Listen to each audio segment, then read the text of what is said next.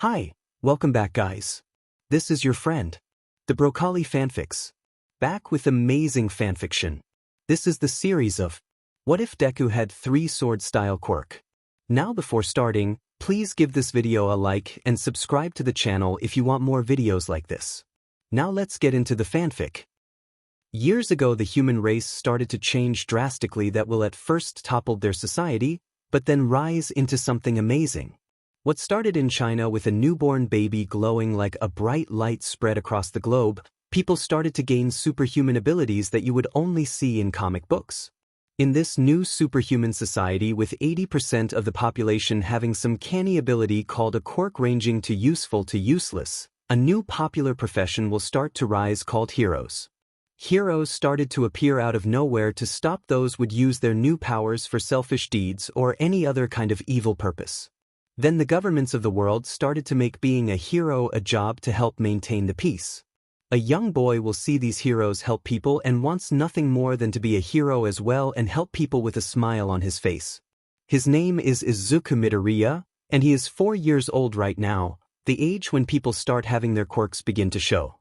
He has black hair with green highlights, freckles on his cheeks that make a diamond pattern, big green eyes, and is a hero fanboy.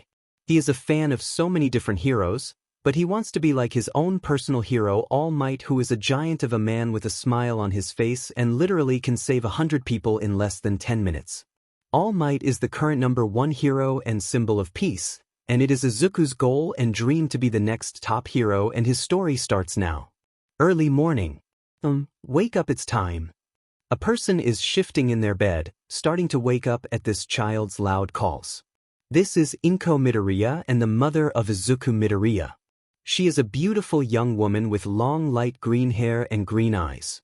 Izuku seems to take a lot after his mother because he is a cute child and has a good chance of growing up into a handsome young man if he has enough of his mother's side of the gene pool.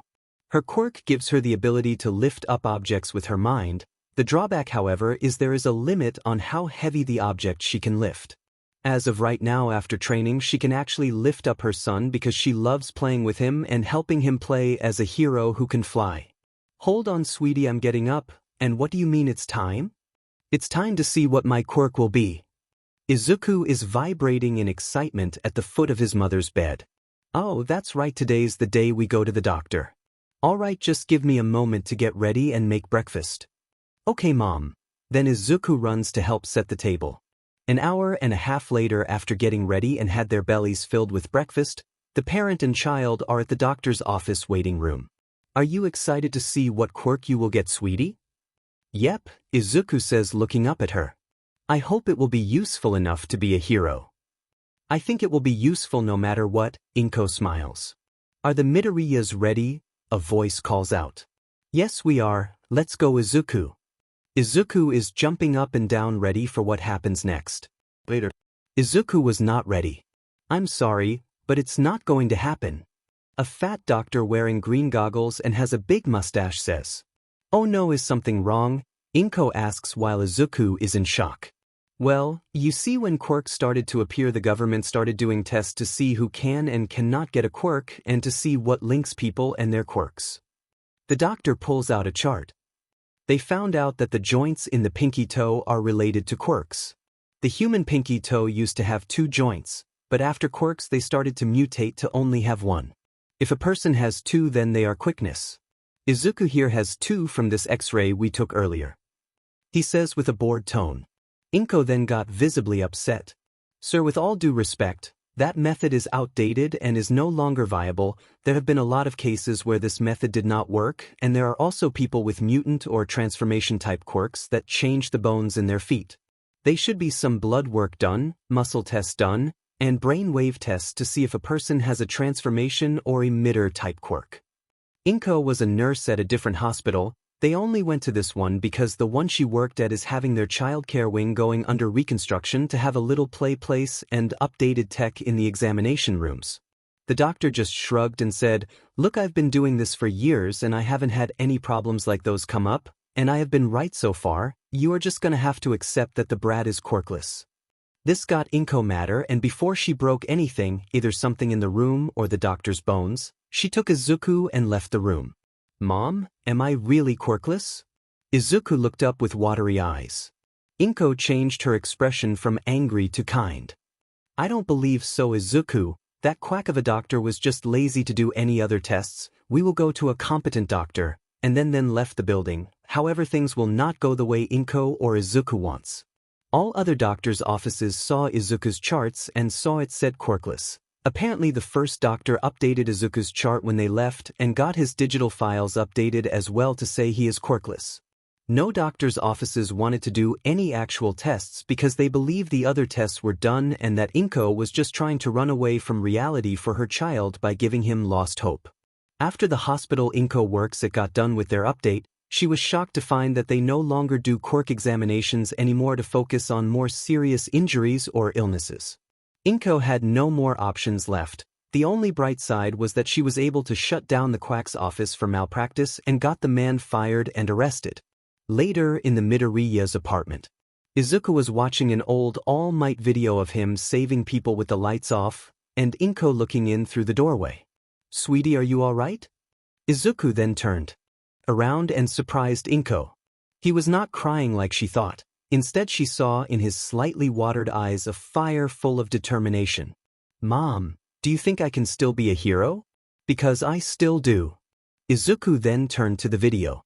I might not be able to be as powerful as All Might, but I think with training I could still see me being one. Izuku then switched to a bunch of different videos of other heroes.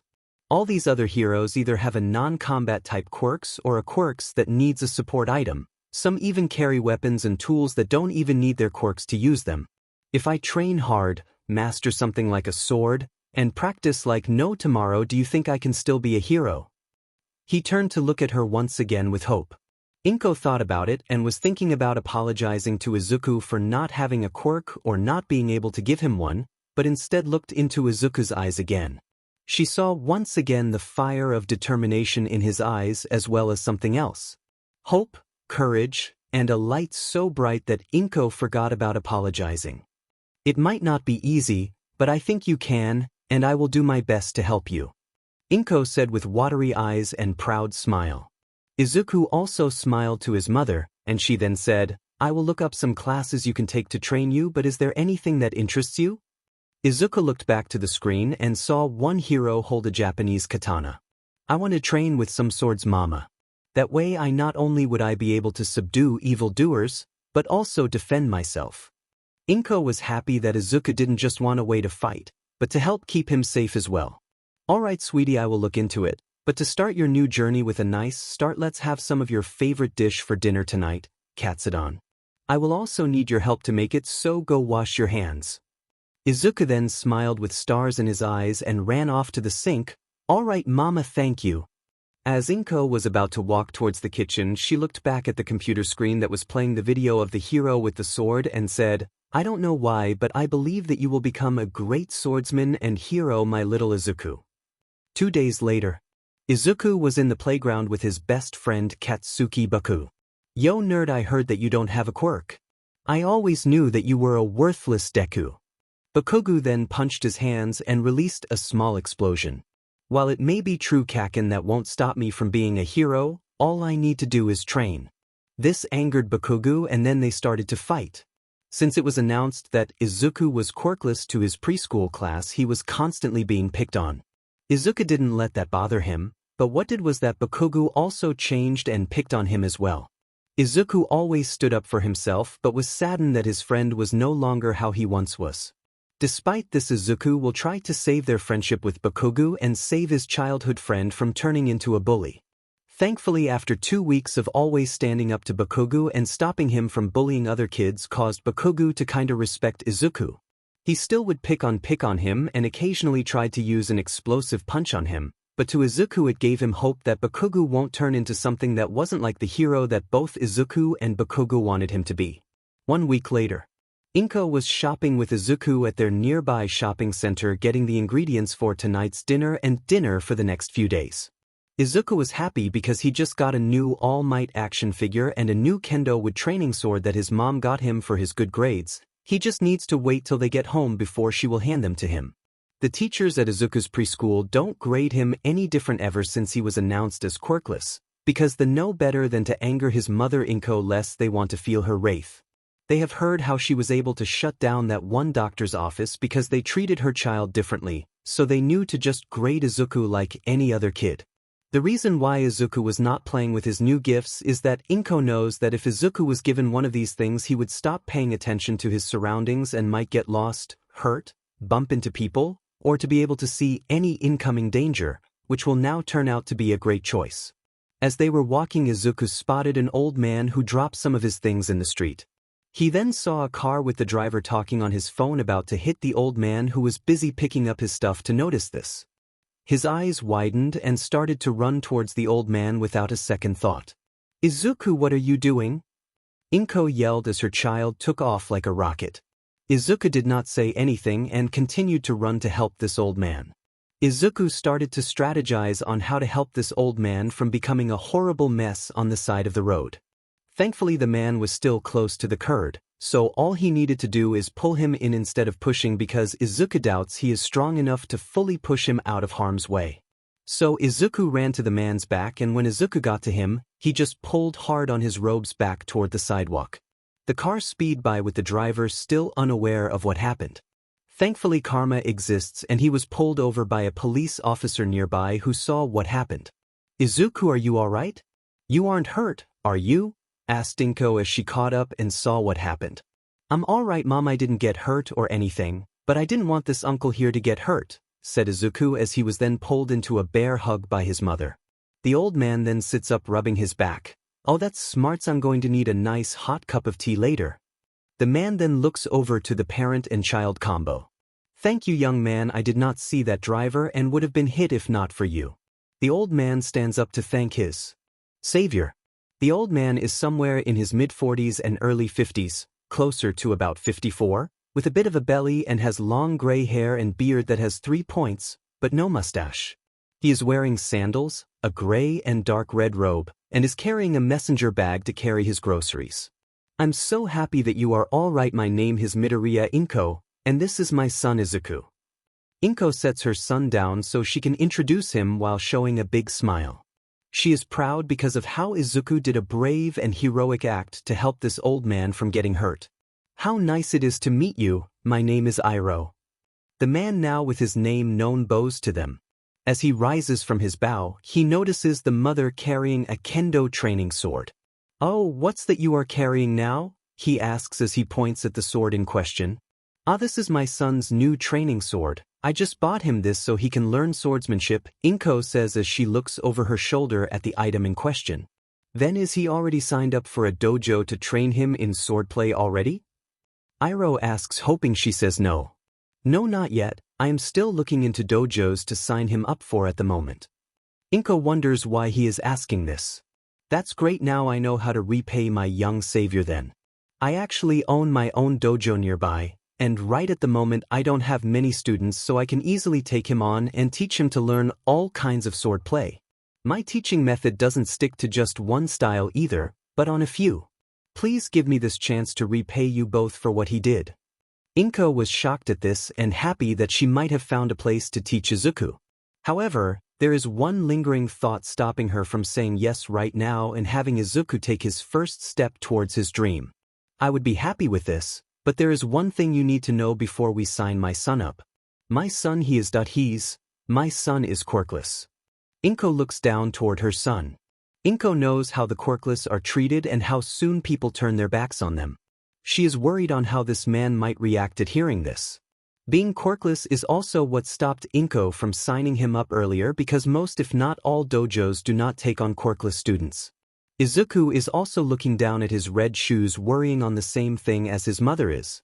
Izuku decides to be brave and slowly lift his head up to see how the man reacts, only to be surprised to see him give a kind, warm smile. "I see this will not be any sort of problem then, and you don't need to worry about how the other students might treat him. They know better than that, and if they somehow don't know, then I will personally drill this lesson on how to treat people into their heads." Iroh then shows off a big grin and a thumbs up. Really, there is no problem at all?" Inko asks, also shocked at this old man's kindness. Iroh bends down to try to be on the same level as Izuku. "Of course. Now let this be your first lesson, little one. No matter how one looks or what they might lack in either ability or strength, they should not be judged on this. Instead, they should be judged on their actions, the words they choose to use themselves without outside influence, and most importantly. Iroh then slowly starts to point at Izuku's chest, more specifically the left side of his chest. Their heart and soul. The heart and soul of a person will, at least a little bit, shine through to let others know how bad they are or how good-natured they are. Izuku's eyes start to shine at these words this wise old man speaks of. Right now, I have seen both your actions and how your hearts acts in a dire situation. It would please me greatly to show my appreciation for you saving me to help train and tutor you. Iroh then stands back up to look at Inko again. Inko once again is proud of how her son acted and is happy that someone wise and kind like Iroh will help train Izuku to be the hero he wants to become. Hopefully Iroh might be the person to not only teach her son how to fight, but to also teach Izuku how to defend and protect himself so he always come out alright. Please let me teach him, Midoriya-san. Iroh once again bows towards Inko. Inko also bows towards this kind old man. No, please, it will mean the world to Izuku if you teach him. Oh ho, why is that? Iroh then strokes his beard. Because I want to be a hero no matter what. I will train so much that not only will I become the world's next greatest hero, but the world's greatest swordsman as well. Izuku says as he raises his fist in the air. Ha ha, what a fine goal, and I can already tell, you will become a great hero with how you saved me already. It would be my honor to help you with your dream. Iroh then starts to pat Izuku on his head. Thank you, Iroh-sensei. Izuku bows towards his new master. No need with that sensei stuff, just call me Iroh. Izuku tilts his head and starts to think how weird it would be to call his master by his name only. Then he gets an idea of what to call him. How about I call you Uncle Iroh? Iroh is surprised by this, but immediately starts to grin. That is fine, you can call me that if you want. Now when do you want to start training with me? Tomorrow please, if that's possible? Izuku exclaims. Tomorrow it is, then just let me give your mother the address to my dojo and we can sign you up when you both come by tomorrow. As the sun starts to set for the day, Inko and Izuku both bow and thank Iroh, then start walking back home. Iroh as well walks back to his home, eager to get the paperwork ready for Inko to sign so he can start training Izuku as soon as possible. He can already tell that Izuku will become his greatest disciple already with how fast he was able to act. Not only that, but he also noticed that Izuku has a keen mind as well with how of instead shoving him out of the way he pulled him in instead. Pushing him might have caused him to hit another car in the other lane and would have hurt just as much as the careless driver would have. Iroh is already thinking of ways to train Izuku both physically and mentally as well. He has seen the kindness in Izuku and doesn't want the way the world treats the quirkless to destroy that kindness. Iroh looks up at the sky, already impatient in wanting to teach his new student. Tomorrow will be a great day indeed to start a hard-fought long journey. This is the start of the story of how Izuku Midoriya become the world's greatest swordsman and hero. The day after Izuku and Inko met Iroh. We see Izuku sitting on his knees in his new dojo uniform in Iroh's dojo waiting as Iroh is finishing up the paperwork with his mother. His new uniform is indigo-colored with a white belt and has a symbol of 2 crossed swords on the left side of his chest. Izuku is excited to finally start training and can't wait any longer. The past few weeks he could only do light exercises for training because his mom was having a hard time finding a dojo to teach him. He is really thankful to Uncle Iroh for teaching him and hopes to not let him down. Alright honey, you are all signed up, I hope you have a good time, and I will come by later to pick you up later. Inko then gave Izuku a quick hug before she left. So, my student, are you ready to train? Then Iroh's face wrinkles into a frown. No, I don't like calling you just my student or Midoriya. Is it alright if I call you by your first name? Izuku then nods happily. Good, now Izuku, are you ready to begin training today? Iroh asks as he stands in front of Izuku wearing a gray kimono while holding a bamboo sword in front of him. I'm ready, Uncle Iroh, what are we going to do first? Izuku asks as he looks up with excitement in his eyes. Great, now because we are starting out, we will do light exercises and some sword swinging. If you do a good job, I might have a little reward for you. Iroh then rests the bamboo sword on his shoulder and then has a smile grow on his face. While we work out, I will also ask you some questions so I can figure out what I should teach you first. Yes, sir. Izuku then stands up ready for Iroh to tell him what exercises he should do, while also wondering what he might ask him. They then both start to do some stretching to loosen their muscles, then start the workout by doing 20 push-ups, 20 sit-ups, and then drinking plenty of milk.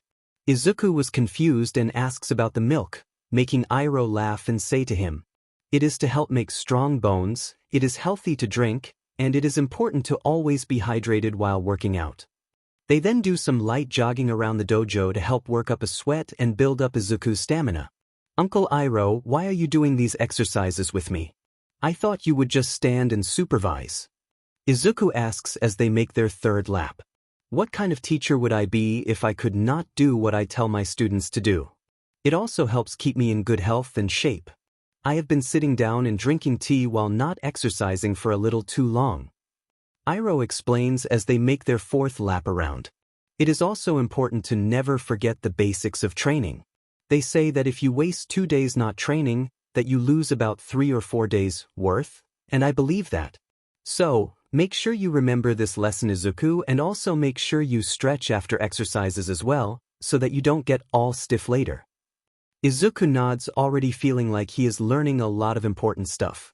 As they finish their 20th lap, Iroh hands Izuku the bamboo sword, shows him the proper stance, and have him start swinging it as he asks him questions. "Izuku, if you don't mind me asking, why do you want to be a hero?" Iroh asks as he watches to make sure Izuku stays in the proper stance. "It is because I want to help people and support them when they need it with a smile on my face like All Might. If I can have a smile on my face, I can let people feel safe and assured that everything will be okay."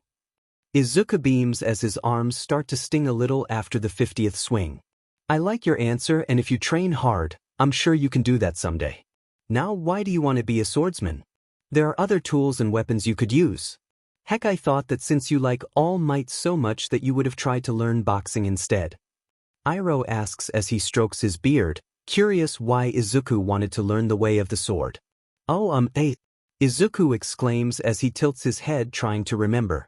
After a second of just swinging, Izuku's head straightens up and looks toward Iroh. I remember it now. It was because I thought that swordsmanship looks not only very cool, but also very strong and beautiful. I saw on some video of some bad guys using swords on innocent people to steal their money, but when the villains used their swords, it looked very ugly and weak." Izuku says as he then looks forward with a serious expression at his own swings. But then a hero showed up with his own sword and took them down in an instant. It was beautiful to watch as he moved the blade like it was a part of him, and he showed great strength to not only take down the bad guys in one hit, but to also cut their swords in half.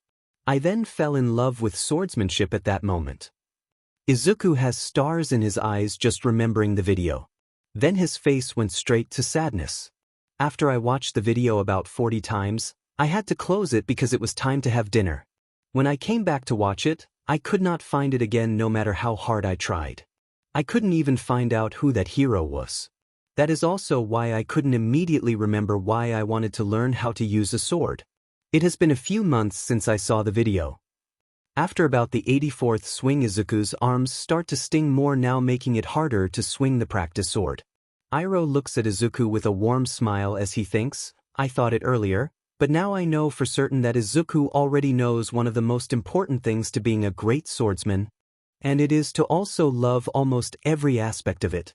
You must love and cherish the swords you use, love the style and way you move the swords, love the feeling of having the swords feel like they are part of your body, and love the strength that being one with your swords gives you."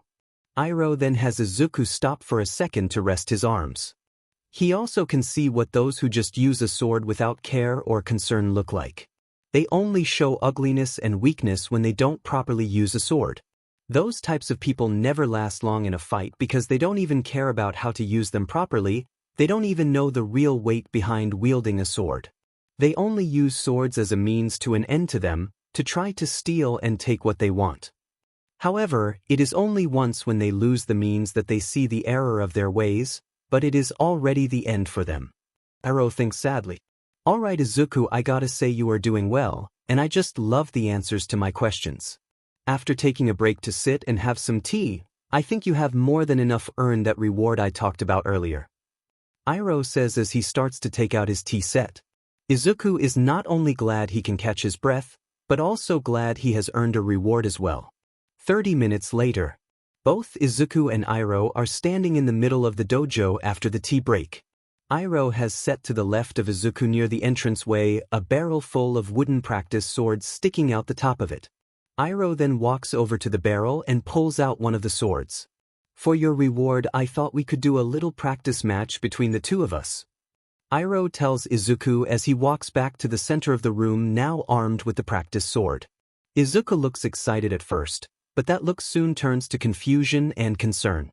But aren't you, like 1,000 times better than me since I just started today? Why would we do this? Wouldn't you win in like 4 seconds? Izuku asks as he tilts his head and scratches the back of it. Iroh then tilts his head back and laughs. Ha ha ha, that is a good question. Also, I would win in about 2 seconds. Iroh then gives Izuku a smug grin. His face then returns to his regular smile and looks towards Izuku. This is not going to be anything like a duel, Izuku. The purpose of this is for you to try out how you want to hold and wield a sword. In this match I will also only be defending, not trying to attack and defeat you. Iroh then holds out the sword to the right of him. It is important to hold a sword that not only feels comfortable to wield, but also feels good to use in a way that feels like it is part of your own body, like an extension of yourself. Iroh then starts to swing and move the sword with clear movement and fluidity. To Izuku it looked like the sword Iroh was swinging was not just a tool, but a part of his body that looked and felt like it had always been there for years. It looked like just another limb that Iroh has had his whole life. Like he was born with this and was part of his whole being. Just like how a person's quirk is a part of them, but it takes time and practice to even use it properly without hurting yourself or destroying your surroundings. It is only after that practice and training that these things feel like another part of you. Izuku once again has stars in his eyes. He is both ready and excited to see how wielding a sword would feel like a part of him. He then walks towards the barrel ready to see what style of swordplay he will learn from this. That will become both natural to himself and like an extension to himself. As he digs through the barrel, he then thinks about something. Is it all right to wield multiple swords for this? Izuku asks as he looks back to Uncle Iroh. Of course it is. This is to find out what feels the best for you to hold. Iroh says as he sets both of his hands on the sword pommel, the bottom part of the sword's handle, while the blade points downwards. He then closes his eyes wondering if Izuku wants to try to dual wield swords. Izuku smiles and nods his head, then turns back at the barrel. Izuku didn't know why, but something in him compelled him to try it out. He reaches in and starts to grab 3 handfuls of practice swords. I'm ready! Izuku shouts but sounds like his voice is a little muffled. Iroh opens his eyes to look at Izuku, only to have his eyes immediately bulge out in surprise. Izuku is standing in front of Iroh while trying to hold 3 swords in his left hand and 3 swords in his right. However, what really threw Iroh over the edge was that Izuku also had 3 swords in his mouth. He was holding the sword's handles in his mouth while the blade edges stuck out towards the left side of his head. Iroh then falls to the ground laughing his lungs out. He was rolling around and holding his sides because they hurt so much from laughing this hard. Ha ha ha ha. WHYUH holding so many swords? Iroh finally says after getting a chance to breathe. While still clutching his side, Iroh slowly rises to stand back up. The more swords I can wield, the stronger I can become, right? Izuku asks while slowly losing his grip from holding too many swords in his hands. Oh Izuku, that is not how it works. Iroh says while getting into a combat stance. Then he uses his sword to knock away the swords in Izuku's hands. Izuku is surprised at how Iroh was able to simply knock the swords away. The more swords one carries doesn't equal more power. Besides, it looks like you were having a hard time holding onto them with how easy it was to knock them away. After Iroh's strike, Izuku had even dropped the swords from his mouth with how uncomfortable they were. Remember what we talked about earlier, the only way to be good at swordplay is to be at one with your swords and be comfortable with the swords you carry. Iroh says as he gestures at Izuku's shaking hands. Now let us try that again, shall we? Izuku nods and starts to put some of the swords back in the barrel, and wipes the handles with disinfectant that were in his mouth. He was raised to be a good clean boy by his mother, mind you. As he was doing this, he still has that lingering feeling from earlier. So, he leaves out only 3 of the practice swords. When Izuku stands back in the middle of the room, he still decides to try and wield the 3 swords he left out. 1 sword in each hand, and again he has 1 sword in his mouth. This time Izuku isn't struggling to hold on to them and likes this compromise much better.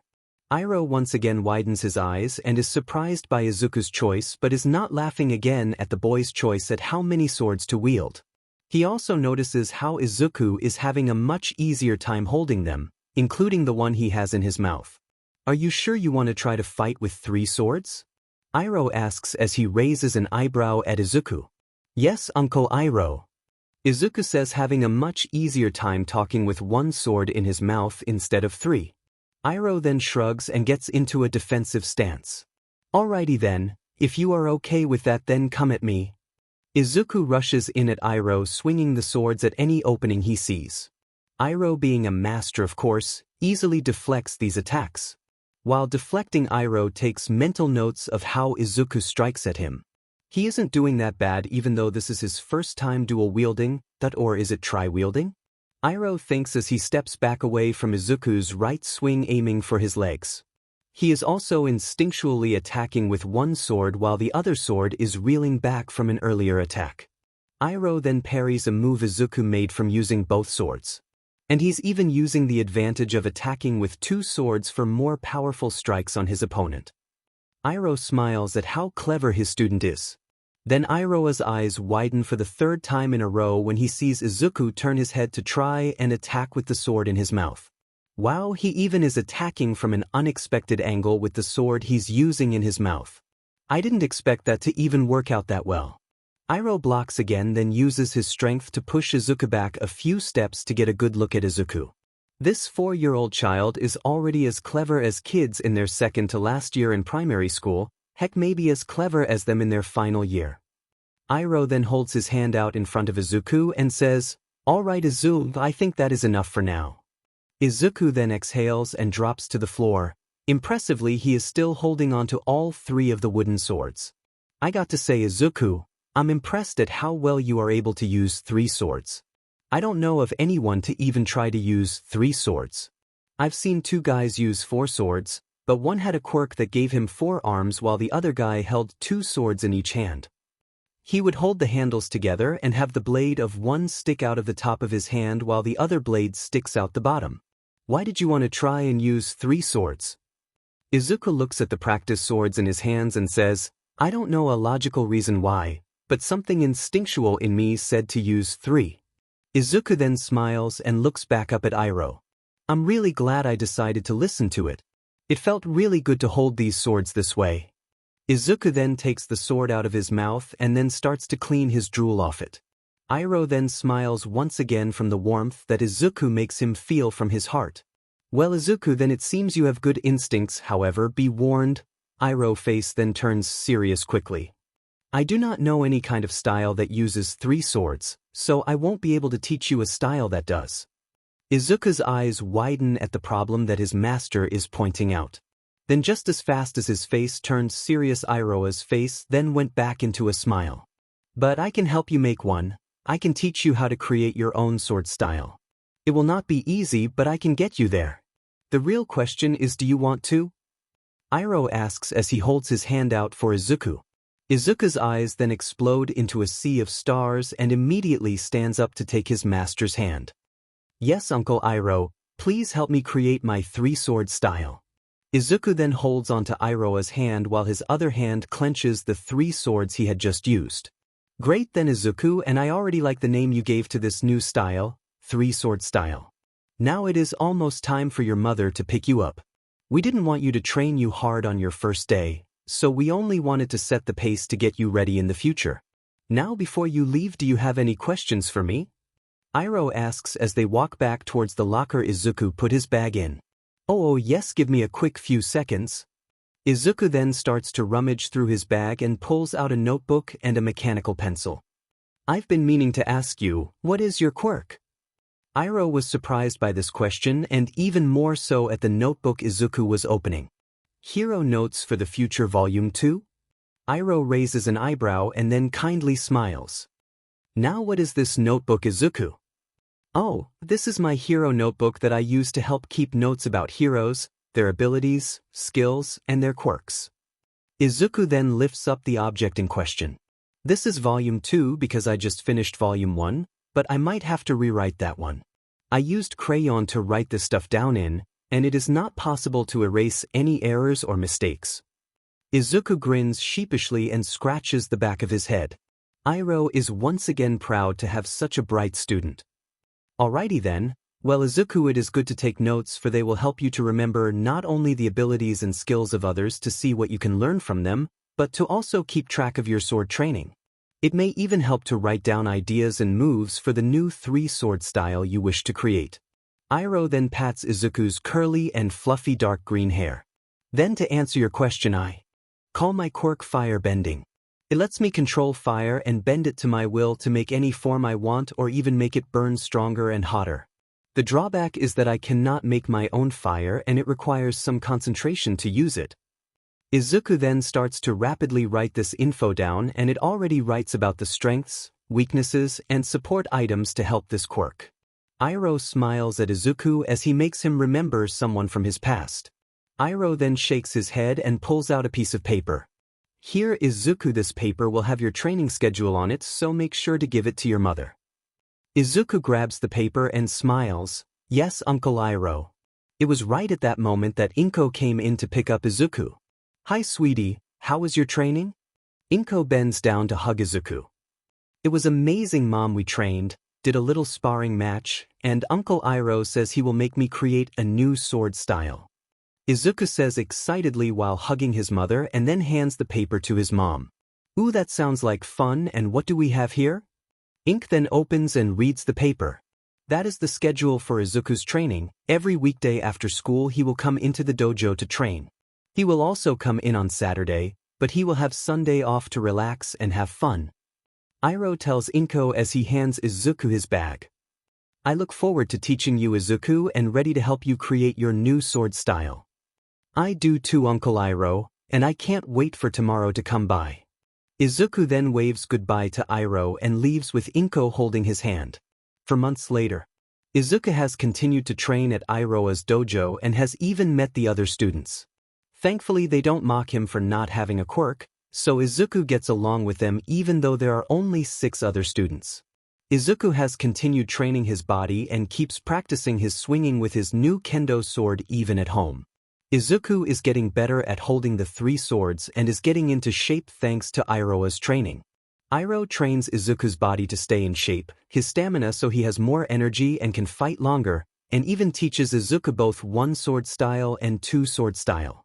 When Izuku asked Iroh why he needed to learn these other styles, Iroh told him, it is to help prepare you when you have to fight in the real world. A smart opponent will try to knock your swords out of your hands and leave you defenseless. Training to use the other styles will help make sure you have options in a fight.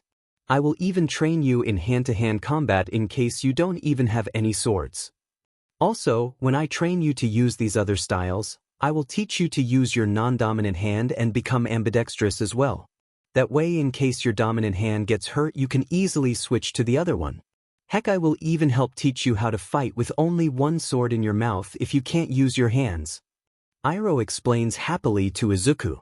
So Izuku has been training to do just that so that even if he has somewhere between having 3 swords or no swords, he will always have a way to fight back. To not make his leg muscles weaker than his arms, he does bench presses with them, leg presses, squats, lifts barbells with his back on the floor, and even wears ankle weights on them almost 24 to make sure he doesn't lose speed and flexibility. He trains in those aspects as well. He does yoga poses, regular sketches before and after every workout, and reads books on how to get more flexible. Izuku has even created some of his own ways to train. He lifts dumbbells with both hands and even lifts a dumbbell in his mouth to train as well. By lifting the dumbbell with his mouth, he trains it so that he has a better hold on the sword in his mouth. It makes his neck stronger and more flexible enough to swing the sword with his head and neck muscles. Finally, he even trains to not slobber over the handle so it doesn't slip out of his mouth or hand once he takes it out. When Izuku trains with his sword swings, he once again uses weights in his arms and adds weights to his kendo sword. He took some inspiration from movies and video games by swinging at falling leaves, trying to see how many he can hit in 10 seconds. So far his record is 21 hits. Another idea he got from these media platforms is that he trains when it is raining and tries to hit as many rain droplets as he can. Iroh is happy that Izuku trains so much even when not at the dojo, though he does make sure Izuku takes breaks and go have fun while he is still young. When not training Izuku's body, Iroh trains his mind as well. He helps teach Izuku to read arm and leg movements to predict attacks. He then helps teach Izuku how to strategize in fights and helps him out with his notebooks as well.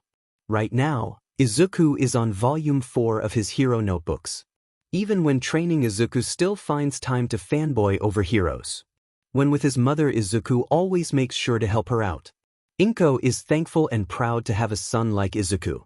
Izuku is even learning to cook from Inko so he can help out in the kitchen more. When Izuku asked to learn, his mother then crushed him with a big hug and almost flooded the apartment with her tears. She kept saying how sweet her baby is and happy that he will grow up to be a fine ladies' man, which only confused Izuku about why she would say that. With all this training, Izuku keeps growing more confident and keeps on standing up to bullies at school. Bakugo still picks on him, but Izuku keeps persevering on not letting himself get picked on. He and Bakugo have even fought before and the teachers at school broke them up, ended it in a draw. Since then, while neither one would admit it, they became rivals. Another 4 months later, Izuku is at the dojo fighting the last opponent in the tournament that Iroh decided to hold. The rules are simple and are like that of the UA Sports Festival. You either win by ring out or by making your opponent admit defeat. You cannot go overboard and hurt the other kid on purpose. You can also use whatever sword style you want to use because since Iroh taught multiple styles, all his students use something different. They range from using kendo to fencing to even Viking-style swordplay. Izuku has done well against his earlier opponents and is not even letting the one he is fighting now to even get a hit in. The kid he was fighting was taller, 3 years older, and had been training longer, but not training as hard as Izuku has. Izuku takes 2 steps back and prepares to use a new technique that he has created. Izuku tilts his head down and crosses his arms with swords in hand as he prepares his attack. Izuku takes a breath and says, 3 sword style onijirai. In an instant, Izuku slashes his opponent with all 3 kendo swords and sends him out of bounds. And the winner is Izuku, Iroh says as he blows his whistle. All of the parents of the kids are clapping with Inko crying tears of joy. Note, because she isn't worried about Izuku as much as in canon, she will not gain weight and will stay tall and beautiful. Izuku helps out his opponent by pulling to his feet and they bow to each other. Congrats Izuku, you did well, and I'm glad to see you even managed to create your own sword technique. Iroh stands in front of Izuku with a medal in hand. It was an iron medal painted gold with the symbol of the dojo on it, 2 crossed swords. You have earned this for taking first place, job well done Izuku. Izuku puts on the medal and bows towards Iroh, then the other students, and finally the crowd of parents. Iroh then clears his throat to grab Izuku's attention. I also have a personal gift for you to show for your amazing growth training here.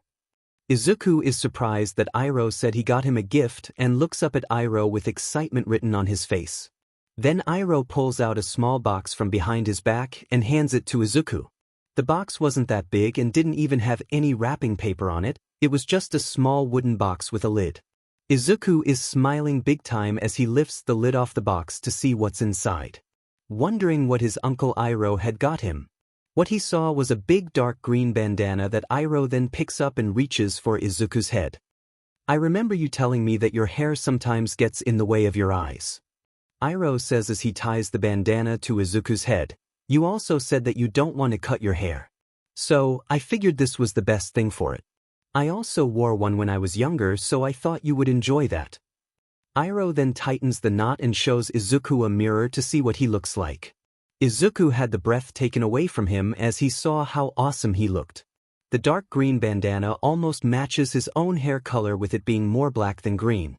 Only a little bit of Izuku's hair poked out the back and it casted a shadow over his eyes, but that only made him look even cooler. I am proud of how far you have come, and I can't wait to see how much stronger you will get in the future. Iroh then turns Izuku towards the audience and they immediately start clapping. Inko was at risk of drowning the other parents with her tears with how handsome Izuku looked. Izuku smiled and bowed to his uncle once more. "Thank you, Uncle Iroh. This is one of the best gifts ever." Izuku exclaims with tears in his eyes. Iroh wasn't the only one who couldn't wait to see how strong Izuku would get, and Izuku was also excited to see how the future training will make him stronger. At Iroh's dojo. It has been 2 years since Izuku started to train at Uncle Iroh's dojo and is making great progress. It is now May 1st and Izuku is now 6 years old and is getting closer to finally using heavier weights to train with. Because he is still too young for anything over 25 pounds without risking doing more harm than good with his growth, Izuku has had a lot of time to figure out some new sword techniques. Izuku has changed physically over the time since he first started to train at the dojo. He is a few inches taller and his body more lean but not very muscular because of the limit of how heavy the weights he can use is. He has a ton more energy, and no matter what outfit he is wearing, he always ties up his green bandana on one of his arms so that way he always has it on him. Because Izuku can't wear the bandana on his head most of the time, he instead ties it to one of the upper parts of one of his arms, the bicep. He likes having it on his person at all times even when sleeping because it feels like when he wears it his uncle is watching over him. Izuku has come up with some new sword techniques with Iroha's help. There is his Onigiri where he strikes his foe once very fast with all 3 blades at the same time. His bull charge is where he moves his 2 swords in his hands very fast multiple times and finishes with a slash with the 3rd sword. Then his final move called Hawk Wave is where Izuku spins his body and leaps forward with all 3 swords slashing everything he has leapt towards. Izuku is seen running in the halls looking for his uncle Iroh with a very important question. "I've finally found you." Izuku yells as he is standing in the doorway that leads out back into the training grounds. Iroh is seen partaking in his favorite pastime of drinking tea and feeding the birds. It would be even better if Iroh was playing chess against someone. "Oh Izuku, why were you looking for me?" Iroh asks as he feeds his pet parakeet and sets down his now empty cup. "Uncle Iroh, I just heard that there exists swordsmen who are able to cut through almost anything including steel, without the need to use a quirk. Is any of that true?" Izuku asks as he leans on the doorway to catch his breath. "Of course they exist, why do you ask?" Iroh asks as he hands Izuku a cup of cool tea. Izuku quickly thanks his uncle and accepts the tea to quench his thirst. After drinking he stops leaning on the frame and fully stands up. "I ask so that way I can try and learn how to do that as well. It would help me immensely when I become a hero." Izuku looks up at Iroh with sheer determination in his eyes. "Well Izuku, you are in luck because I know the secret behind how to cut steel." Iroh raises his finger up to the side of his face and winks at Izuku with a big grin on his face. "Really Uncle Iroh, can you teach me?" Izuku clenches his hands tightly as a raging inferno can be seen in Izuku's eyes. "Alright Izuku, just give me a second to grab some things and I will give you a demonstration." Iroh pats Izuku's head as he heads inside to grab 2 things needed for the demonstration. A few minutes later, Izuku is kneeling on the porch in front of Iroh, who is standing in the training field with his katana and a piece of paper. "Now watch carefully Izuku and pay attention to what I do." Izuku nods his head excitedly to see what the secret is as Iroh readies both his sword and paper. "H-H!" Iroh yells as he tosses the paper in the air and in only a second slashes at the paper with his sword. The whole time Izuku's eyes are wide open to attempt to not miss anything that is happening. Iroh's sword makes contact with the paper and fully brings down his sword, while Izuku is expecting the paper to be shredded to ribbon. After a few seconds Izuku realizes that the piece of paper that Iroh had slashed at is still intact afterwards. "That you didn't even cut it," Izuku says plainly as all of his excitement was now drained out of his body. Iroh bends down to pick up the paper and shows it to Izuku. "Izuku, I didn't cut it because I didn't want to cut it." Iroh says with a cheeky smile, enjoying the confused look on his student's face. This is the secret to cutting steel. Izuku tilts his head to the side and questions Iroh, what do you mean you didn't want to cut it, and what do you mean by this is the secret to cutting steel? Iroh sits next to Izuku and watches the leaves fall from a nearby tree. The secret to learning how to cut through almost anything is to learn how not to cut anything. Iroh then turns his head back at Izuku. That is the secret to cut steel. I know it sounds strange, and believe me, I didn't get it the first time either, but after more training I believe you will learn how not to cut anything. Iroh smiles at Izuku as he turns his head back at the falling leaves. There are strong swordsmen in the world who are capable of cutting nothing but can also cut anything including steel when even using the same sword. These strongest swordsmen can cut what they want to cut and protect what they want to protect. Swordplay that can only harm what it touches is not real swordsmanship. I hope you will understand this someday, Izuku, and learn to cut nothing and anything. Iroh smiled as he watched the falling leaves. Izuku also watches the leaves from vine fall and says to Iroh, I hope I do as well and understand what you mean. Iroh then laughs and starts to make a new batch of tea for him and Izuku to enjoy. 2 months later, after telling Izuku the secret to cutting steel, he starts to train Izuku how to attack villains without accidentally killing them when using real swords. Izuku is thankful for this as heroes don't kill villains unless it is a last resort. He helps show to Izuku how to hit a target with the edge of a blade, but still not cause any damage that isn't just skin deep. He also shows Izuku how to properly maintain and fix a sword. The last thing Iroh wants is for Izuku to be in the middle of a fight, only to have his swords become dull or break entirely. He also trains Izuku to not break his own swords if he uses too much strength on them. Taking care of one's blades is another part of being a good swordsman. Iroh then starts to train Izuku on slanted ground that is covered in slippery soap. Why are we training on this wonky ground, Uncle Iroh? Izuku asks as he tries to maintain his balance. Iroh easily walks on this ground like his sandals had rubber spikes on the soles. Your next part of training is to train you to fight on all types of terrain. Using a sword isn't just using your arms. Just like any other martial art, your stance is also important. You use your legs to add some leverage to your attacks as well as keep balance and power in your moves. Iroh then starts to punch, kick, and dodge an imaginary foe while standing on this ground. Izuku is once again surprised at how easy Iroh does this while Izuku is having a hard time just standing up. However, none of these make Izuku lose hope. Instead, it inspires him to train even harder. July 5th. Izuku is at home making lunch for him and his mother. While in the kitchen, Inko comes in wanting to talk with her son. Hey sweetie, can I have a quick word with you? Inko waves at Izuku. Izuku, seeing and hearing his mother, sets down the utensils and walks over to her. Sure, what do you want to talk about, Mom? Izuku asks as he wipes his hands on his apron. Well, your birthday is 10 days away and I was wondering what you would like for a gift. Inko smiles as she looks down at her son. Izuku puts his hand on his chin to think about what he wants for his birthday. As his eyes start to wander around the room, they land on his mother's earrings. Apparently, they are a matching pair with her mother, Izuku's grandmother. They are 3 gold earrings that look like long teardrops about an inch long that hang on his mom's left ear. I want a pair of earrings like yours, Mom. Izuku then points to them dangling there. Really? Why do you want a pair like mine? Inko asks as her eyes try to look at them.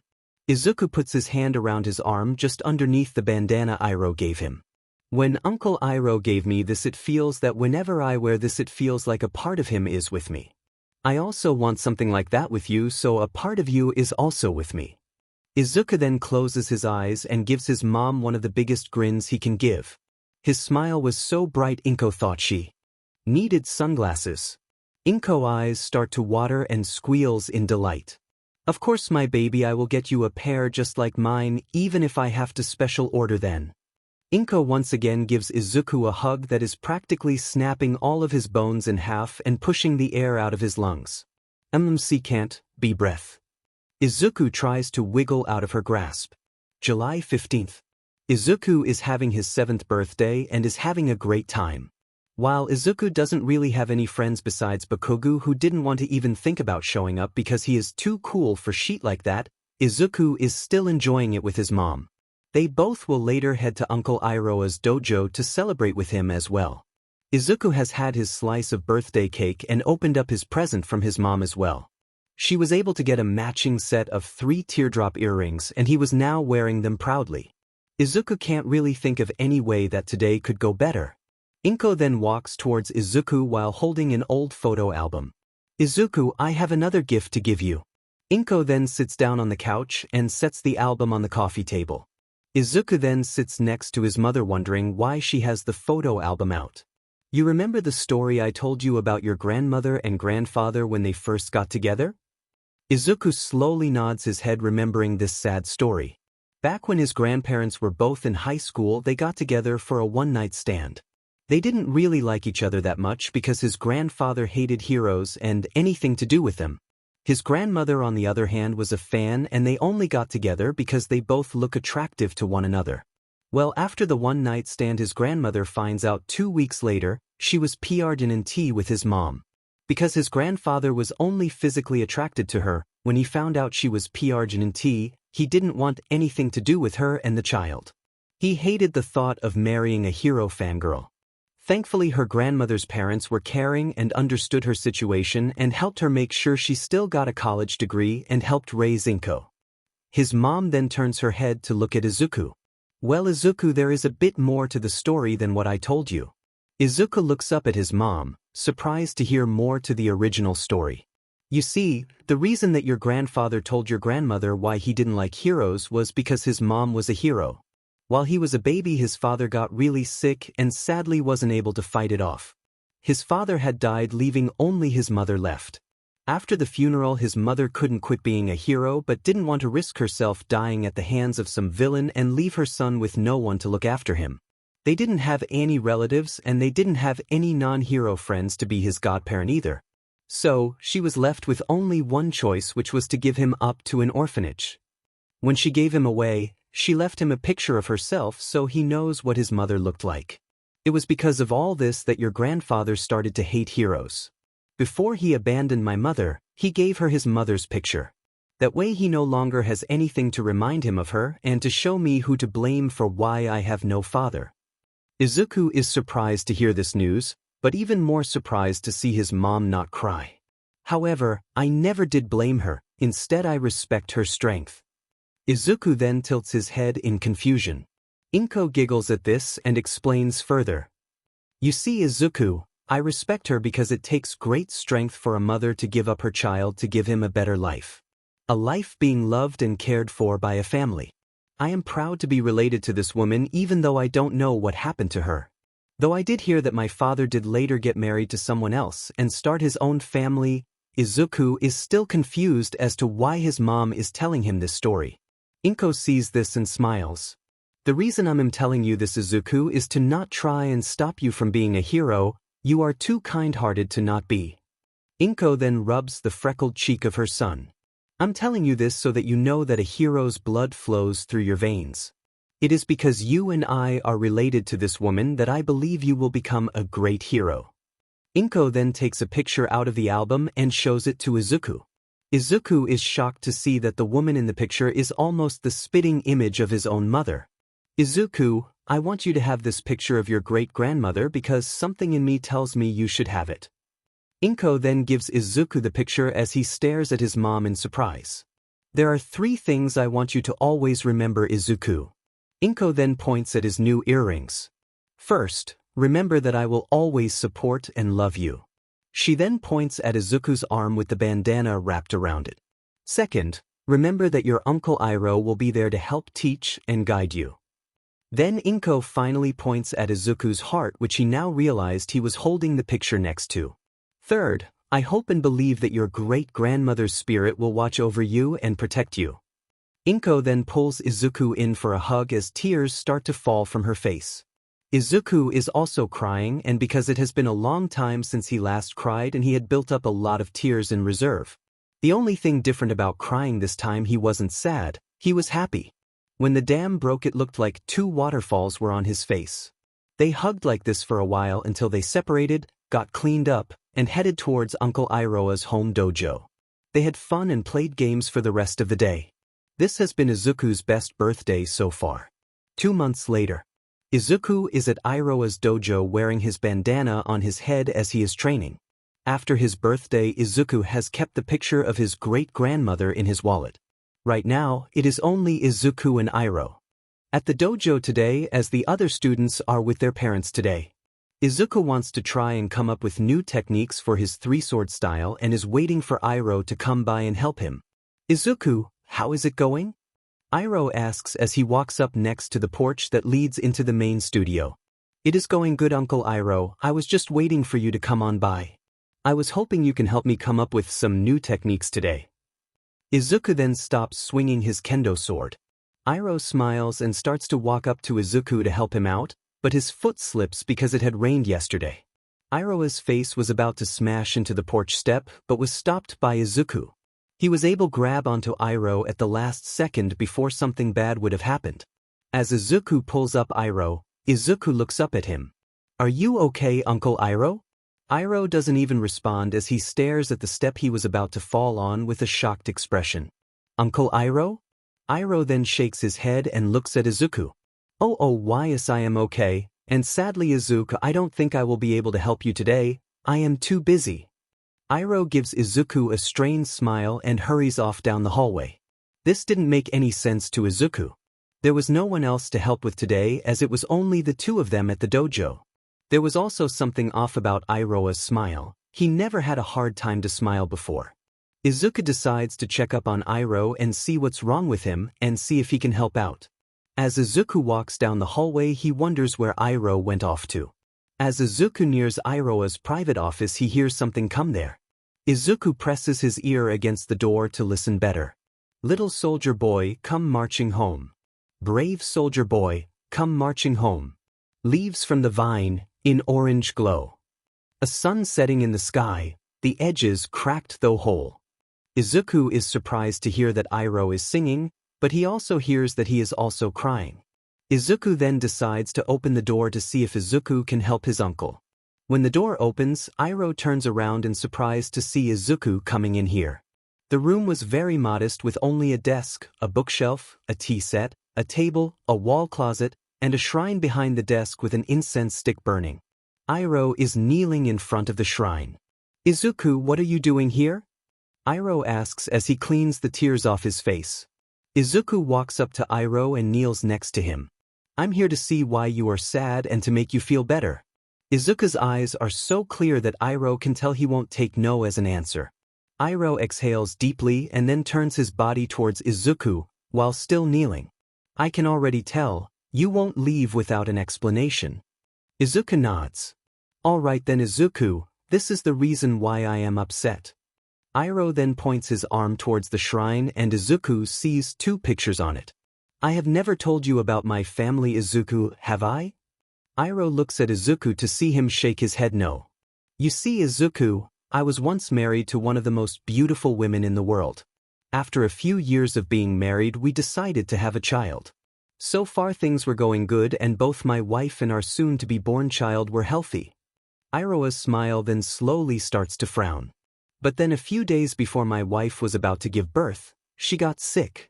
We tried everything to help her get better before the DLVY, but we had no luck. When the day came, my wife stayed strong to ensure that our child will come out fine. She was successful and our son came out alright, but she didn't. Izuku looks back at the shrine to see the first picture of a beautiful woman, Uncle Iroha's wife. Iroha smiles sadly and continues his story. Once she passed away, I made it my mission to make sure that our son would grow up just fine, with plenty of love and care. However, I did not have a good starting point. Because my wife was sick when she gave birth, my son had a weak body. Thankfully, if given the right foods and exercise, he would start to get healthy. So I did everything I could to help him get better, and by 6 years old he did.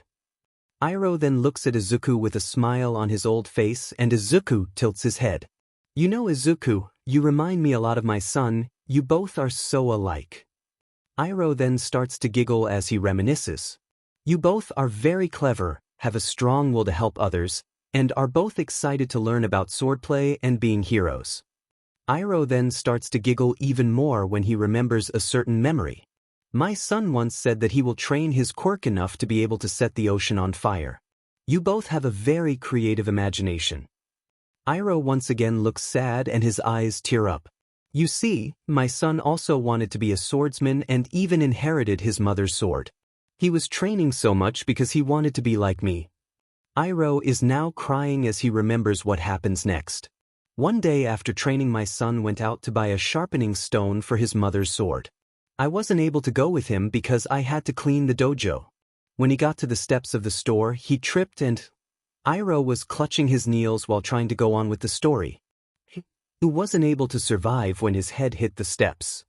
Izuku is also crying and sees that the other picture is of a young kid who looks like both his mother and Uncle Iroh. That is why I was so shaken up earlier. I almost met the same fate as my son. Iroh is trying his best not to break down into tears in front of Izuku. He then turns back towards the shrine. Sorry you had to see me so shaken up, Izuku. It is just that I am an old man who wasn't able to help out my family. There are times where I remember that I have no one left and I am alone. Izuku, could you please leave? I wish to be alone. Iroh expected to see out of the corner of his eye Izuku leave but is instead tackled into a hug by him. No! Izuku yells as he tries to bear hug Iroh. No? What do you mean no? Won't you please leave? Iroh tries to pry Izuku off. No, as in you are not alone. Izuku lifts his head with crying eyes trying to look Iroh into his. Iroh is surprised and stops trying to get Izuku off of him. Uncle Iroh, I told you why I call you uncle. My reason was because I didn't want to be disrespectful to my master by only calling you by your first name. But what I didn't tell you was that after a few months of training with you, my reason changed. Iroh did remember why Izuku called him uncle, but now the reason has changed? Iroh stops crying and finally starts to look in Izuku's eyes, ready to hear his explanation. Izuku loosens his hug and moves his hands to grab onto the front of Iroh's robes. When you took me in as a student, you didn't mind that I was quirkless, you didn't mind that I wasn't that strong, and you didn't mind my crazy ideas or my fanboy tendencies. You just treated me like I am equal to everyone else in the world. You taught me swordplay, taught me how to make a good cup of tea, taught me about birds and how to take care of them, taught me how to play chess, and taught me how to be a gentleman and respect others despite how they might treat me. Izuku is gripping so hard on Iroh's robes that his knuckles are turning white. Whenever I hurt myself, you treated my injuries and showed me how to get back up after I fall. When I got hungry, you gave me food you made yourself even if it wasn't that good at times. When I wanted to play with you, you stopped what you were doing and played with me. I stopped calling you uncle as a form of respect and started calling you uncle out of love. Izuku yells out and then takes deep breaths to get more air in his lungs after that rant. Iroh couldn't believe what he was hearing and was looking at Izuku with surprise on his face and a typhoon slowly pouring out of his eyes. Uncle, I had stopped seeing you as my master and instead saw you as my family member. You are like my actual uncle in everything but blood. I don't know what happened to my father and it is too painful for my mom to ask her to remember and tell me. Izuku stops crying for a second and smiles at Iroh. I never had a father figure till I met you and you came along to fill in that role. So, you are not alone, uncle, I am here for you. Izuku once again hugs his uncle as tight as he could. A storm was then released from Iroh's eyes as he cries, and he starts to hug Izuku back. Thank you, my nephew. Thank you, Izuku. Then stayed like this for a few minutes until they both released each other.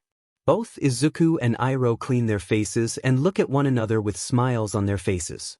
Izuku then looks up at Iroh with his eyes closed and gives him a big grin. As Iroh is about to rub Izuku's head, he sees something behind him. Iroh is surprised when the image of his son starts to overlap with Izuku. Iroh is so shocked he can't say anything, but then sees the image moves one last time before it disappears. The son looks at his father, points to behind Iroh at the wall closet and nods. Before Iroh could stop this image from leaving, he then understood what the specter meant. Izuku, I want you to have something. Iroh then gets up and walks to the closet. Izuku stops smiling and is confused at what his uncle is doing. Iroh opens the closet and on the middle shelf a sword can be seen in its sheath and on a sword stand. Iroh picks up the sword and turns back to Izuku, kneels in front of him with the sword resting on top of Iroh's palms. Izuku is surprised to see such a very beautiful sword be shown to him. The sword had a white sheath and white cloth wrap on the hilt. It had a gold-colored pommel and hilt guard. When Iroh pulls out the swords, Izuku sees that the blade was beautiful, clean, and very sharp. Iroh puts the blade back in its sheath and presents it to Izuku. Izuku, this was once my son's sword and now I want you to have it. Iroh bows and extends his arms out to Izuku so he can take the blade for his own. Izuku is shocked that Iroh would want to give him such a prized possession. Uncle Iroh, is it really all right for me to have this?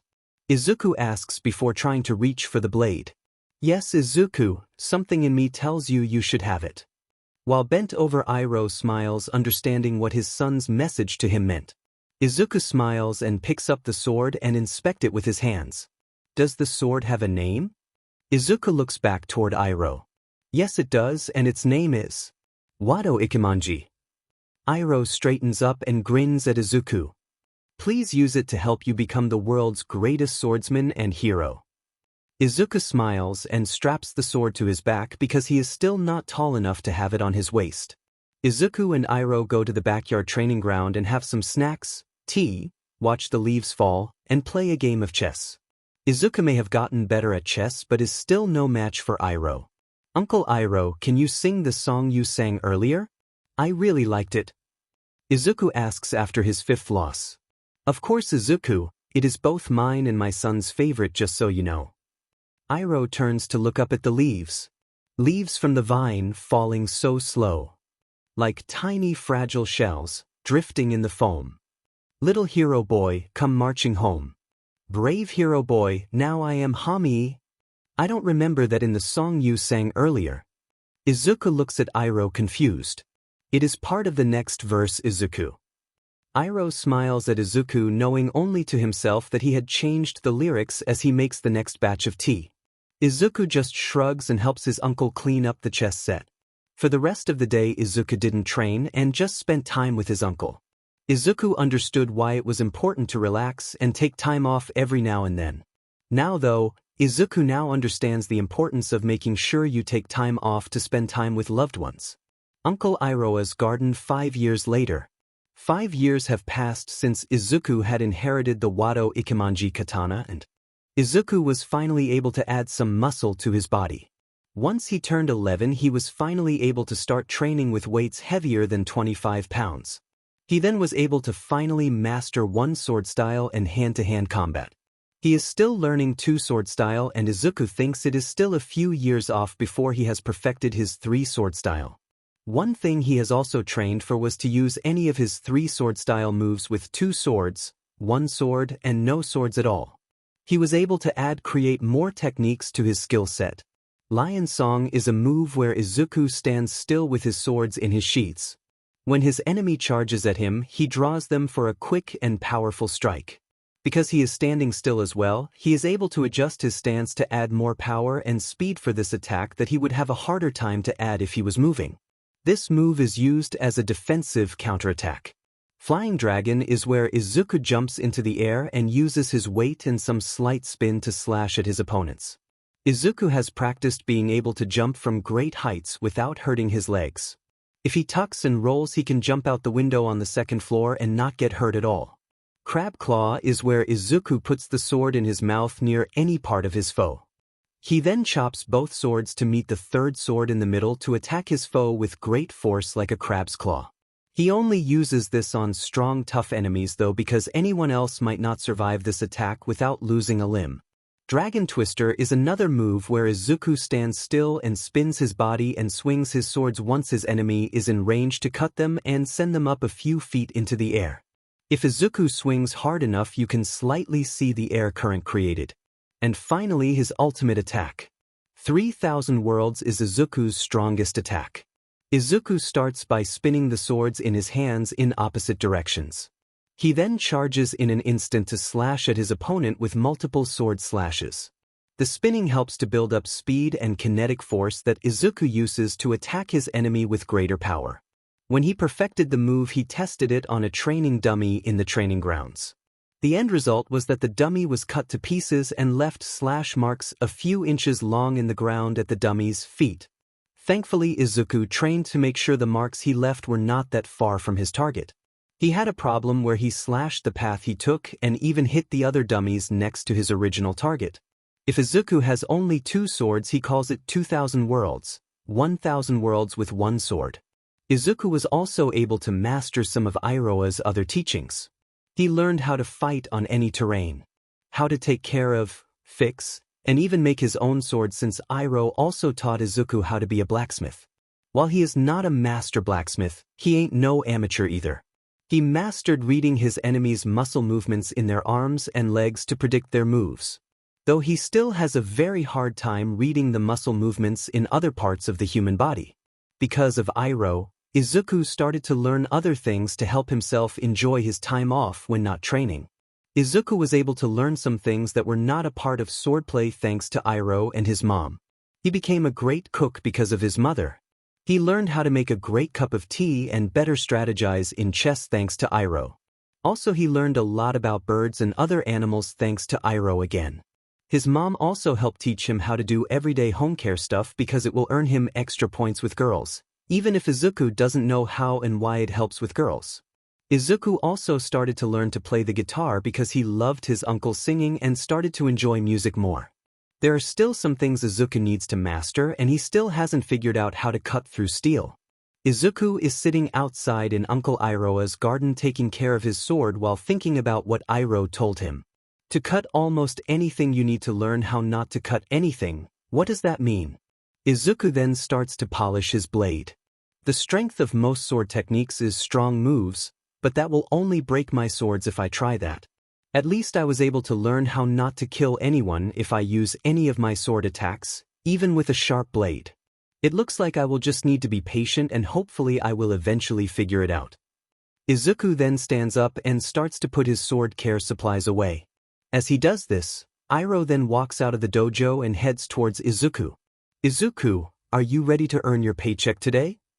Iroha then holds up a pair of hedge clippers. Yes, Uncle Iroha. Izuku grabs the clippers and starts to take care of the garden. About a year ago, Izuku realized that he will have to get at least 2 more swords before he applies to the UA Hero course. In order to buy some, he started doing odd jobs around the dojo for Iroha and did random jobs in his neighborhood like shovel snow, rake leaves, and find lost pets. While Izuku had managed to get a hold of 3 other swords besides his Watto before he started to earn some money, they would not work as his main weapons. One is a gift from his mom on his 10th birthday that was a replica of one of his favorite anime swordsmen named Trunks. But it would not work because Izuku wants to have katanas as his primary swords. Also, it was something he wanted to collect, not use himself. Izuku wanted to make his own swords iconic for his 3-sword style, while it would be weird to use a sword from a TV show. The second was a rapier that Iroha got him so he can learn a little fencing. Izuku can't use it since it doesn't mesh well with his 3-sword style, and Izuku only wanted to learn the basics of fencing. The third one was a cutlass that Izuku made himself after Iroha taught him how to be a blacksmith. It was to understand the structure of swords and better respect the time and effort that goes into making a sword. He made a cutlass because it was something he can make with his skill level. He can't use it though because he isn't that good at blacksmithing, so the cutlass has some problems and won't last long. He just holds on to it as a keepsake of his first semi-successful sword he made. While he is finishing clearing out the weeds, Izuku thinks about some other things that Iroha taught him to help be a better hero and swordsman. When Izuku was 9, Iroha took him to other dojos so he could fight some other students. More specifically against girl students. Iroha's dojo only had 7 students including Izuku, and they are all boys. Iroha is fine with girls wanting to learn swordplay, but no girls near his dojo wanted to. So Iroha went to some of his friends' dojos to help Izuku get used to the fact he might have to fight female villains as a hero. Izuku was hesitant at first, but in his first match he was about to ring out, so he stopped holding back to make sure he didn't lose. Izuku then turned the tables on his female foe and was able to send her to the other side of the ring. He then used his onigiri to wring her out instead. When she was laying on the floor, her face was all red. Izuku thought that he hurt her, but when he realized it wasn't blood, he thought she must have a fever or something. Izuku was finishing watering the plants just in time too. Iroh decided that Izuku worked hard enough today and sent him home early. As Izuku was leaving with his stuff put away in his yellow backpack, he started to think about his school life. At school he was no longer bullied since he didn't take anyone's crap. He still didn't have any friends, but Izuku didn't mind. The kids who did try to be his friend were only trying to trick Izuku. Bakugo was mostly the same, but he also started to pick up on his training. Bakugo got better with controlling how big his explosions were and was able to hover in the air for a few seconds. He also created a move where he used his explosions as a smoke screen to blind his opponent's face. He used it a lot on Izuku as a prank every now and then. However, he made sure to never use his quirk on Izuku so that he didn't risk getting in trouble and risk his acceptance of entering a hero school. From those smoke screen pranks, Izuku realized that he relied on his eyesight too much. Thus, he started to train to use his other sense to help him fight, though he still has a ways to go. After working, Izuku went home and started making dinner for him and his mom. As he washes his hands, he wonders what the future has in store for him. 3 years later, after a hard-fought battle that lasted for almost an hour and a half, Izuku came out the winner. He is lying on the ground while he thinks, "I was finally able to beat Uncle Iroh." Today was the day Izuku would graduate from Iroh's school if he was able to land 10 hits on Iroh before he got hit 3 times. Izuku knew he should only take this challenge once he mastered fighting without using his eyesight. It turned out to be a good choice as Iroh had at one point dug the tip of his bamboo sword in the dirt and flung the dirt into Izuku's eyes. Good thing I trained for that. Izuku thinks as he then blocked the attack Iroh made after he blinded Izuku. Good job, Izuku, you were able to get 10 hits on me. That's impressive since I only got 1 hit on you in the beginning. Iroh rubs his arm as it still hurts from Izuku's 10th hit. Izuku then stands up and turns toward Iroh. Izuku had grown taller the last few years, growing an inch taller than Bakugo, which sees him off greatly. Izuku was also to grow some muscles and a 6-pack. He wasn't bulky either since he made sure to not lose any speed as his strength grew. While he was lean, he was built like a brick sheet house with the speed of a jungle cat. He didn't even need to wear his ankle weights anymore. No one ever knew this though since Izuku liked to wear baggy clothes, so they always hid his muscles. I had a great teacher. Izuku smiles and he bows towards Uncle Iroh. Well, I had an amazing student. Iroh bows back and then hands Izuku a piece of paper. It was a certificate that says, "Graduate of Iroh's Dojo of Swordplay," with Izuku's name printed at the bottom. Izuku smiles as he takes his certificate and takes off his bandana and wraps it on his arm. Iroh then hugs Izuku with tears in his eyes. "I am so proud of you, my nephew." Izuku also hugs back with watery eyes. "Thank you, Uncle Iroh." They then break the hug as Iroh puts his hand on Izuku's shoulder. "While you may have graduated, please know that you will always have a home here." Izuku smiles as he puts his other arm on Iroh's shoulder. "I will, Uncle." Izuku puts his stuff away as he gets ready to head home. He has school tomorrow and is a little tired after the fight. Once he has dinner and hangs up his new certificate, he goes to bed early, so he doesn't fall asleep in class. The next day, Izuku is running to school until he stops when he sees a villain attack start to take place. Oh cool, it's the new hero Kamui Woods. He is really making a name for himself and he's not been a hero for more than a month. Izuku smiles as he writes in his hero notebook volume. The man next to Izuku with a star-shaped head smiles. "Let me guess, you're a fanboy, right?" Izuku looks at the man and sheepishly scratches the back of his head. "Yeah, I just want to be a hero so much because I think they are so cool." Kamui then starts to end the fight with his ultimate move. It is time to end this. Binding lacquer chain PR dash. Canyon cannon. Kamui is then interrupted by another hero kicking the villain. She is a blonde woman wearing a skin-tight purple and peach-colored hero suit with a purple mask that has horns. Her quirk looks like it can make her grow to be the size of a building. "Nice to meet you. My name is Empty Lady and I'm a new hero in these parts." She smiles then winks as photographers start to take her picture. Kamui is on his knees and he thinks of how she just stole the spotlight.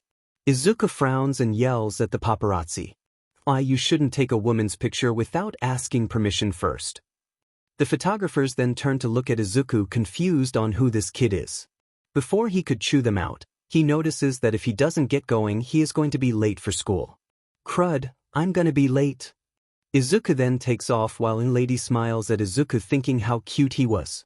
A few minutes later at Aldera Junior High. Izuku made it to school on time with about 10 minutes to spare. He decides to use this time to add Lady's info to his notebook. As he is about to finish his new entry, his homeroom teacher then comes in with a stack of papers. Okay kids, because it is your final year of middle school, you need to fill out these career sheets and think about your future. But the teacher then smiles and tosses the papers in the air. But I know you all want to be heroes. The class starts to cheer and they all show off their powers except for two. Hey teach, don't lump me in with these extras. Bakugo says as he places his foot on his desk. These extras just don't compare to the real deal of hero material. The other kids frown at this. Hey, don't count us out. Yeah, we are just as good as you. The teacher then pulls out a clipboard. Oh yeah, Bakugo, aren't you applying to UA? This news shocks the class. No way he is going to UA. Don't they have a low acceptance rate? Can he really get in? Oh please, there is only one school that is worthy of me. I have high marks, good grades, and aced the mock test they held. If anyone can make it, it's me. Bakugo then sits back at his desk. As the class started to think he might be able to do it, the teacher spoke again. Oh Midoriya, you also applied for UA as well, right? The class then turns to look at Izuku, who is still writing in his notebook.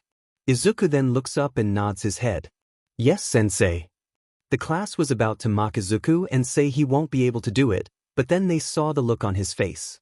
Izuku wasn't smiling or frowning, instead his expression just stared down at the class that just said that he will make it to UA. Bakugo just clicked his tongue and went to look back at the teacher. The teacher then cleared his throat and started class. Sometime later. Meanwhile, while Izuku was in class, a robbery was taking place. A big villain who looked like he was made of slime and sludge had stolen a few purses. As he was running down the street, civilians got out while wondering where the heroes were. Why has no one stopped him yet? Can someone call them? I hope someone can stop him. It was at this time a lanky man came out of a convenience store and heard what's happening. He then started to bulk up. Have no fear, why? Because I am here. School has just ended and Izuku is packing up his stuff and grabbing his kendo sword. Sometimes if he feels like it, he might challenge his school's kendo club. Today though he had other plans. As Izuku passed by Bakugo, he just gave him a simple goodbye and left. See you later, Kaken. TCH later, Deku. Bakugo rolled his eyes as he packed up his stuff as well. As Izuku was walking out of his school's entranceway, he pulled out his phone to look up a map. Izuku has finally earned enough money to buy 2 more swords. He didn't have enough skill to make his own yet, and he also wanted to window shop today to see what he liked. He will then come back later with his mom to buy something if it catches his eye. As he pulls up directions to a nearby weapons store with good reviews, he starts to walk through an underpass the directions lead him to. As Izuku was passing through, he started to smell something foul. Sensing danger, he turns around and readies his kendo sword. It was then the manhole he passed by popped open as some slime creature oozed out. I wasn't expecting to find him in this city. Oh, what do we have here? A fresh skin suit. The sludge that started to grow as he approached Izuku. Hey kid, won't you be a hero and help me out? The villain started to swing his tendrils out at Izuku, attempting to grab him. Izuku, however, was ready and started to slash and dodge the attacks. After he cuts his 4th tendril, the villain starts to get angry. Hold still, you brat. The manhole then exploded as a new man entered the battle. The man is 7 feet 3 inches tall and is built like a bodybuilder. He has blonde hair that has his bangs stand upright in a V shape. He has a big smile and his brows cast a shadow over his eyes, so you can only see his blue pupils. Fear not, citizen, for I am here. Izuku couldn't believe his eyes because right in front of him is his personal hero, All Might. All Might then gets in front of Izuku and prepares his attack. Texas Smash. All Might then punches the villain. Didn't you, All Might? The force of All Might's punch blew the villain to pieces. Sorry about that, young man, you got caught in my heroing. I would have caught him earlier, but the city's sewer system is a maze down there. All Might then starts to pack the sludge villain in an empty soda bottle he drank earlier. Izuku is so surprised that his hero is right here in the flesh. Izuku then opens his backpack and pulls out his notebook. All Might, if you don't mind, can you sign my notebook? And don't worry about collecting all the sludge pieces, I will help out. Ichihaha, sure thing, young man. Izuku presents his notebook to All Might. As All Might picks up the notebook, Izuku starts to gather up the villain, and as All Might takes a look inside the hero journal. Holy moly, this kid sure is smart. He could give those with intelligence quirks a run for their money. Suddenly a certain principal felt a disturbance in the air. All Might then signs the notebook and they both finish collecting the villain. Thank you for that, young man, now I must be on my way. Izuku's eyes went wide, he still had a very important question he had to ask him. Before he could even talk, All Might bent down to get ready for takeoff. Farewell, citizen. All Might leaps in the air, but feels a little heavy. He looks down and sees Izuku holding on to his leg. Whoa there, I like my fans but not this much. Can you please let go? All Might, I can't, if I let go I might die from falling this high. Izuku, oh that's right. Here, let me land on this building. All Might then lands atop of a building and Izuku lets go. Now bang on the door till someone opens it. I must be off. Hold on, All Might, I have a quirk question. Look kid, I don't have enough time to stay. I need to know, can I become a hero without a quirk? All Might is surprised at this and turns to look at Izuku. However, he starts to smoke and coughs. I ran out of time. I wasn't lucky enough to be born with a quirk, but I want to be a hero no matter what. I need to ask you, my own personal hero, do you think I can do it? Izuku then looks up to see a skeleton standing where All Might was. The new man was lanky, slighter shorter, but hunch over so he only looks about 6 feet tall. He was also blonde with his bangs almost reaching his chin, though he still has a shadow over his eyes. A few seconds of silence pass as they stare at each other. Imposter! Izuku yells out as he points to the man. I can assure you kid, I am All Might be. The man coughs as blood comes out his mouth. No way! All Might is a giant of a man who always has a smile on his face in the face of fear. All Might then frowns and says, there is plenty of fear behind that smile. Izuku looks confused as All Might then sits down. Look kid, I'm going to tell you how I got like this, but you need to promise to not tell anyone about this, alright? Izuku nods his head and listens.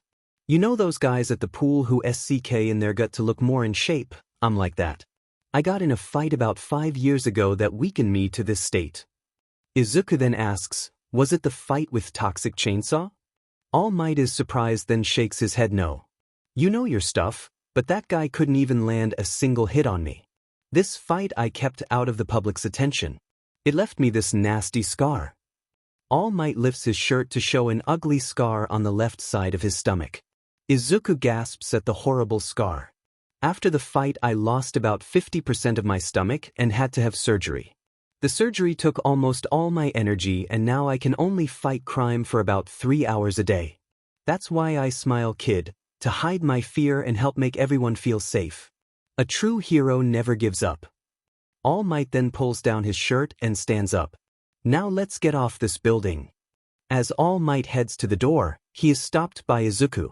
All Might, you didn't answer my question.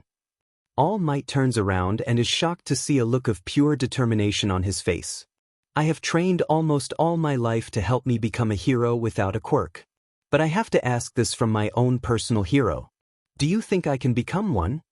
All Might looks at Izuku about to say no, but then looks into his eyes. His eyes look like they had a storm raging within them, ready to be unleashed. For some reason the kid's eyes reminded him of his smile. He feels safe as these eyes watch over him.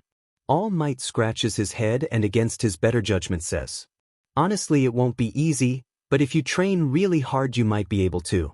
I know of a few heroes who don't even have suitable quirks that help fight villains. Some even have quirks that only give them a small advantage, but still need to train to be strong in order to win the fight. All Might then looks at Izuku. So yes, I think you can. It just won't be easy. Izuku smiles and thanks All Might. They then both leave the building, but one waits a few minutes after one leaves so they don't get in trouble. As All Might walks to the nearest police station, he tries to tap the bottle he had in his pocket that held the villain. Well, I hope you like the food down at the precinct? All Might then realizes the bottle and villain are gone. He then hears an explosion at the nearby market. Oh no, All Might then runs off. When he gets to the market, he sees some heroes hold back some civilians as the sludge villain destroys everything. Damn it, I let him escape. He then hears the heroes say the villain has got a hold of a hostage. It was apparently a male middle school student who was hanging out at the market. No, I can't believe it. I let everyone down and I'm already at my limit. I'm sorry, young man. I am sure another hero will come by and help. Just hold on. Izuku meanwhile is heading to the market while admiring his new signature. He then hears an explosion and runs to see what's going on. When he gets to the market and sees the same things All Might saw. He also sees the sludge villain with a hostage and thinks to himself, oh no, I thought All Might had him captured. How did he escape? Izuku then remembers holding onto All Might's leg. It's my fault, I let him fall out of All Might's pocket because I wanted to ask my stupid question. And I even wasted All Might's time so he can't come in to help.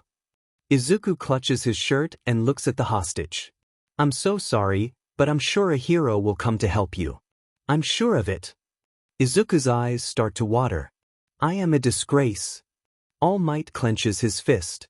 A real hero will come to save the day. Izuku. I am pathetic. I'm sorry. Izuku. Izuku then sees who the hostage is and is surprised at who it was. It was Bakugo, and the villain was using his quirk to cause the fires and explosions. Izuku's eyes go wide as he stares into Bakugo's eyes. They showed he was scared.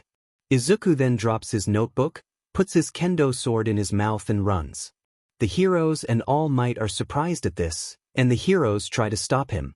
Stop, you're gonna get yourself killed. Death Arms shouts. This didn't stop Izuku as he then picks up a pipe and piece of wood that are the size of regular swords. Not this brat again. Sludge villain. Izuku then remembers page 25 of his hero notebook about Kamui using his quirk to cause the villain to flinch. Izuku then swings his left sword, the piece of wood, and hits a rock right into the villain's eyes. Arfk! The villain screams as he loosens his hold on Bakugo, who is now able to breathe. Izuku then gets into his stance and says, 3 swordstyle, Igiri. Izuku then slices off the top part of the villain's that has the villain's eyes and mouth attached to. Then Izuku picks up Bakugo as he drags him to the heroes. Deku? What are you doing here? Bakugo. I don't know, my legs just started moving. Izuku then looks at his childhood friend and smiles. Plus, I couldn't just stand there and watch you die. The crowd and All Might are surprised at this sudden change. All Might even more so at what the kid just said. All Might then starts slowly changing. This kid, what am I doing? A real hero fights no matter the cost. The villain then reforms and looks at Izuku. You stupid brat. I am done playing with you. The villain then launches a huge tendril at Izuku. Izuku isn't afraid though and gets ready to defend. As the tendril is about to hit, a huge puff of smoke appears. As the smoke clears, Izuku then sees All Might blocking the attack. All Might. Izuku. I really am pathetic. I told you the traits of a great champion, but I see now I wasn't living up to my own ideals. All Might then pulls his fist back. Pros are always risking their lives. That's the true test of a hero. And oh, I won't lose to you again. The slime yells as he readies another attack. Detroit Smash. All Might yells as he punches the villain. The force was so great that the other heroes had to block the wind from hurting the civilians, and the wind pressure also put out the fires. After the wind dies down, the clouds start to shift as it then starts raining. He changed the weather with just one punch. Death Arms says in disbelief. The crowd then starts cheering as All Might looks at Izuku checking on Bakugo. After the villain was taken away, Izuku was being told off by the heroes. Thankfully, because he didn't use a quirk and he used no real weapons. He just got a slap on the wrist. Bakugo meanwhile was being commended for being brave. All Might meanwhile was being interviewed by some reporters. Izuku was able to leave and started walking home with his notebook back in his bag. Izuku wanted to apologize to All Might, but All Might was gone before he was done being lectured. As Izuku is walking, he is then stopped by Bakugo. "Listen here, Deku, you didn't save me, all right? I am still better than you." Bakugo then storms off. Izuku rolls his eyes at Kaken still being the same. Izuku then was about to walk home, only to be stopped again. "I am here." All Might then comes around the corner looking for Izuku. "All Might? What are you doing here?" Izuku: "I am here because I stand for justice, for I am All Might be." All Might then transforms back into his skinny form, coughing blood. Izuku is freaked out, thinking about how he will never get used to that. All Might then stands up and looks at Izuku. "I actually came here looking for you. I wanted to thank you for what happened." Izuku is surprised at this and clenches his fist. "No, I'm sorry, All Might, I got in your way, wasted your time, and made you lose the villain. There is no need to thank me." All Might then raises his hand. "Please let me speak." All Might lowers his hand and looks at Izuku as he stares into his eyes. "If you hadn't told me that you were quirkless, I might have not come to help. When I saw that this quirkless kid was running into danger while the other heroes did nothing, it inspired me to act." Izuku is surprised at this and his eyes tear up. "I heard you say that your legs were moving on your own when you charged in to save the other kid. It reminded me of how other heroes say how the first became a hero." Izuku is crying while clutching his chest. "They all say the same thing, their legs started to move on their own. I wanted to thank you and change my answer from earlier." Izuku is confused at what All Might means when he says he wants to change his answer. "Young man, I don't think you can become a hero. I know you will." All Might points at Izuku as he is crying. Izuku is gripping his fists so hard they might bleed. "When I saw you move, it was amazing how you swung your weapons with such strength, such precision, like nothing would stop you from saving your friend." Izuku is now trying hard to not fall to his knees. "It looked crazy at how you were using 3 swords to fight, but it was clear you have the skills to back that up." All Might then smiles as Izuku starts thanking him. All Might then holds out his hand towards Izuku. "I deem you worthy of my power, my quirk is yours to inherit." Izuku then looks up at All Might and tilts his head in confusion. "Ha! Izuku! Ha, you should see your face right now. Don't worry, I'm not gonna force this thing on you. Listen well, young man, this is your choice. Do you want to accept my awesome power or not?"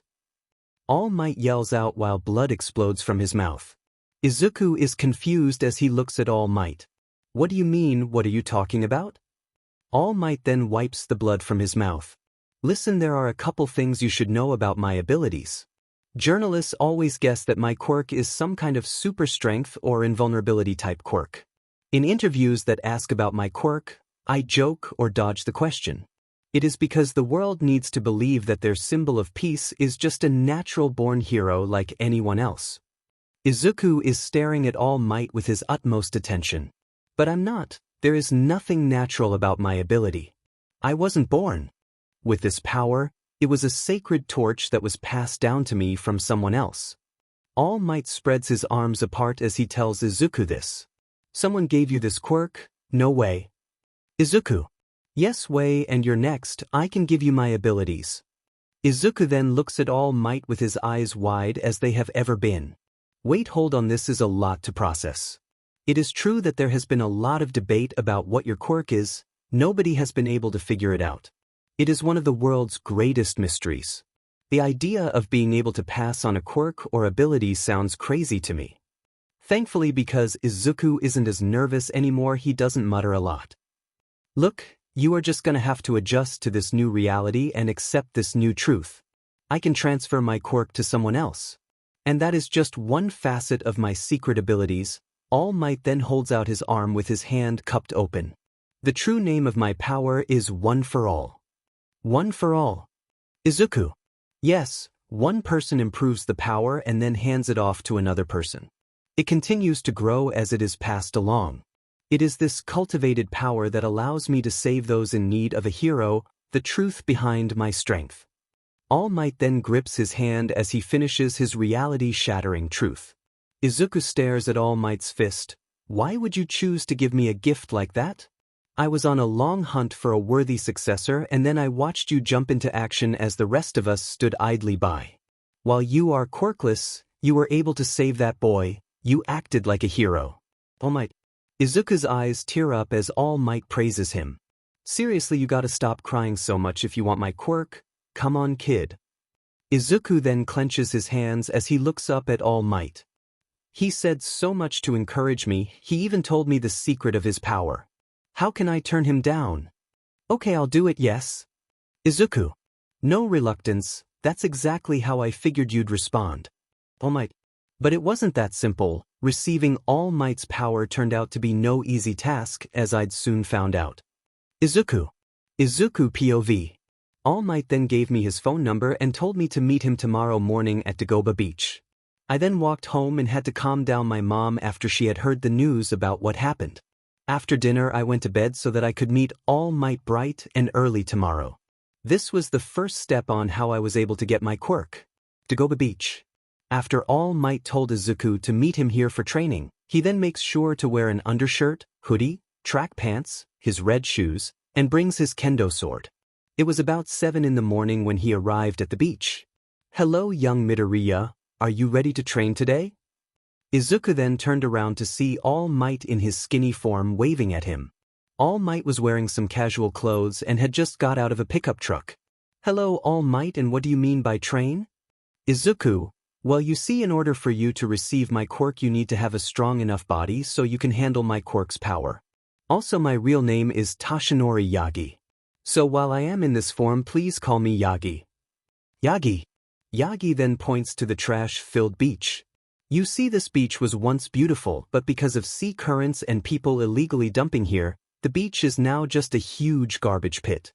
In order to train you, I will have you clean the entire coastline. By doing this, you should be able to pass the UA entrance exam that takes place in 10 months. You do want to go to UA, right? Yagi. Izuku nodded while his eyes widened at the news of cleaning the beach.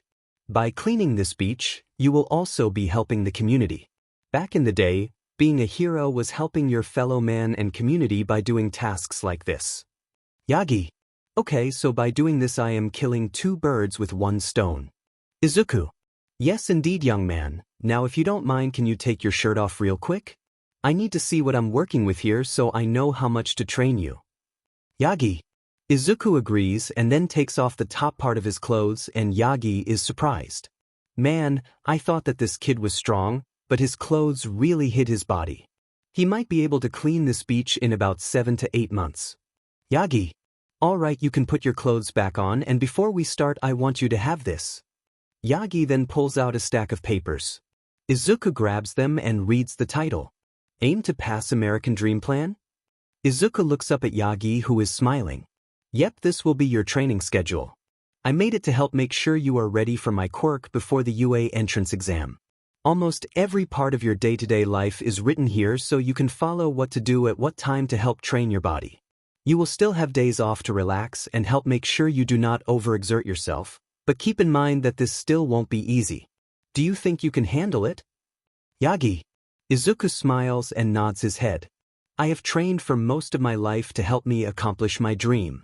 There is no way I would back down now. Izuku then holds his right fist close to his heart and grins. That is what I like to hear, fanboy. Whenever you have trash to throw away, just put it in the back of the pickup truck. Yagi points at the truck he had arrived in. Today was the day when Izuku would start his training to be able to wield one for all. 2 weeks later, Yagi POV. As I get to the beach this morning, I see that young Midoriya is already there. He has already started to make some pathways through the garbage. I smile and walk to him, trying to lift a refrigerator. Hey, how is it going down there? I ask as I change forms and jump on top of the fridge. Midoriya looks up at me while catching his breath. Well, it just got all a lot harder with the now added 560 pounds. I actually lost weight. I'm down to 540 these days, in this form at least. Midoriya signs and very slowly pulls the fridge with me on it. I actually came up here to ask you a few questions, if that is okay, young Midoriya? I then hop off my seat and transform back to my other form. Sure thing, I mean Yagi. Izuku is now able to pick up the pace with the extra weight now gone. No POV. Alright then, first question. I noticed that you use swordplay for fighting. What's the reason why you choose that? Yagi. Well, a long time ago I saw this one video of a swordsman fighting off some villains with only a sword. While he did have a quirk, he only needed a sword. That gave me hope that while I can't train to get a quirk, I can train to fight with a sword and become a hero. I even trained so that if I use swords I won't accidentally kill someone with my swords. Izuku then scratches the back of his head. Though now it feels weird to say now that I am training to get a quirk. Izuku. I like your sense of humor, young Midoriya, and I'm happy to hear that you have trained to not cause any more damage than you should. My next question is, what are your goals? I know you said you want to be the next #1 hero, but it is good to have other goals so you get the most out of life. Yagi. Well, I want to master being a blacksmith, become a bit of a musician, and I want to be the world's greatest swordsman. I always wanted to be the greatest as soon as I saw swordplay. It was always amazing to see masters move with grace, but attack like a predator. Izuku. Those are some fine goals. I never did have many other hobbies besides watching movies. So it is good to enjoy the things you like, so there is more to you than what meets the eye. Yagi. Yagi thence gets both serious and confused. Next, even though I am happy you chose to be my successor, why did you? I would have understood if you wanted to try and be a quirkless hero. Kagi. Izuku then stops hauling some trash and looks at Yagi. Izuku looks down at his right hand as he clenches it.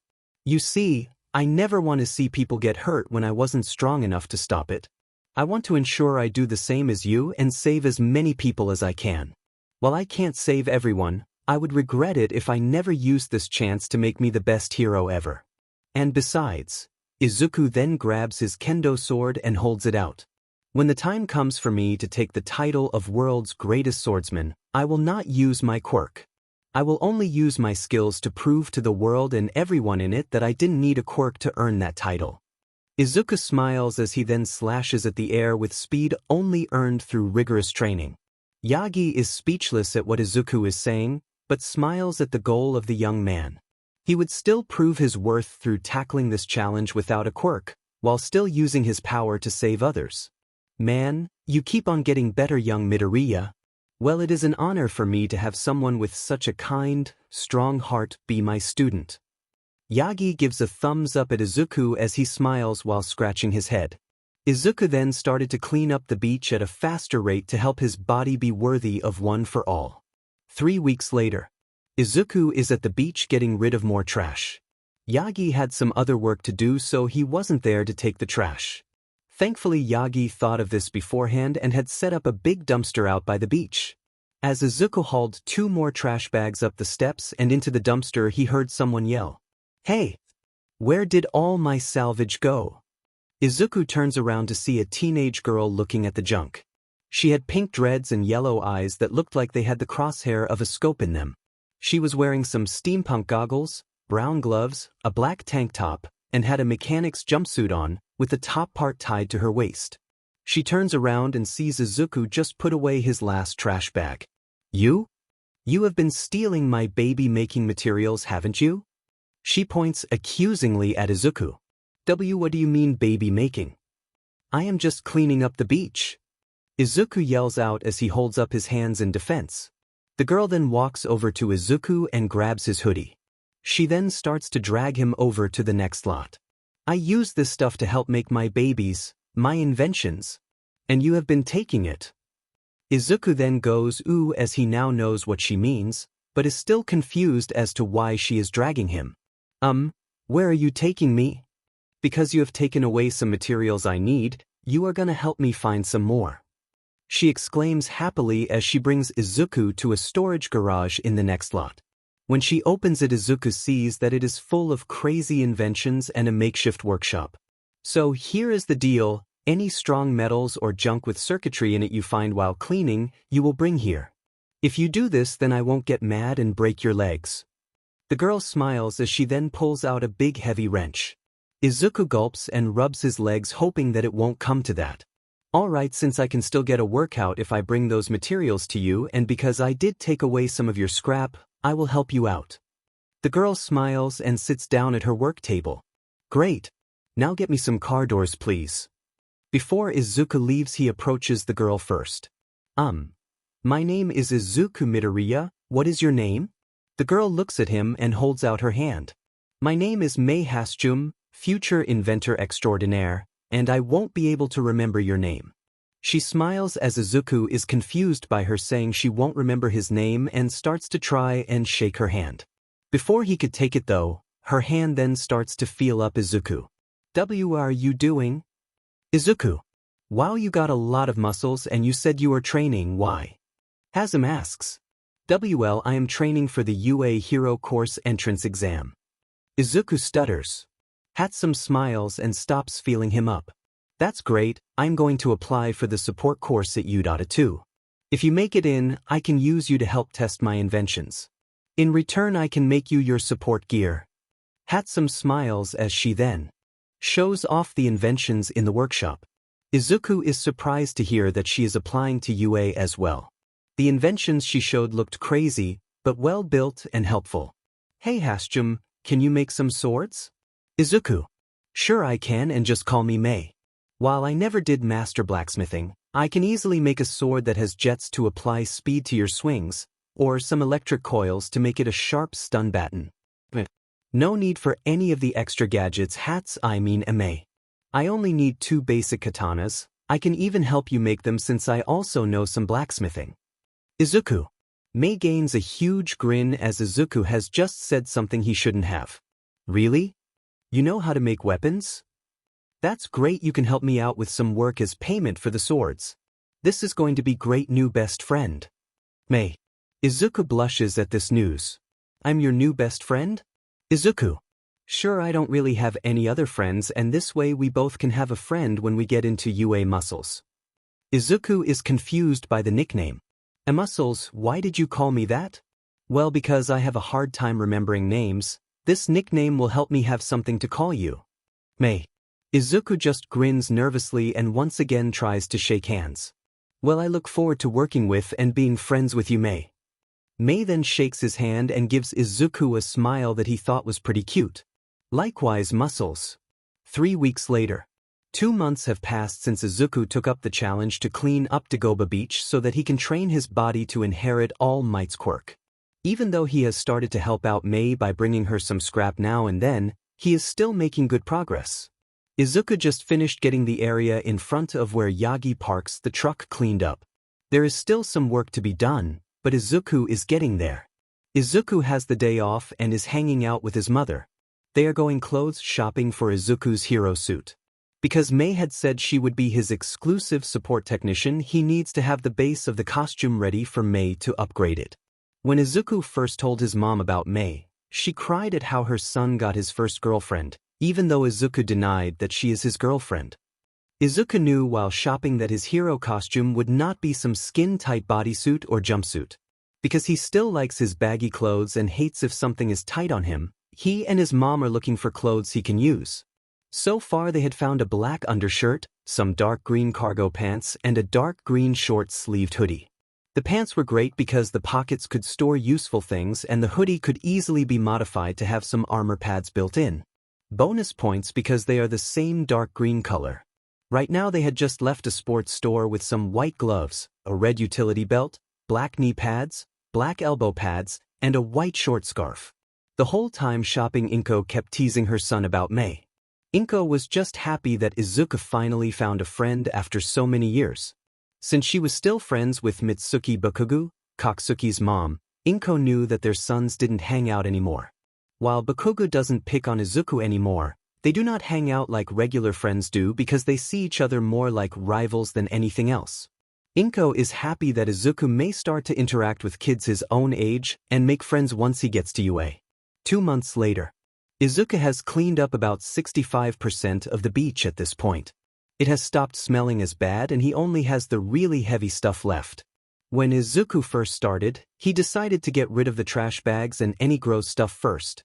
This way he doesn't have the worst things to deal with as the last thing he has to clean. He figured it would be good to treat this like a band-aid and get the worst of it over with fast, and it had worked out. Izuku was able to find an old barbell and some weights that Izuku would use to train. The barbell was big and had its total weight be about 500 pounds. Izuku would bench press it and sometimes would add the weights to one end of the bar. He would then practice his sword swings with it like this to make sure he didn't lose out of his sword training. When Yagi saw him training like this, he had blood spew out his mouth at how surprised he was to see this. Izuku also spent time with Mei at her little workshop. When he first started to help her, he had to clean up her workshop because everything was just tossed around without care. Mei had this problem where if she had one of her inventions fail, she would just toss it on a pile of broken inventions that she would fix later. The problem was that she would then start on a new invention and forgot to fix the failed ones. She was thankful that Izuku got her to remember about some of them and even finally fix some of them. Mei and Izuku got to know about each other a bit more and even found herself really enjoying his company. Mei and Izuku also tried to make some new swords for Izuku, but it didn't turn out that well. Mei was more rusty at blacksmithing than she thought after the first few failed attempts at making just a simple knife. Izuku was there to comfort her and remind her that blacksmithing isn't easy. Even the cutlass Izuku made had some problems with it, so a katana isn't something you can learn to make in a day. This made Mei happy and glad that there is still more to learn about making things. Yagi, meanwhile, is proud of the work Izuku has done and thinks they might be ahead of schedule. Both he and Izuku spent time together to help build their student-master relationship. They even hung out on some of Izuku's days off to have fun together. Yagi really enjoyed how creative Izuku was and was shocked at how detailed some of his other hero notebooks were. Yagi is glad that his successor is smart and really happy to spend time with him like his own masters did for him. One of his favorite moments with Izuku was when they got some lunch and ate at a nearby park. They just sat at a bench and joked with each other as they ate. It reminds him of when Gran Torino gave him a break from training and they ate some ice cream on the roof of his home. Izuku notices how close he is to cleaning the beach and decides to kick things into overdrive. 1 month later, Yagi was getting out of his truck ready to help start training Izuku today when he heard something. "Hey Grig." Yagi hears someone roar out as he then runs to see what is going on. What he sees surprises him. The whole entire beach is cleared as he sees Izuku standing shirtless atop a mountain of junk yelling his lungs out. "Hey kid, are you serious? There isn't a speck of trash even left." "Oh my goodness." Yagi transforms in the middle of his sentence as he stares at Izuku. Izuku then starts to wobble as he falls off his mountain. All Might then rushes in and catches him and helps him to his feet. "Holy cow, young Midoriya, I never expected to see you clean this beach in about 5 months. I thought that the earliest would be 7, but you somehow did it." All Might hugs and pats Izuku's back after his hard work. Izuku smiles shakily and looks at All Might. "All Might, I did it. Do you think I am ready now?" Izuku: "Ha, my boy, you are more than ready. Look at yourself now." All Might takes a picture on his phone of Izuku to show him. Izuku had grown an inch and his body became stronger, but more defined as well so as to not lose speed. Izuku has also upgraded his 6-pack to an 8-pack and he now looks like he is made of marble with how condensed his muscles were. "My boy, you have done well and come so far. You still have some steps to complete until you can handle my full power, but I know you can do it." All Might then puts his phone away. Izuku then looks at his hand. "All Might, I have come so far. You have helped me a lot by doing this. But do I really deserve this? How did I get so lucky?" Izuku: All Might smiles and puts his hand on Izuku's shoulder. "Are you really worried about that after these 5 months?" All Might then plucks a strand of his hair. "Midoriya, it was you busting your butt that made this happen, not me. Someone once told me that there is a difference between being lucky and deserving. One is an accident, the other is a reward. Never get these two confused." All Might then holds the hair out. "Let this lesson be remembered, young Midoriya. You have earned this power." "Thank you, All Might," Izuku says as he looks up and smiles. "Now then, eat this." All Might then tries to hand over the strand of hair to Izuku. Izuku looks at him confused and yells, "Eha! This is not how I thought I would get your powers. Sorry, but you have to swallow a piece of my DNA, that's how this works. This is also less gross than eating a fingernail or drinking some of my sweat. Don't worry, I washed my hair with unscented shampoo so it doesn't taste weird. If all I need is to have some of your DNA, couldn't you just prick your finger, put a few drops of your blood in some water, and then I drink that water instead?" Izuku asks All Might, who puts his hand to his chin. All Might then transforms back into his skinny form. "You know, I didn't think about that, but that could work. Yagi, please don't tell me that the reason you tried to give me your hair and didn't think of another way to pass your quirk was because that was how you got it?" Izuku. Yagi then turned around and started to walk towards his truck. "I have no idea what you mean, now let me grab a bottle of water from my truck." Oh yeah, that was definitely how he got one for all passed down to him. Izuku thinks as he follows Yagi. About 45 minutes have passed since Izuku drank from the water bottle. Since it takes about an hour or two before Yagi can tell if the quirk was passed on, he has Izuku relax as he then takes the leftover trash to a real dump. Izuku really hopes that it was passed on so he doesn't have to eat the hair. As Izuku watches the waves crash on the now beautiful sands on the beach, he can't help but think of a new attack. As he thinks about having his body flow like water, Yagi comes back from his final trip. "Hey there, I was thinking that to celebrate what you did, how about I take you out to eat to reward you?" Yagi. "Sure, I would love that, Yagi, just let me call my mom to let her know." Izuku grabs his phone and lets his mom know that he won't be back for dinner. Inko tried to tease him thinking he was going out with Mei. Izuku denies that and tells her he is going to go with his new trainer. When Izuku first started going to the beach to train so he could inherit one for all, he told his mom that he met a trainer who wanted to help Izuku pass the entrance exam. This way his mom wouldn't worry and he was technically telling the truth about training. After the call, Izuku felt a change in his body. It seems that your idea worked. I was able to pass my quirk to you." Yagi says as he has also felt the change. "Because I want you to rest, we will try and use your new power tomorrow, all right?" Yagi. Izuku nodded as he agreed because he was tired from kicking things into next gear to clean the beach as fast as possible. They both later went to one of Yagi's favorite ramen shops and they both had a nice time. Izuku is excited to start the next step of training, learning how to use one for all. The next day, Izuku and Yagi meet at Dagoba Beach at 6 in the morning so no one would see them train. If someone does see them, Yagi has a license that allows him to teach someone how to use their quirk outside in an open space. "All right, young Midoriya, when training you to use one for all or talking about it in public, let's call it something else so no one hears about it." Yagi. Izuku nods and lets him continue. "We will call it stockpile since it took you so long for your quirk to build up power for it to finally show up and I have something similar so it makes sense for me to help you." Kagi. "All right then, so how do I use my new quirk? It would be great to know how to control it before the entrance exam." Izuku. "You see, the key to use it is a bit strange. It changes from user to user so it won't be easy." Yagi says seriously, "What do you mean it changes from user to user?" Izuku asks, confused. "Well, my master said that she had to focus on her quirk to feel the connection to stockpile for her to use it. As for me, I just feel it out as I try to use it." Yagi shrugs. Izuku falls down anime style when he hears this. "So you're telling me that my only option is to just feel out my quirk?" Izuku. No. What I am saying is that you need to just do what comes natural to you. Even with people who are related to each other who have the same quirk, most of them use it using a different method."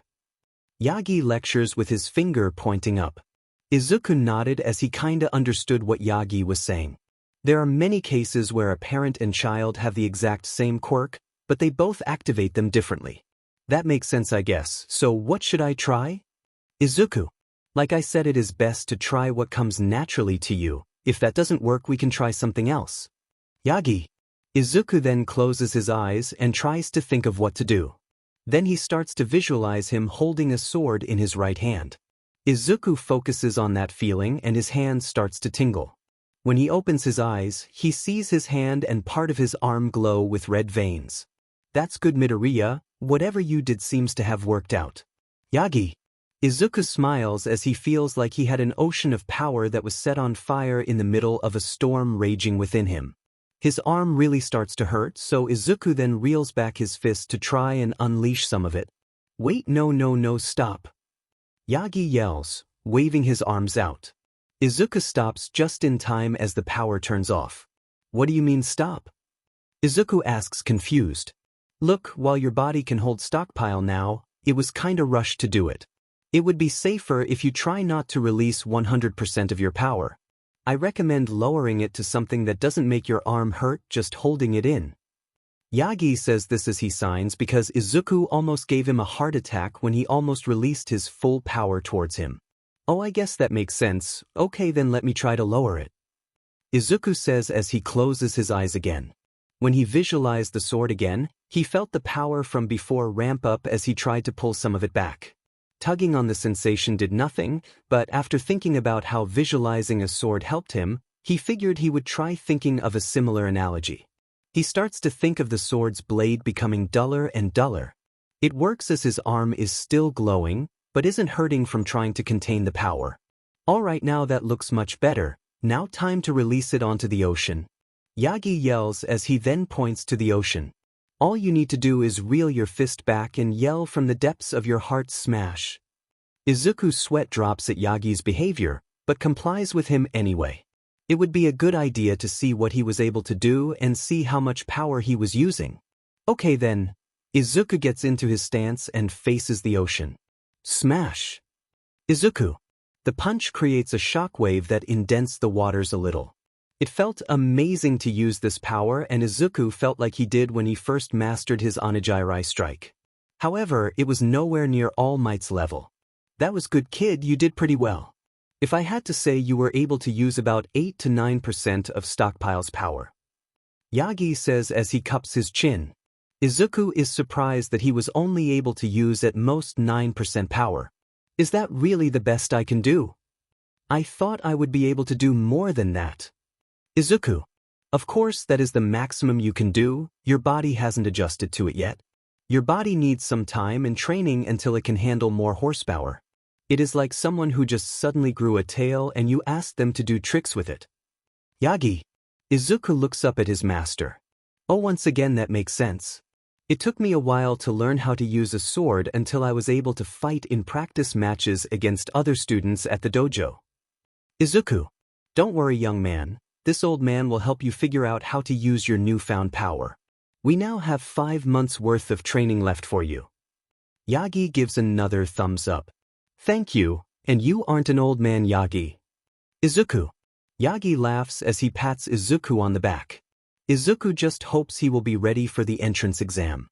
3 months later. Izuku has been training to use One for All with Yagi for a while now. He still has some problems controlling his new quirk and has had some misfires every now and then. Izuku has also spent more time hanging out or helping Mei. He finally got her to fix or scrap all of her broken babies that were lying around. Mei has been studying katana sword making and is making great strides. Izuku has also been studying blacksmithing because it is one of his hobbies and he is great help for Mei. It seems that right now Izuku has a little more knowledge about blacksmithing than Mei. They are getting closer to making Izuku his new swords, but still need a month or two. Izuku has also spent some time with Uncle Iroh as well. They spend their time talking, tea making, drinking, feeding birds, and playing chess. Iroh still gives Izuku the slip whenever he asks for a clue about how to cut steel. Izuku is sitting in a meditation stance as Yagi watches over him on the beach. Izuku has been having this feeling like he isn't using One for All in the right way. Izuku opens his eyes and looks at Yagi. It's no use, I can't seem to get a better grasp on it. Izuku. That is alright, there is still some time left. I'm sorry I can't give you better advice. Yagi shrugs. When I got stockpile I was able to use all of it right off the bat. However, I was trained longer by my master to handle stockpile before I went to UA. So no need to worry. Yagi. I know. I just can't help but feel like I'm not using it right. Izuku says as he stands up. Don't worry, we will figure it out. Now let's go back to combat training. I know you have mastered hand-to-hand combat, so let us train you using your kendo sword. Yagi says as he tosses Izuku's kendo sword to him. Alright then, thank you for helping me sword train out here. Izuku. It's quite alright, I remember you said that sword training is important to help you remember the basics. You also said that it helps you remember the feeling like your sword is an extension of your body. Yagi says as he watches Izuku do some practice swings. Yeah, I feel like my entire body is part of my sword? Izuku stops and looks at his kendo sword. I got it. Izuku. What do you have? Yagi jumps back in surprise. I am a sword. Izuku looks happily at his master. Yagi gives Izuku a confused look. I have no idea what you mean. I mean how I use my entire body to use my sword. I use every part of my body to fight, swing, and defend with my swords. I use my arms, legs, chest, and head. I need to use one for stockpile across my entire body. When you use stockpile, your whole body changes into your muscle form, not just your arm or leg getting bulky. Izuku then starts to imagine the sword again, but instead of just holding it in his hand, he remembers the feeling of using his entire body to swing his sword. He then starts to glow across his body, but once it spreads across his whole body it dies down. Then his whole body starts to emit green electricity off his body. Whoa! Izuku says surprised. Whoa indeed! Yagi says as well. Yagi then bulks up back into his strong form and laughs. Haha, well you sure are creative young Midoriya, but the real question is, can you fight? All Might then gets into a combat stance. I don't know, but I want to find out. Izuku says as he readies his kendo sword. Then let's go. All Might says as he and Izuku start to train. It looks like I got another step closer, even though I still have about 100,000 left. Izuku thinks as he battles All Might. 2 months and 3 weeks later. Izuku has trained to use one for all in this new way with All Might. He called this new form Full Cowl and it has really amped up his sword techniques. Now when he uses Dragon Twister while in Full Cowl, he can send his foe to the top of a 2-story building. He and Mei have also finally made Izuku his new swords. They are just 2 basic katanas with black sheaths and handles. They have no name, but Izuku is sure he will think of something for them. Well, here you go. I'm sorry it took so long, but at least they are sturdy. Mei smiles as she hands Izuku the swords. It is no problem, Mei. Thank you so much for helping me make these. It was a lot of fun when we were not exploding. Izuku gives Mei a grin that makes her feel hot in the face. Why does his smile make my face heat up? Mei questions herself. I am still working on your hero suit though, so it won't be ready for the entrance exam. Mei. It will be fine. I don't want to wear my hero suit before I enroll anyway. Izuku. Well, I hope these babies help you out with your entrance exam. Mei gives a thumbs up. They will, I'm sure of it. Izuku smiles as he ties the swords to his waist. The sun is setting on the beach as Izuku and Yagi finish training. Izuku was able to use the idea of being like water to develop a new sword technique.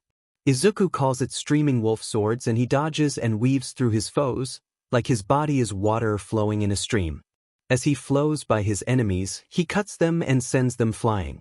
Well, young Midoriya, I think you are ready for the entrance exam. Yagi smiles as he sits down. I think so too.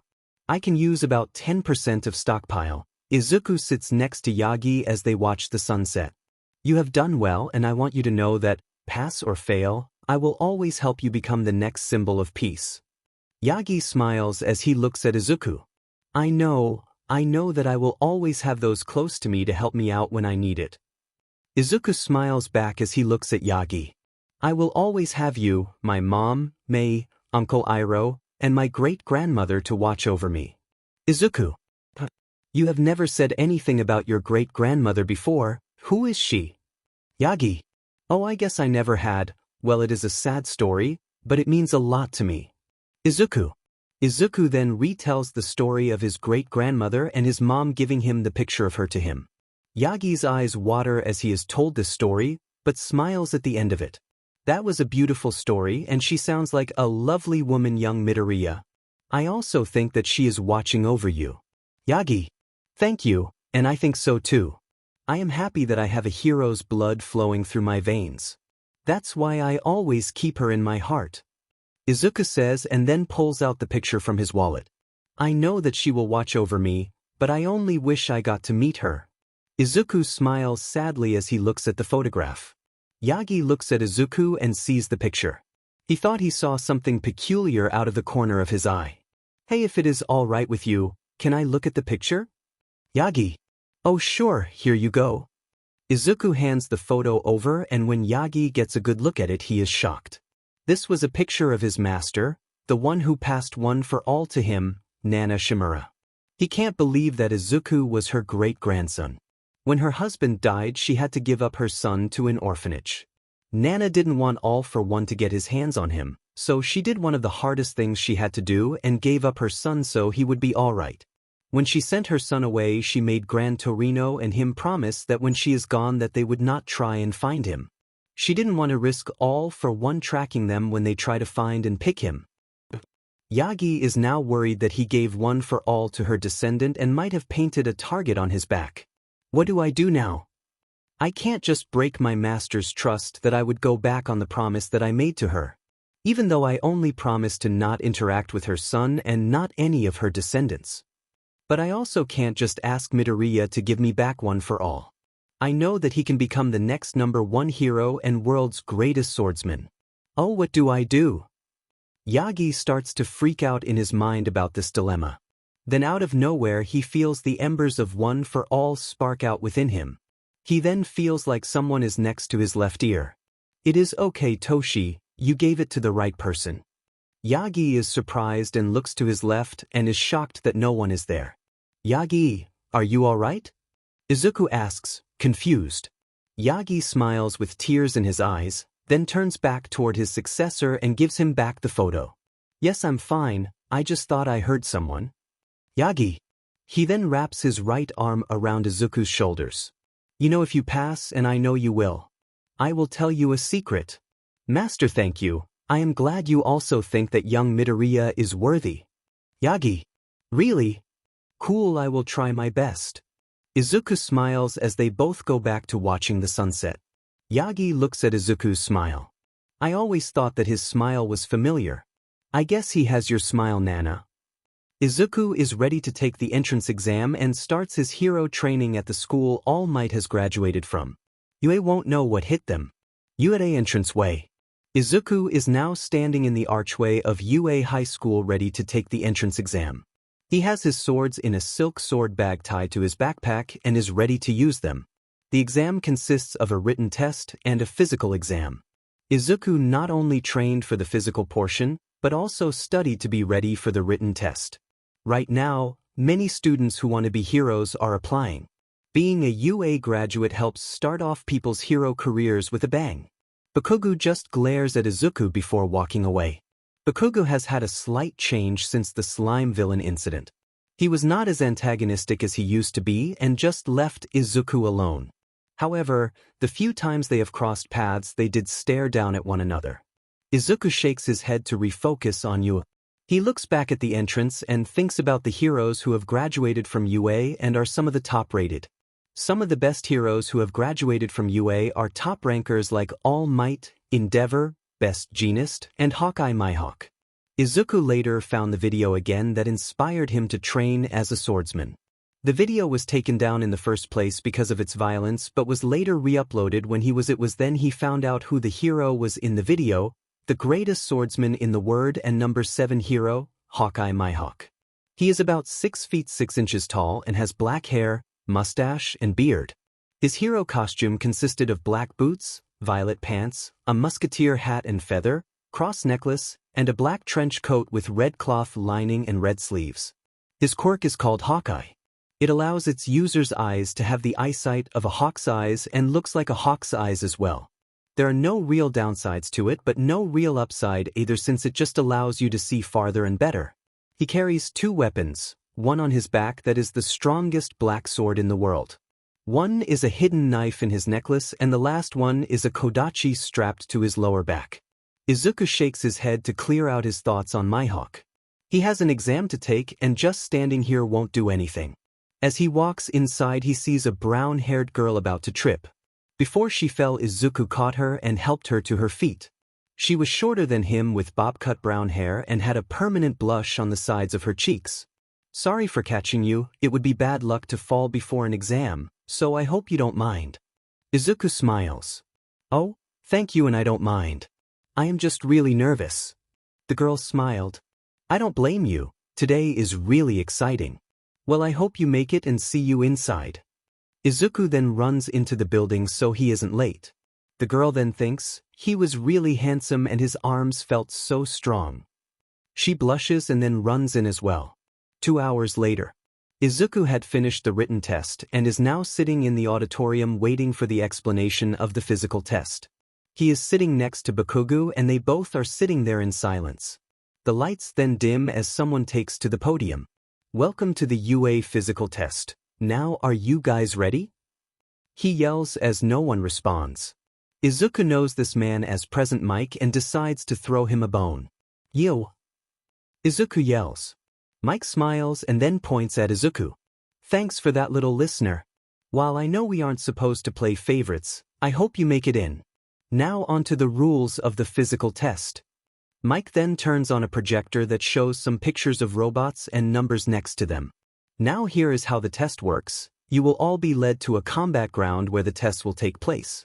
The combat ground that you go to is listed on your exam pass that you have received earlier. Once there you will enter the grounds and fight fake villains. The fake villains will be robots with point values attached to them.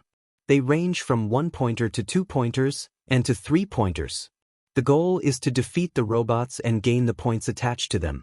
You want to earn as many villain points as you can before the time limit is up. If you have earned enough and scored high enough on the written tests, you will be admitted to UA. If not, well, there is always next year. Mike shrugs and pulls out a piece of paper. Some other rules of this exam are that while you can steal points from other examinees, you cannot hurt them. If you hurt another test taker, you will immediately fail. You also can't leave the grounds until the time limit is up. If you leave, that is another immediate fail. If you are hurt or don't want to fight anymore, you can head back to the entrance. Now, are there any questions? Mike yells out. A tall young man that has short blue hair and glasses then stood up with his arm raised. Yes, I have a question. On the printout it says there are 4 types of robots. If this is a spelling error, then it is shameful for a school like UA to allow this to happen. We are exemplary students who came here today to do our best. Tall guy says. Thank you, examinee number 7771, for that request. I was actually getting to that. You see, there is a 4th robot that is worth 0 points. It's not like you can't or shouldn't defeat him, there is just no point. I recommend that you ignore it. Thank you and sorry about my interruption. Tall guy bows and then sits down. No problem. Now if there are no other questions, let's head to the combat grounds. Remember the school motto to go beyond plus ultra. Plus ultra. The rest of the students yell. A few minutes later, Izuku is now in his training gear that he was wearing at the beach, green track pants, black undershirt, green hoodie. He also has his swords tied to his waist as he gets off the bus that went to his combat ground. He then sees the girl from earlier is next to him as they wait to start. Hello there. Izuku waves. Oh, hi there. What a coincidence that we are at the same battle area. Girl. Yeah, it is. Oh, I never introduced myself. I'm Izuku Midoriya. Izuku holds his hand out. I'm Achiko Uraraka. Nice to meet you. Achiko shakes Izuku's hands. Izuku noticed that she was shaking a little bit. Are you still nervous? Izuku. Oh, I still trying to calm down. We only get one chance at this. Achiko smiles wobbly.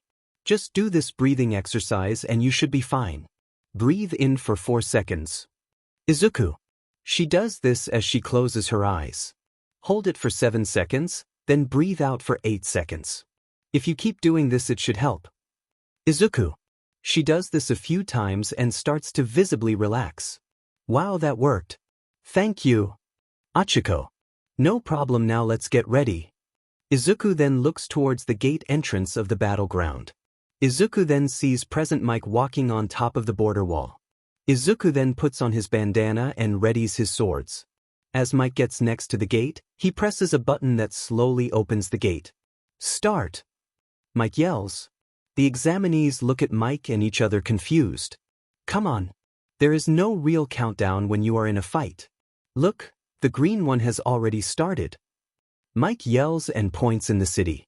The other examinees then see Izuku covered in green electricity already in the battle city. Wait, how is he so fast? I didn't even see him move. Crap, he is gonna get a head start. The other examinees then run after him. Izuku meanwhile is running in full cowl, 3 swords at the ready, and sees some one-pointers ahead and gets his swords ready. Thanks to his last few months of training, Izuku can use about 10% of one for all without hurting himself. Full cowl, onigiri. Izuku cuts all the one-pointers in half and then runs off to look for more robots. Man running around in full cowl feels great. Izuku then finds 2 two-pointers who lock onto him. Target acquired. The 2 pointers say as they rush at Izuku. Now I can see how this move works on enemies that are not friggin' All Might. Izuku thinks as he starts to dodge and flow like water. Full cowl 3 sword style streaming wolf swords. Izuku passes by the robots without a scratch on him as the robots fall apart. Can't stop now, I need to get more points. Izuku says as he runs deeper in the city. As he is running, he decides that when using full cowl as he attacks, he won't say 3 sword style and full cowl together because it takes too long to say all of that. It really could give his enemies enough time to react. He finds a 3-pointer in an alley and the robot sees him, then fires some rockets at Izuku. He reacts fast and twists his body. Full cowl dragon twister. Izuku says as he uses the force of his attack to redirect the rockets back to its sender. The 3-pointer explodes as Izuku jumps over it to find more enemies. That was much easier to say instead of full cowl 3 sword style. Izuku thinks as he is back on the streets. Izuku sees some more one-pointers on top of a building fire their guns at some other exam takers. While the bullets they are firing are made of rubber, they still hurt. Izuku wall jumps to the top of the building unnoticed and gets in his stance. Full cowl. Izuku then leaps to the robots while spinning. Hawk wave. Izuku slices the robots up then lands back on the streets and helps the ones getting shot at. After helping them, he runs off feeling amazing and ready to earn more points. About 5 minutes later. Meanwhile, in a dark room filled with monitors, the teacher's judges are watching the examinees try to earn points. There sure are a big batch of rookies down there. Snipe. It seems like this year has the biggest number of exam takers so far. Cementos. I do see a whole lot of potential students, as well as some troublemakers. Glad King. I see a lot of good-looking ones as well. That green one has earned about 50 points and is so handsome and so strong. Midnight says as she licks her lips. Don't make me get the spray bottle. A tired man says as he also looks at the green test taker. Now there is still some time left, so let's not count out those who take a second to get serious. Principal Nizu says as he then presses a red button. Let us see how these hero potentials react when faced with something more serious. Nizu smiles as he drinks his tea. 3 minutes remaining. Mike yells to everyone. Izuku slashes a 3-pointer and takes a few seconds to catch his breath. Alright, that should make about 85 points. I hope that is enough to pass. Izuku. The ground then starts to shake and Izuku starts to look around to find the source. He then sees a giant robot with the number 0 painted on its arms start to move down the street. That's the 0-pointer? That thing is as tall as most of these fake buildings. Izuku yells. He then sees other exam takers run away from this giant metal final boss fight. I guess that makes sense if you need to earn more villain points. Izuku then wonders if he should run or try to fight it to see if he can take it down. As the tall guy from earlier runs by him, Izuku hears someone yell out, "Wow wow." Izuku then looks around to see Uraraka trapped by some rubble caused by the 0-pointer. She is on her stomach as she tries to reach behind her to touch any of the debris on her. Izuku sees the 0-pointer moving down the street in a path that will lead it to the girl. Izuku then runs to her and lifts off the rubble on her. Can you move? Izuku. No, I think my ankle is twisted. Achiko tries to pull herself up but can't. Izuku then picks her up in a bridal carry and moves her out of the robot's path. When he sets her down, he turns back to face the robot. I can't let this thing hurt anyone else. Izuku thinks as he readies his swords and turns on full cowl. Izuku starts to spin his swords as he tries to build up as much power as he can that won't hurt him afterwards. As he does this, he feels his back tingle with energy that he has never felt before. What is this feeling and why do I want to apply as much energy as I can to it? Izuku follows his instincts as he adds energy from one for all to that spot.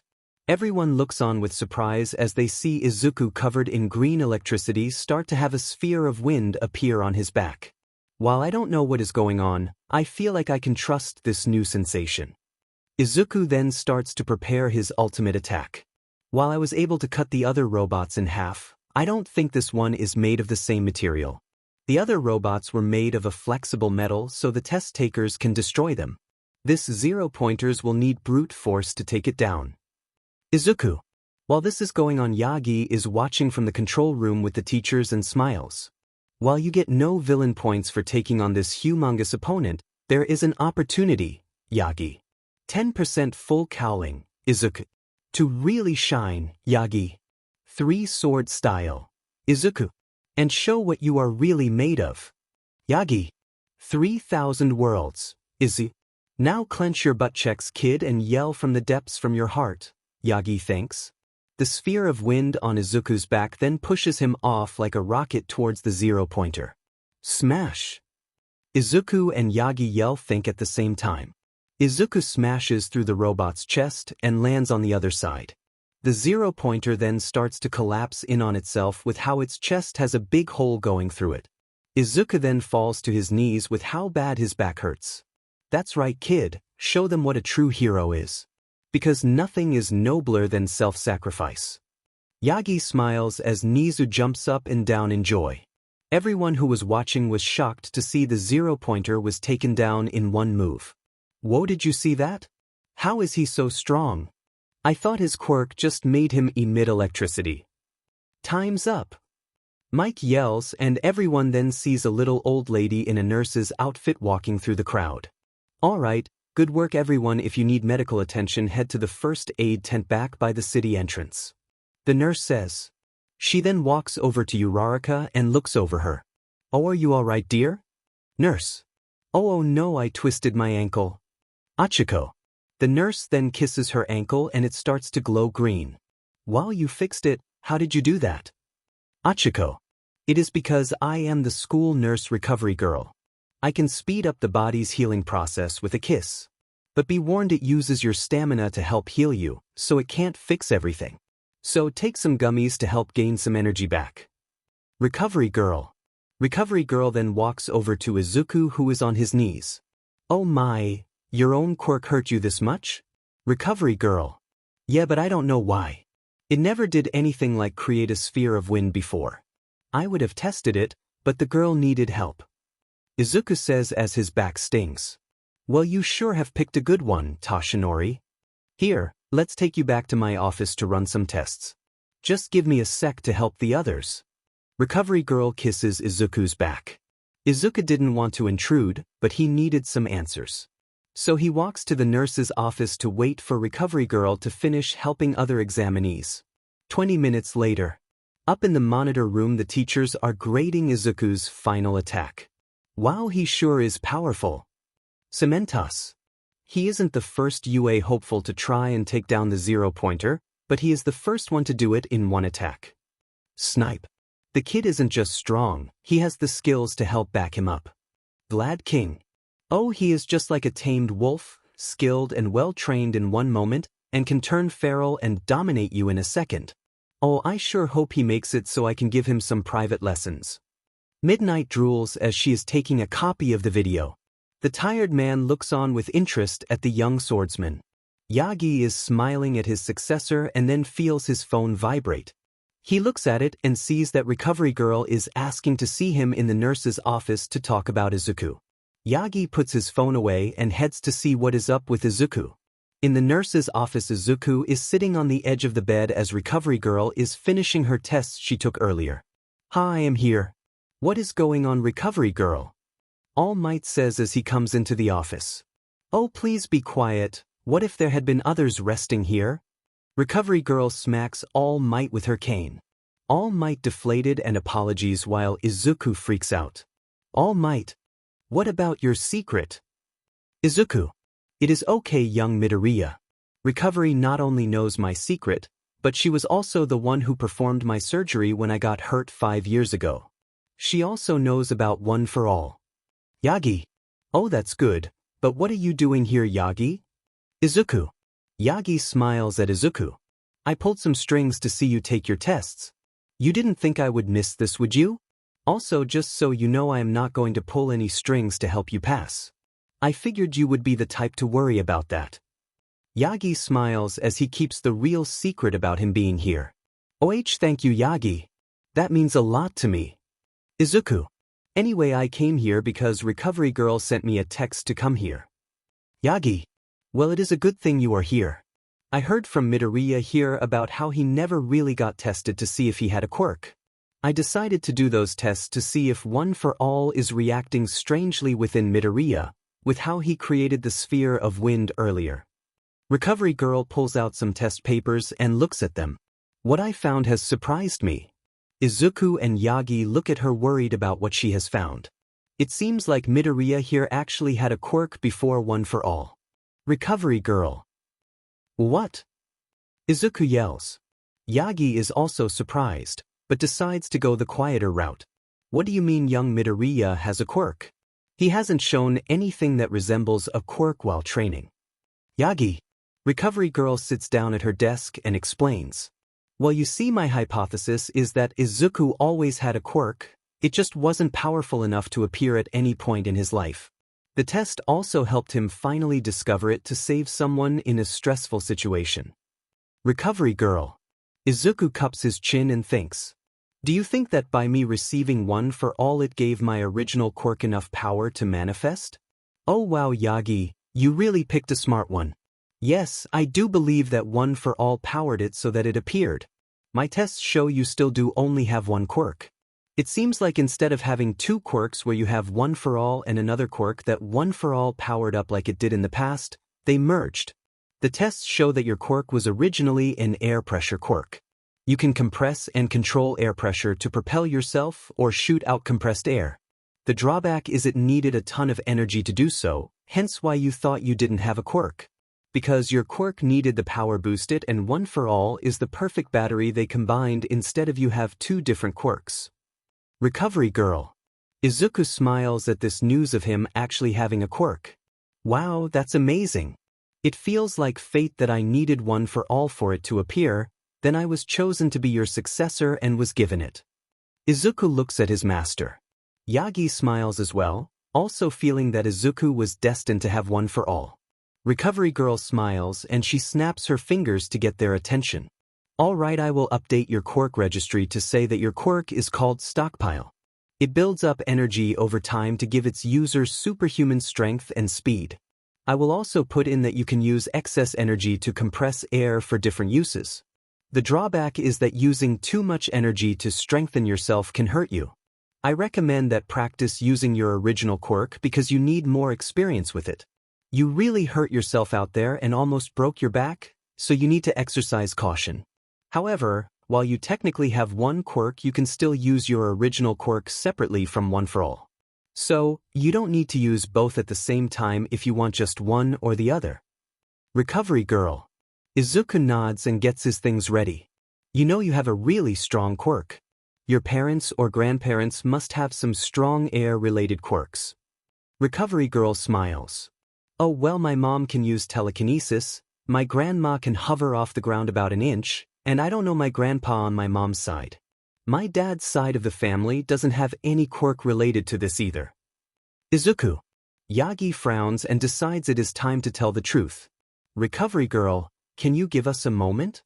Recovery Girl looks at how serious Yagi is and nods her head then leaves. "What did you want to talk about?" Izuku. I believe it is time I tell you about my master and her quirk called Float. Yagi says as he sits next to Izuku. For the next half an hour, Yagi explains who his master was and how both his master and Izuku's great-grandma were one and the same. Toshinori also told how she sacrificed herself to save him. Izuku is crying, but still has a smile on his face. Wow, I can't believe it. I really do have a hero's blood running through my veins. Izuku. You really do, and you also have her smile. Yagi smiles at Izuku, who is even more happy at how he resembles his grandma. I also believe that you are destined to wield one for all and become the world's greatest hero and swordsman. Yagi says as he ruffles Izuku's hair. Izuku's grin becomes wider, feeling like he defied all odds and made his fate become what it is now. Now let me give you a ride to get you home to rest. Your results should come in about a week from now. Yagi says as they both walk out of the office. 1 week later. Izuku is on the beach watching the sun set with a letter from Yue in his pocket. He and Mei decided to open their letters together on Dagoba Beach. Izuku had asked Yagi to give him a ride because he also wanted to bring his guitar with him. Izuku had bought an acoustic guitar a while ago to practice playing music. One of Izuku's favorite pastimes is to play on the beach after training. Now that he won't have enough time to come here as often if he gets into Yue, Izuku decides to play one more song that Izuku had made. So clench your fist now, you're gonna break them. If they don't listen, well, you got to make them. The time is upon you to show them what you could do. You're breaking the mold and now you'll fight back. I know you'll break through someday somehow. The bells are ringing, your victory is now. The time is upon you to show them what you can do, and now they will know that your day has come. Wow, Muscles, I didn't know that you can sing. Or play a guitar. Mei says as she walks next to Izuku. Oh hey Mei, I didn't see you there. Izuku. Mei sits next to Izuku and pulls out her letter. Are you ready? Mei. Yeah, I am. Izuku. Mei then opens her letter and pulls out some papers and a little metal disc. Izuku had to stop Mei from taking the disc apart and press the on button. The projection then comes out and plays. Hello, I am Power Loader, the support course teacher here at UA. I am here to say that you Mei Hatsum have passed the exams. You have passed the written test, and during the invention test, where you were given a box of parts and were given an hour to make something, you were able to make a drone that met our standards. Congratulations, you are now a student of UA. You will be assigned to the support class 1H that I teach, and I hope you will have a good time. Bye. Izuku and Mei are happy that she has made it into UA. Wow, you made it. Great job, Mei. I knew you were smart enough to make it in. Izuku. He thanks Muscles. I can't wait to make more babies. Mei says as she blushes at Izuku's compliment. Now it was Izuku's turn as he opened his letter. I am here as a projection. Hologram All Might says. Wait, why is All Might doing these messages? Izuku and Mei speak at the same time. Izuku looks over his shoulder knowing that Yagi is laughing about now, and he is right. Yagi was laughing as he watched from the steps that lead to the beach. Izuku then looks back to the projection. You are probably wondering what I am doing here. Well, you are looking at UA's new heroics teacher. Izuku and Mei's eyes widened at the news. Huh. A hand comes off screen and gestures around while nothing, but All Might could be heard. Who is taking too long? Look, I just want to show him something first. Wait, I have to do how many of these? Alright, now listen, young Izuku Midoriya, you have passed the written test with a score of 100 out of 100. Good job. Now for the physical exam you scored about 86 villain points, which is more than enough to pass. Izuku and Mei smile at the news of Izuku passing as well. But wait, there's more.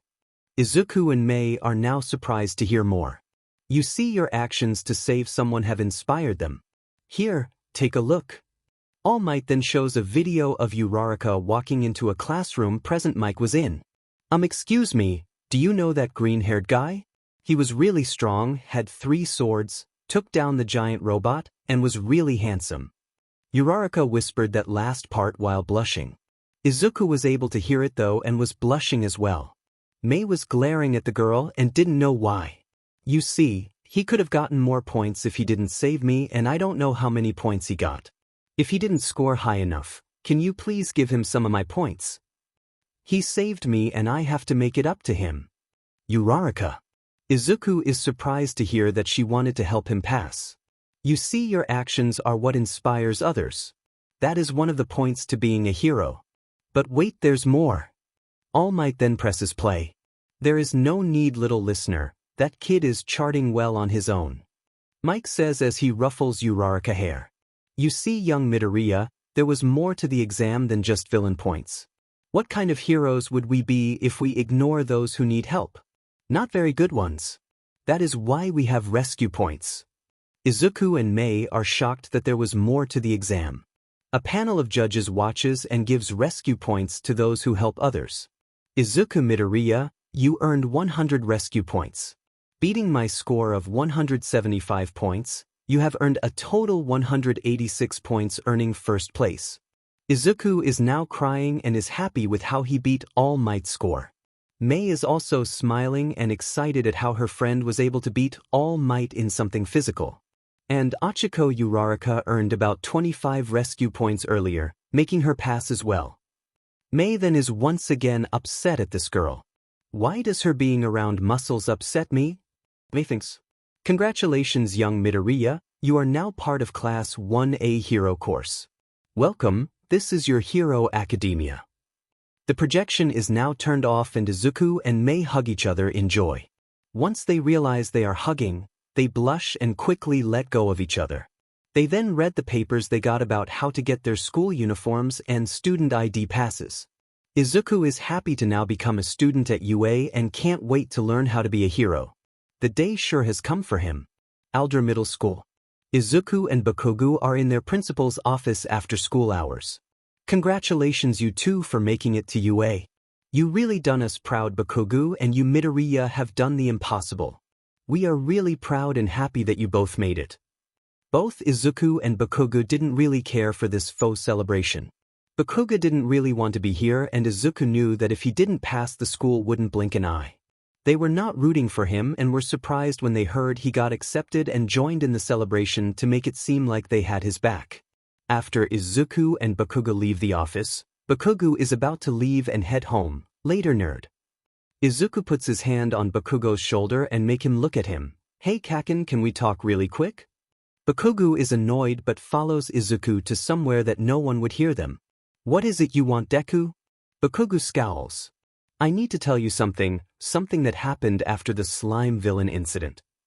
Izuku says with his back towards his childhood friend. Izuku turns around with a serious look on his face. I found out I have a quirk. Bakugo's eyes widen at this news and grabs Izuku by his collar.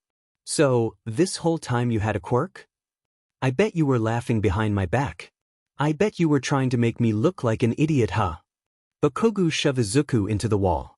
Izuku then grabs Bakugo's hands and makes him let go. Kaken, do you really think I would do that? It makes no sense. Izuku says, but Bakugo just gets angrier. No, I would bet my left leg that you were trying to look better than me. Izuku then grabs Bakugo by his collar and makes him look at him. Why would I do that? I would never say that. I am telling you the truth about me finding out I had a quirk after the incident. I respect you a lot to tell you the truth, damn it. Bakugo is surprised to hear Izuku swear and looks into his eyes. He can tell that Izuku is telling the truth. Alright then, tell me how this happened. Izuku then started to tell Bakugo how he found out about how he has a quirk called Stockpile. About how Stockpile takes time to build up energy, hence why it never appeared before, and how he had someone help train him to use it. Izuku then goes 5% full cowl to show Bakugo that he isn't bluffing. Alright then Deku, I guess you do have a quirk. But know this, it won't change anything, I will still beat you and become the next #1 hero fucker. Bakugo yells then leaves. Izuku just smiled, happy that Bakugo now won't question him if he sees him using his new quirk. Izuku then leaves to head home and prepares for some UA paperwork. The next day, Izuku and Yagi are at UA to pick up his school ID. Yagi came along because in order for Izuku to bring his swords around school and use them for hero class, they need to do some paperwork to turn into the principal. In order to bring weapons or support gear to school, Students need to file some paperwork and ask the principal in person. They are right now waiting for this other student to finish his meeting with Nizu before they can ask if Izuku can bring his swords. The door opens and a weird blonde sparking guy with a weird belt walks out with a smile on his face. Next, the intercom says. Izuku and Yagi stand up, and before they enter, Yagi whispers to Izuku, "Just so you know, the principal is a good friend and knows about one for all." Izuku isn't that surprised and nods his head. "Hello there, am I a mouse, bear dog?" "Well, I am the principal. How can I help you today, All Might?" Nizu asks behind his desk. "Hello, sir, and please remember to call me Yagi in this form. I am here with young Midoriya to turn in the paperwork to bring his swords to hero classes and ask if he can bring them to the regular classes." Yagi says as he and Izuku sit down. "Oh, sorry about that, I forgot, Mr. Yagi. Anyway, sure, just hand them over so I can review them." Nizu. Yagi checks his pockets but can't find the papers. "Dang it, I'm sorry. I forgot them in the teacher's lounge, just give me a moment to grab them." Yagi then leaves the room with Izuku and Nizu by themselves. "Would you like some tea? I can brew up a new batch." Nizu. "I would love some, but here, let me make it, sir." Izuku stands up and starts making some tea. Once he is done, he hands Nizu a cup and they start to drink. Nizu takes his first sip but stops. His eyes go wide with how delicious the tea Izuku made was. Nizu smiles and continues to drink. Nizu then pulls out a chessboard. "I know for a fact it will take Mr. Yagi a while to grab the paperwork. Would you like to play a quick game?" Nizu smiles. "Oh, sure, that sounds like fun." Izuku then sits in front of Nizu and plays chess with him.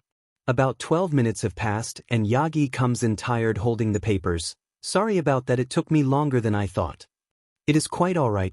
Mr. Midoriya and I were just enjoying some tea and playing a round of chess." Nizu. Izuku meanwhile is staring hard at the chessboard and then smiles. Izuku moves his rook and looks at Nizu. "Checkmate." Both Nizu and Yagi are surprised by this and Nizu smiles. "Well done, Mr. Midoriya, I didn't see that there." Now onto the paperwork. "Yes, sir, here you are. This should allow young Midoriya to bring his swords to hero classes. Now about him being allowed to bring them to regular classes, I will allow it." Nizu interrupts Yagi and shocks him. "Just like that?" "Yagi." Nizu stamps the paperwork and starts to fill out the new paperwork to allow a student to bring weapons to class. "Just like that. I had a good time with Mr. Midoriya, and he made some really good tea. Think of this as a reward for beating me in chess. I just ask that you make me some more in the future." Izuku smiles and stands up. "Sure, I don't mind." "Thank you, sir." "Good, your weapon pass will be ready on the first day of school. Just come on by before homeroom starts." Nizu. Yagi and Izuku then leave as Nizu finishes the papers. As he files them away, he thinks about how smart Izuku must be to beat him in chess. "I believe I might have found someone to take my special classes." All of the teachers felt a chill in their spines as they now dread the future. A few days later, Izuku is at home, getting ready for his first day at UA High School. He is tying his shoes as his mom asks him some questions. "Do you have your notebooks and pencils?" Inko. "Yes, Mom." Izuku. "What about your handkerchief, and did you make sure to not bring any action figures?" Inko. "Mom, I have everything I need, and I need to get going." Izuku says as he stands up. "Izuku, wait. I just want to say you look so cool." Inko says as Izuku turns around. Izuku is wearing his UA uniform with his bandana tied to his left arm. Thankfully, UA rules about earrings are laxer than his old school, so Izuku can wear his earrings. "Thanks, Mom," Izuku says as he smiles. He then opens the door and heads off. Izuku had just left Nizu's office with his new weapon pass. He also made Nizu some tea really quick as a thank you. Izuku is now wandering the halls looking for his class. 1A, 1A. Come on, where is it? Izuku wasn't looking in front of him and runs into Midnight. "Oh, what do we have here?"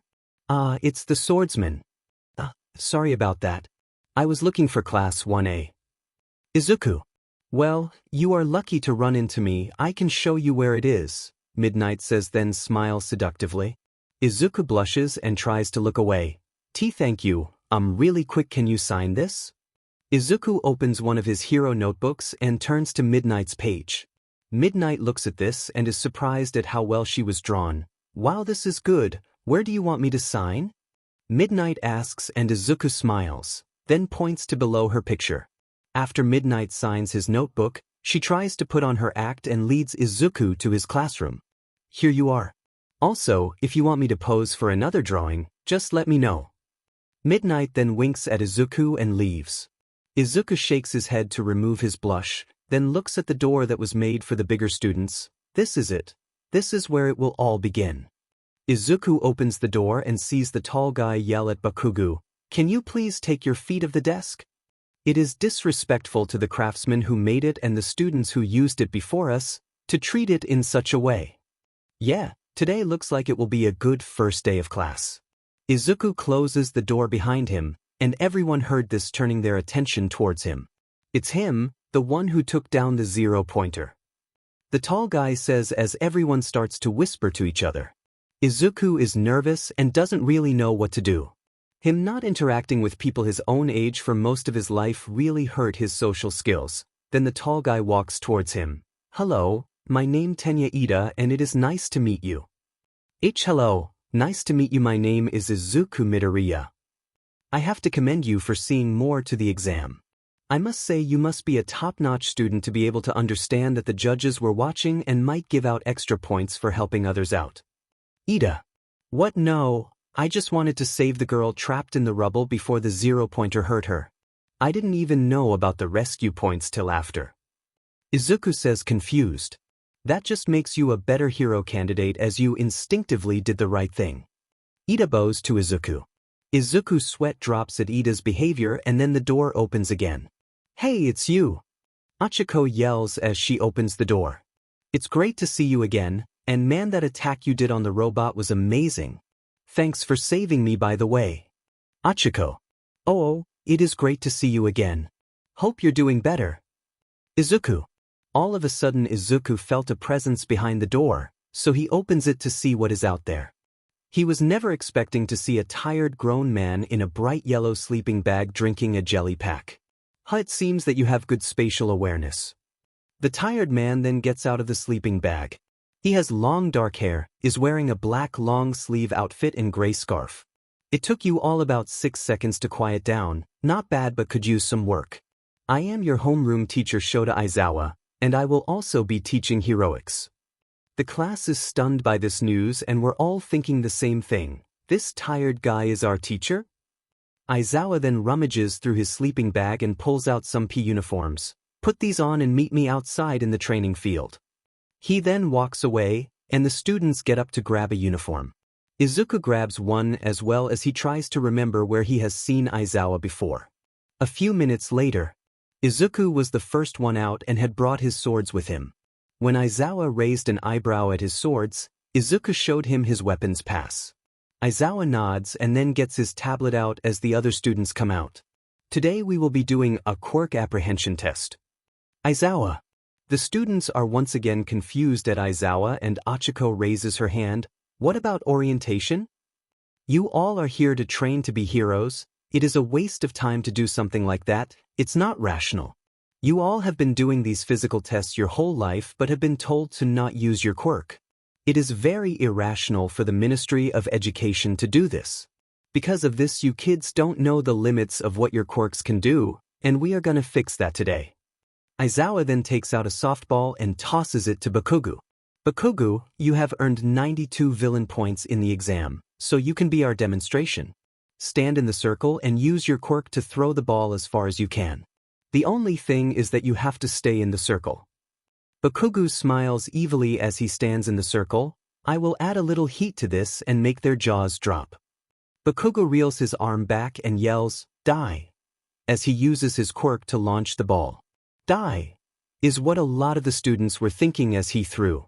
After the ball hits the ground, Aizawa pulls up the tablet and shows everyone Bakugo's score of 2,303 feet. Everyone is shocked not only at Bakugo's score, but that they will get to use their quirks. We get to use our quirks? Red-haired guy. This will be so much fun. Pink Skin Girl. Fun you say. Aizawa says coldly. Izuku now feels like the pink girl had said the wrong thing.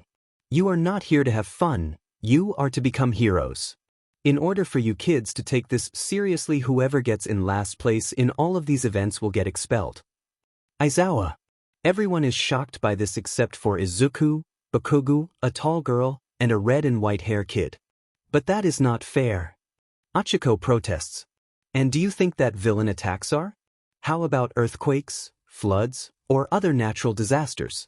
It's a hero's job to combat that unfairness, and in order to prepare you all for that, you will face challenges that are not in your favor. That is why UA is the best hero school, because we go beyond plus ultra. Aizawa. All of the students then get serious as Izuku pulls out his bandana and ties it to his head. While I don't believe Mr. Aizawa is lying about expelling someone, I think he said this to make sure that no one holds back. Well, I won't either. Really quick, how come those two can have equipment? A guy with weird elbows says as he points to Izuku and a blonde guy. One has support equipment that helps him use his quirk, while the other has a pass to bring his swords to both regular class and heroics class. Aizawa. Dude, you can use swords, that is super manly. The red-haired guy says, oh, I forgot to introduce myself, I'm Ijiro Kirishima, and that bandana looks super cool. Hello and thank you, I'm Izuku Midoriya. Izuku. Enough chatting, let's head to the first event. Aizawa. First event. The first event was a 54-yard dash, and everyone went but Izuku and Bakugo. As they take to the start line, Bakugo whispers to Izuku, let's see how your quirk will do against me, though I will still win Deku. They get ready and Izuku goes full cowl 10%, which surprises everyone because they thought his quirk involved his swords. Start. The robot yells as Izuku and Bakugo take off. Bakugo uses his explosions to propel himself and got 4.5 seconds. Izuku, however, was faster, and when he crossed the finish line, he got 3.07 seconds. Wow, he was slightly faster than you, Ida. Achiko yells in joy. Well, I was only able to get to second gear in this test, but even so that was impressive. Ida says as he cups his chin. Bakugo looks at Izuku, who smirks at him. Looks like I win. Bakugo scowls and stomps away while huffing. Second event. It was a standing long jump and Bakugo clears it easily. After him was Yuga Aoyama, a kid who can shoot lasers out of his belly button, and he also clears it. Izuku uses full cowl to jumps, but because he cannot do a running start, he only clears the sandbox and half its length as well. Aizawa looks at Izuku with interest. He was able to launch himself when he fought the zero-pointer but hurt himself afterwards. That won't do. Third event. It was a grip strength test, and the student who scored highest was a kid named Mizo Shoji, who had a mutant quirk that gave him extra arms limbs. He was able to use all three of his arms on his left side to get a score of 1,190 pounds. Izuku was able to raise his full cowl to 12% for a few seconds before it would hurt him to get a score of 275 pounds. Izuku looked around and saw a purple-haired girl not really trying. He walks up to and speaks, "Why aren't you trying? Don't you want to not get expelled?" The girl is surprised and looks at him. She composes herself and gives him a straight-face look. "Look, my quirk isn't meant for this kind of thing." She then twirls one of her ear jacks around. Izuku argues his thumb towards Shoji. "Why not try to do what he did and use your jacks? I saw that you are able to move your jacks like another limb, so along with your hands you can wrap your jacks around the grip to get a higher score." The girl's eyes widen at this and tries it out on her grip strength machine. She was able to squeeze just hard enough to barely get a score of 101 pounds. Wow, that worked. "Oh, thanks for that. My name is Jairu Kyuka." She reaches her hand out. Izuku shakes her hand and smiles, "Glad that I was able to help out." "I'm Izuku Midoriya, nice to meet you, Jairu." Jairu smiles and walks away waving behind her. Fourth event. Repeated sidesteps were the event that only Bakugo, Izuku, and a short purple ball-haired kid did well. Izuku did this test normally while Bakugo used his explosions to push him back and forth. The short kid took the ball off his head and bounced between them. Fifth event. It was the ball throw from earlier, only now everyone else goes. Bakugo didn't have to because he already went. Uraraka went up, used her quirk to remove the gravity from the ball and threw it. After a few minutes of nothing happening, Aizawa shows on his tablet that she got a score of infinity. What, she got infinity? Most of the students yelled as Uraraka rubbed the back of her head embarrassed. It was Izuku's turn as he stood in the circle ready to throw the ball. Izuku goes full cowling and reels his arm back. As he is just about to throw, he stops at the last second. Izuku looks at his arms, noticing that the electricity is gone, and turns around to see Aizawa's eyes glow red while his hair is standing up. Izuku was able to see the goggles that were hidden by Aizawa's scarf. Wait, I know who you are. You can erase people's quirks by looking at them. You're the erasing hero, erase your head. The students murmur as most of them don't know who he is, with only one student saying that he was an underground hero. You are holding back, why?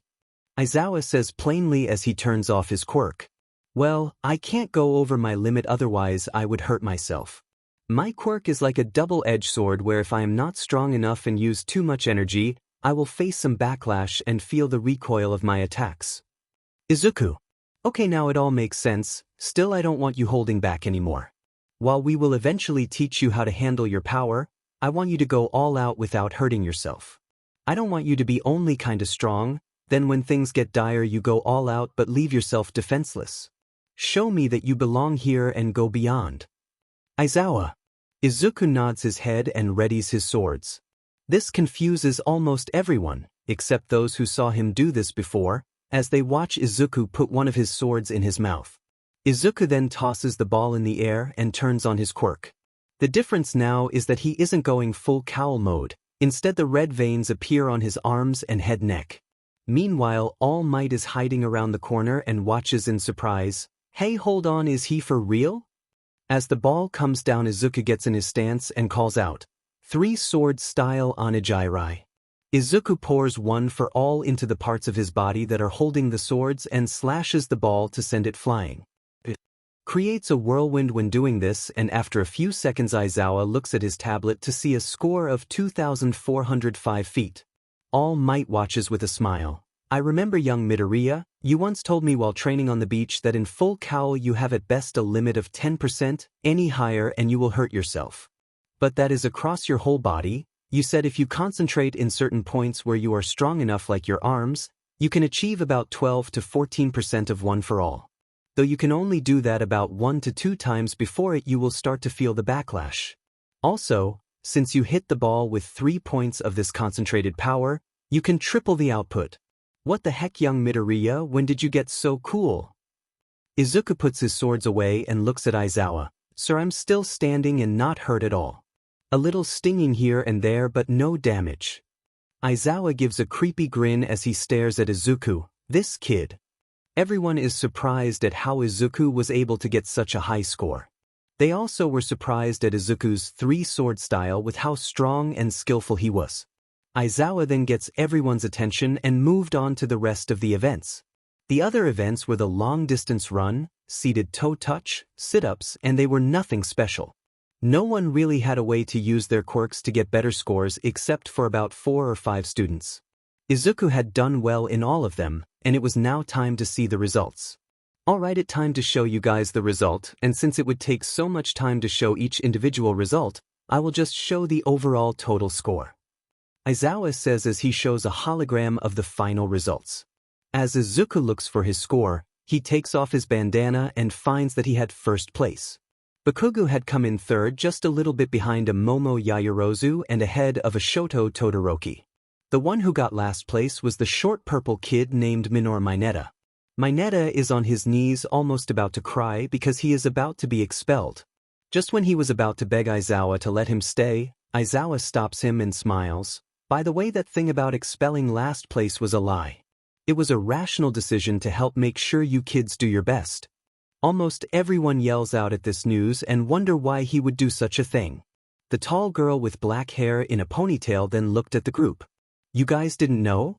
It seemed obvious that he said he would expel last place to trick us into doing our best. Izuku then also speaks up. Yeah, I knew that. Sorry, I thought it was a trick and that he wouldn't expel anyone. I didn't say anything so that I did not risk him changing his mind because I do believe he won't have a problem doing it. Izuku grins nervously and scratches the back of his head. Everyone knows how weird Izuku's range of emotions was to go from extremely serious to shy dork. Well, he is not wrong. Mineta, you were able to scrap by because of how creative you were able to use your quirk. If in the future, you do not continue to improve yourself or show that these few ideas are all you have, then you will be dropped to the regular classes. So, make sure you show that you belong here.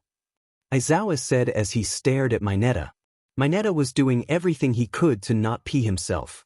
When you all finish changing, there should be your schedule on your desk when you get back to class. As for me, I'm gonna take a nap. Aizawa then walks away with his sleeping bag. As everyone heads to the changing rooms, Aizawa is stopped by All Might. Do you have a second, Aizawa? Oh, so what does the symbol of peace want with me? Aizawa, I just came here to ask you 2 questions if you don't mind. All Might, okay then shoot. Aizawa says with his arms crossed. Thank you. First off, why didn't you expel anyone? You expelled everyone last year, so why not now? All Might, last year not a single one was able to be creative with how they used their quirks. They also did not really excel in anything, even the ones with strength-enhancing quirks didn't do that well. They all passed because of how the exam panders to those with physical quirks, and it's not rational. Aizawa's eyes narrow. I see. My other question is a bit different. While I've had helped out some other heroes or sidekicks, I don't have any experience teaching others that much. If I am going to be teaching here, I do not want to let my students down. I was wondering if it would be okay if I ask for some help now and then? It would be very irrational to have our students fall behind because we were not able to help them. All Might smiles at the last part. Aizawa is surprised by this and narrows his eyes again. I am willing to help if you tell me what brought this on. All Might shifts uncomfortably and looks up into the sky. You see, I had an amazing master who helped be the man I am today. Recently, though, I was trying to help someone, but I realized at how unprepared I was to help and teach them. All I could say was do what comes naturally and things like that. While I eventually was able to help them with their problem, I realized it took a little too long and I thought I can't teach like this. Not while knowing at how much my master was able to help teach me. So that is why I would like your help. All Might said with his smile lessened a little bit. Aizawa stares at All Might for a bit until he signs, all right, I will give you help when you need it. Though my first piece of advice is to buy a book on teaching to help make sure you have a better grasp on it. All Might gives a thumbs up and pulls out a book from his back pocket as Aizawa then walks away. I am already ahead of you on that. Still thank you, Aizawa. All Might then heads back to the teacher's lounge hoping he can help his successor with any problems he comes across. Aizawa then thinks about how All Might said he helped someone, and he has an idea on who it was. Meanwhile, is class 1 at Izuku is grabbing his schedule as school is about to end in 1 hour. As he thinks about how to pass the time, the pink skin girl grabs everyone's attention. Hey, guys, how about we get to know each other before school ends? I don't mind doing that, but should we do this? The kid with yellow hair with a lightning bolt in it. Well, if we are going to be together for the next few years, we will have to get to know one another at some point. The tall girl. Izuku cups his chin and says aloud, not only that we will have to work together for training exercises, so we can introduce ourselves and explain what our quirks are.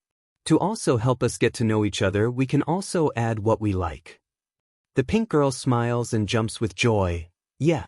Come on guys, even though our teacher is a bit grumpy, I bet that even he would think this is a smart thing for us to do. Everyone looks at each other and some are excited to get to know each other while the rest begrudgingly agree to do so because there is nothing else to do or they think it would be smart to understand how everyone's quirks work.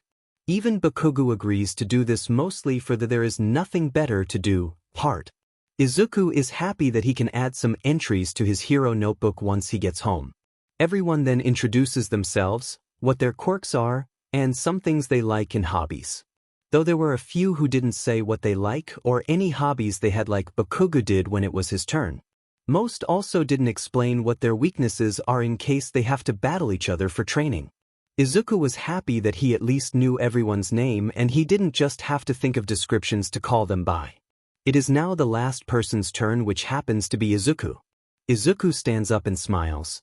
Hello, my name is Izuku Midoriya, and my quirk is Call Stockpile. It basically builds up energy over time and I can use that energy to strengthen myself and give me more speed. Because it takes time to build energy, I was kinda a late bloomer. But on the bright side, every time I use the energy, it isn't used up and it isn't wasted, so I don't have to worry about recharging. My hobbies are sword training, hero research, making drinking tea, listening to music, and playing on my guitar. I look forward to working with you guys. Everyone says hi and thank Izuku for introducing himself. There are 3 people who are interested in what Izuku had said. The first was Todoroki, who was interested in his quirk and sword training. Next was Jiru, who was very interested that Izuku liked music and could even play a guitar. The final one was Momo Yaoyorozu, who was also interested in his quirk and sword training, but she was also interested in being friends with him who, like her, also likes to drink and make tea. The bell then rings informing the students that school is over. As Izuku is about to leave, he looks at the door and sees that Ida, Uraraka, Yaoyorozu, and Jiru stand next to the exit. Ida then raises his hand robotically. Midoriya, if it is all right with you, we would like to walk to the station with you. Izuku is surprised but smiles. Sure, I don't mind. Let's head on out. As they walk to the station, they chat and try to get to know each other better and enjoy themselves. Uraraka is talking to Momo but keeps fumbling her name. Hey Yazuroiga. Sorry. I just keep mispronouncing your name. Momo raises his hands to calm Uraraka down. It's fine, this actually happens more often than you think. Jiru thinks for a second then snaps her fingers. Hey, if it's alright with you, can we give you a nickname? I also have to take a moment to make sure I say your name right. Momo smiles and nods her head. Sure, that would be lovely. I wasn't really close to anyone at my old school to have nicknames, so today feels like a new start for friendship. Everyone smiles and they all decide to call her Yamamo to help make things easier. Izuku smiles at how he now has new friends at school, but as they reach the arch entranceway, he feels like he's forgetting something. Just then a pink missile collides into him. Hey Muscles, great to catch up with you. Yes, May, how could he forget that she also got accepted? As Izuku gets up, everyone looks on with confusion. Sorry, let me introduce you guys. This is May Hatsum, she is a support course student and my best friend. May, these are some new friends I made that are in the same class as me. Everyone greets each other, but the girls feel weird at how close they must be for Midoriya to call Hatsum by her first name. As everyone says hello, Izuku leans over to Momo to warn her. Listen, May really likes to make inventions, so don't let her know that you can create just about anything. She will go crazy and won't stop bugging you. Momo nods and thanks Midoriya for his warning. They all try to get used to Hatsum as she gives them nicknames because she won't be able to remember their names. Izuku smiles at his best friend's antics while his new friends get used to her. Izuku can't wait to see what tomorrow will bring here at UA. Next day in Class 1A. Most of the hero students thought that UA would be massively different from middle school, but they were wrong. UA still had regular classes like math, science, English, art, and history that you would find in a regular high school. UA just also had more extensive gym classes for PE and had hero classes to train students to be heroes. So, after all of the regular classes were finished, it was time for either PE, heroics, or both, and all the students were excited for that. After Present Mike finished the first day of English, Aizawa then came in to teach. Alright, today will be a bit tame to what you will face soon, but it needs to be done. Aizawa stands behind the podium, pulls out a remote and presses a button on it. A part of the wall opens up and 19 suitcases come out. Today for gym class you guys will exercise while wearing the hero costumes from the clothing bill you guys submitted before. School started. The classroom starts to cheer and yell until Aizawa gives them a death glare. The clothing bill is a form hero students submit before they start hero school. Students fill out the form with their updated quirk registry and the design of the hero costume they want to wear. Once submitted, the hero school sends this information to support companies they have contracts with, and the company makes the costumes. Izuku holds his backpack with his hero costume in it and smiles. Because Recovery Girl updated his quirk registry and May wanted to be the one who makes his costume support equipment, he didn't have to submit the clothing bill. Mom raises her hand and when Aizawa nods to her she stands. If you don't mind Mr. Aizawa, why are we doing PE in our hero costumes? The reason why we are doing gym class in your hero costumes is to make sure they fit fine and are appropriate. Some of you have also asked for support items for your quirks, and we need to test them before you use them on other people. This will also let us know if we need to make changes to your costumes or change the equipment. Now get dressed and meet me in the indoor gym. Aizawa then walks away as the students get their costumes. A few minutes later, the class was walking into the gym wearing their hero costumes while Aizawa was standing in the middle of the room. Alright, some of you don't look half bad though, some could use some work. Aizawa then looks around noticing that he is missing someone. Hey, where is Midoriya? The class looked around to see him but couldn't find him until they heard a yell. I'm here. I had to make sure my swords were tied on properly. They all turn and look at Izuku running in. Izuku is wearing the clothes he bought with his mom and were now upgraded by Mei. He was wearing his red shoes, the dark green cargo pants, the black undershirt, and the dark green short sleeve hoodie, though they were now armor padded thanks to Mei. The hood was removable, so it doesn't get caught by villains or something else. The hood had 2 strips of cloth that looked like All Might's V-shaped bangs, but they also looked like 2 bird feathers to honor Uncle Iroh and Iroha's love of birds. He was also wearing the white gloves, though they were now knuckle-padded and were made fingerless to hold his swords better. He had the black knee and elbow pads on and a red utility belt that was upgraded to have his swords tied to it. Finally, he wore a short white scarf around his neck that he got, and Mei made some filters built in it. That way when he didn't have a sword in his mouth, he could put on the scarf to help him breathe in smoke or poison gas. Mei also added a sharp teeth grin to the front of the scarf around his mouth because she said it would make him look cooler and more badass. Wow, Midoriya, you look so cool. Uraraka walks up to Izuku. Izuku blushes at what Uraraka's costume was. I should have been more specific. They made my costume skin tight. It's not really my style. Izuku tries to look away but sees the other girls and blushes harder. The girls either blush, Momo and Jairu, smile, Mina and Toru, or have no visible reaction, Tsu, from Izuku blushing from them. Aizawa signs and stomps his foot to get everyone's attention. Okay, since everyone is here, we can get started. First, we will do some stretches and then exercises in your hero costumes. While doing this, feel free to ask each other questions about their costumes. That way you can either point out design flaws or help give the other person ideas on how to improve them. Now get started. As everyone started to do the stretches, many of the students paired up to talk about their costumes, and Izuku teamed up with Momo, Ida, Uraraka, and Jairu. While they stretch and limber up, Momo then turns to Izuku. I must say your costume not only looks practical but is also kinda stylish. Izuku looks at Momo while blushing. Thank you, your costume looks nice, but why does your costume expose so much and have that bookshelf on your back? It was Momo's turn to blush. Well, as I said earlier, I can create any non-living item from my body as long as I have enough fat cells and know the chemical makeup of that item. In order for the item to come out, I need skin exposure, and it helps not rip my clothes. The shelf I have holds my books that have chemical formulas and the genetic makeup of useful items. That way I can look up that information if I need it. Izuku nods as he remembers yesterday. Okay, but why not use quirk clothes or Velcro to cover yourself? That way you are protected and not exposed to the elements. You can also have an ARM tablet with that info downloaded. Momo stops in place and stares at Izuku as he continues, quirk clothes or Velcro and ARM tablet. What do you mean? Izuku also stops and looks at Momo. Well, you can have Velcro squares covering the parts of your body that the items you create come out of. That way you have protection, and the Velcro just moves back into place.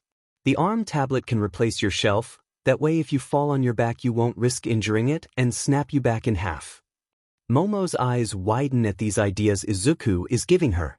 Izuku then talks about quirk clothes. Though I think you might have to test to see if the items you create can come out of quirk clothes, they might work too.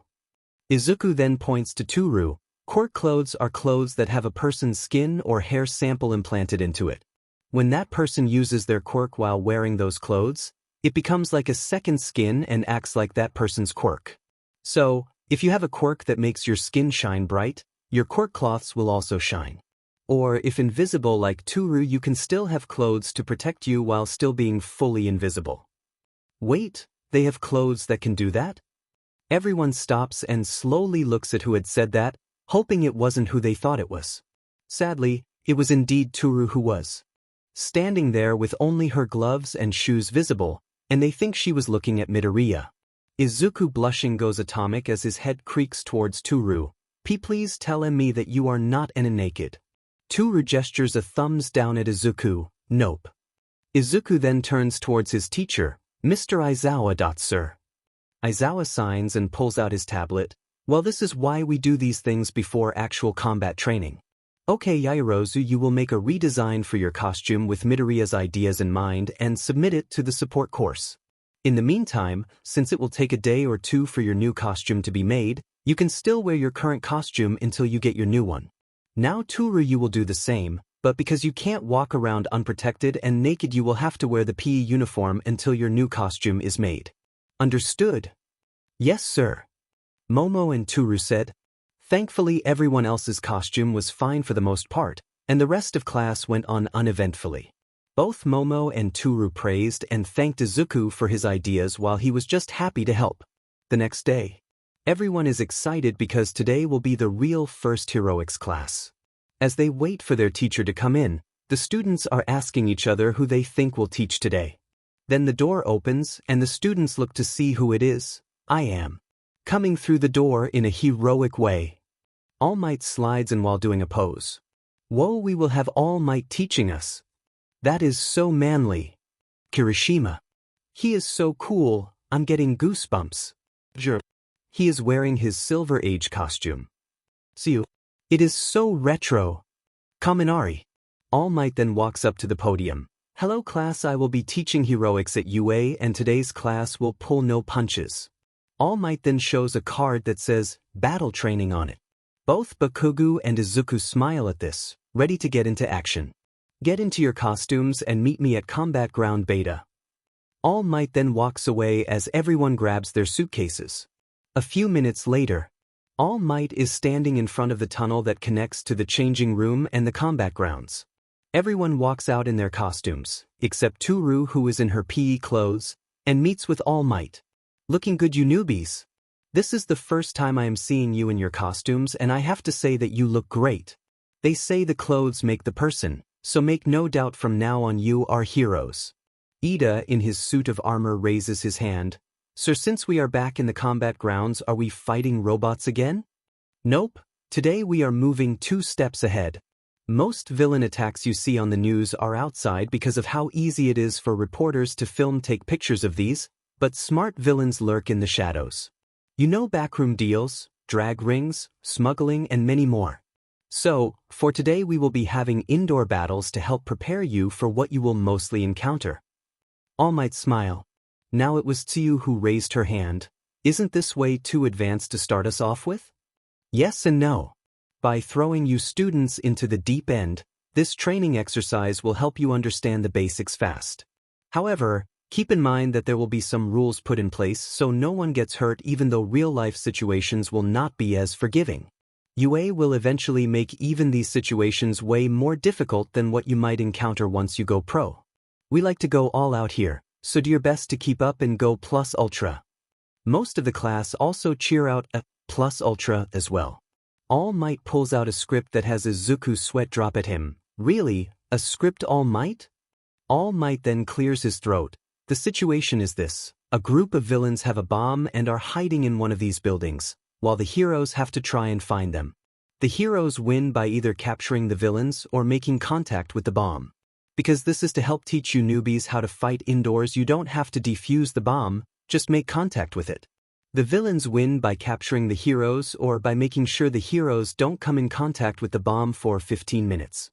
Wow, this really sounds like a movie or video game setup. Zero. This whole thing feels like a video game, just like the entrance exam. Sato. You students will be placed in teams of 2 and will compete against another team. One team will be the heroes and the other will be the villains. The teams will be determined by drawing random lots. You will pair with whoever has the same number as you, so get drawing. All Might then raises a box with the random lots. Ida then goes robotic again with his arm raising. Sir, is this really the best way to determine teams? Izuku then taps Ida on his shoulder. It makes sense. Pros will often have to randomly work with another unknown hero when spontaneous attacks happen. You may never know who you might work with, know what their quirk is, or if they will mesh well with you and your quirk. Training like this is a good way to help prepare for the future. Ida cups his chin. I see life is a random series of events. I apologize, sir. Ha, no problem, now let's draw. Everyone draws a lot and starts to pair up with their matching number. Izuku and Uraraka both got the same number 7. Wow. How lucky are we to pair up? Uraraka is smiling while Izuku grins sheepishly and scratches the back of his head. All right then, now it is time to see which teams will start us off. So, Team 7 will be the heroes while Team 3 will be the villains. Both Izuku and Bakugo smile in surprise because they will face off against each other. Now the villains will be led to the bomb while the heroes will wait outside of the building. The rest of the class will join me in an observation room to watch and learn from these training exercises. After everyone went to their locations, both teams were given some capture tape and communicators and started to strategize. Bakugo and Ida were in the bomb room. Alright, so this is how things will go down. You stay here and guard the bomb while I leave to find and kill the heroes. Bakugo. What? Is that really what you propose we do? Shouldn't we both guard the bomb? Ida. Look, for eyes, even though we have the advantage, it is also easy for us to lose. All they need to do is just touch the bomb and they win, so I am gonna delay or capture them before they even set eyes on the bomb. Bakugo. I guess that makes sense, but why not work together? It will be easier to capture them if we both fight. Ida. If we both stay here, it will also be easier for them to work together to capture us or get to the bomb, you dumbass. If we both leave to face them, then we leave the bomb unguarded, and they can hide so we can't find them, then they can still look around to find the bomb unnoticed. Since I am a better fighter, I can at least hold one or both of them off till time runs out. Also, since you are faster, if they find you and the bomb, you can run off with it to keep it away from them. This is the best plan, and you know it, idiot. Bakugo. Ida is appalled at Bakugo's vocabulary but thinks about what he says. You are right. While we do have the advantage, it is really easy for them to win. If they had to defuse the bomb, then we could always find a way to stop or delay them. Your plan makes sense to make the best use of our abilities. Okay, I will follow your plan. Meanwhile, with the hero team. Okay, Uraraka, I think that we both go in together and stay together to look for the bomb. Izuku. But wouldn't it be easier if we split up to cover more ground? Uraraka tilts her head in confusion. Maybe, but I know that Kaken will not sit still. He will want to fight, and it will be easy for him to ambush us. But if he does, then we can help each other. Once we find Kaken, then you can split off to find Ida, because Kaken wants to take me down and will only focus on me. Ida will most likely stay with the bomb, so if you find him, you find the bomb. When you find Ida, you can use the communicator to let me know where he is so we can team up to get to the bomb. Izuku. Oh, okay, that makes sense. Alright, since your plan sounds like the better option, I say we do it. By the way, I was wondering why Bakugo calls you Deku all of the time. Uraraka. Oh, well, that's because it's his nickname for me. We have known each other for a long time, and that's why I also call him by a nickname, Kaken. But his nickname was also an insult to call me useless, as I thought I was quirkless for a while, and he thinks he is better than me. Izuku. Well, I like it. It reminds me of Dekairu, like you can do it. Hey, is it okay for me to call you Deku as well? Uraraka. Sure, I don't mind. Now let's get ready. Izuku then pulls out his bandana and ties it to his head. Izuku also decides to see how long he can fight without using one for all. He wanted to see how much better Bakugo got and wanted to challenge himself. Start! All Might yells through the intercoms. Izuku and Uraraka enter the building and slowly check the rooms as they make their way up. As they reach the 3rd floor, Izuku checks around a corner and quickly sees Bakugo. Izuku then grabs Uraraka and leapt out of the way of Bakugo's explosion. Bakugo pulls his hand away from the wall and looks at the hero team. Seems like you are still good at dodging, nerd. But how much better did you get at fighting? Better than you. Uraraka, remember the plan and go. Izuku. Okay. Thanks for the dodge, by the way. Uraraka then gets up and runs off, leaving the two alone to fight. Now since we are here at UA, I can finally kick your butt without getting into trouble. Bakugu. As if you can. Izuku readies all three of his swords and gets into a defensive stance. Bakugu snarls angrily and goes for a right hook, but Izuku catches it and shoulder throws Bakugu to the ground. Bakugu coughs and quickly gets back up and uses an explosion to propel himself towards Izuku. Bakugu readies a left jab this time and once again Izuku dodges. Izuku tries to counterattack by slashing at Bakugu's legs with one of his swords, but Bakugu jumps and kicks Izuku. Using his swords, Izuku was able to block the kick and push Bakugu back. All Might and the rest of Class 1A were watching the whole fight in an observation room. Come on Bakugu, a sneak attack isn't manly. Kirishima. It is a smart strategy for a villain or hero to use. Remember class that in a real fight these kinds of attacks should be used when possible. All Might. But look at Midoriya. He is really good at dodging and used that cool shoulder throw. Mina. Hey, it looks like they are going to clash again. Sato. Izuku and Bakugu have been fighting and have moved to an end of a hallway with a window. Bakugu and Izuku have only done a few scratches on each other so far and are no worse for wear. They start to fight again, and it goes back to them trying to hurt the other, but the other dodges the attacks. Meanwhile, Uraraka has found the room with Ida and the bomb on the 4th floor. Deku, I found Ida and the bomb in a room at the end of the west hallway on the 4th floor. Great, stay put and I will try to make it up there. Izuku. Ida on the other hand starts to speak aloud. If I am going to play the part of the villain, I might as well act like one to get into the mindscape of a villain moi. Uraraka laughs at this while trying to cover her mouth. He is so serious. Ida turns and hears the laughter. Well, hello there, I've been expecting you, hero. Uraraka stops laughing as her eyes go wide. Deku, I've been found out by Ida. Just try to hold him off. If you can catch him off guard you can get to the bomb, and we win WH. Izuku dodges another explosion from Bakugu. Ida spreads his arms open. Welcome Uraraka. Because of the quirk assessment test, I have taken the liberty to remove every object from the Now there is nothing you can use your quirk on. Uraraka gulps as she gets ready to fight. She knows she can't win a head-on battle with Ida, so she decides to take her teammate's advice.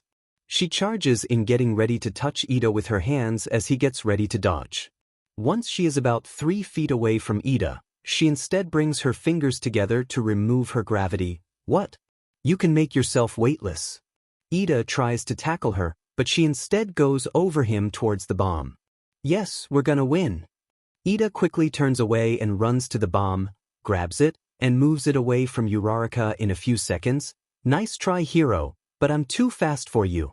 Uraraka stops herself from crashing into the wall and faces Ida again. Man, I hope Deku is doing better than me.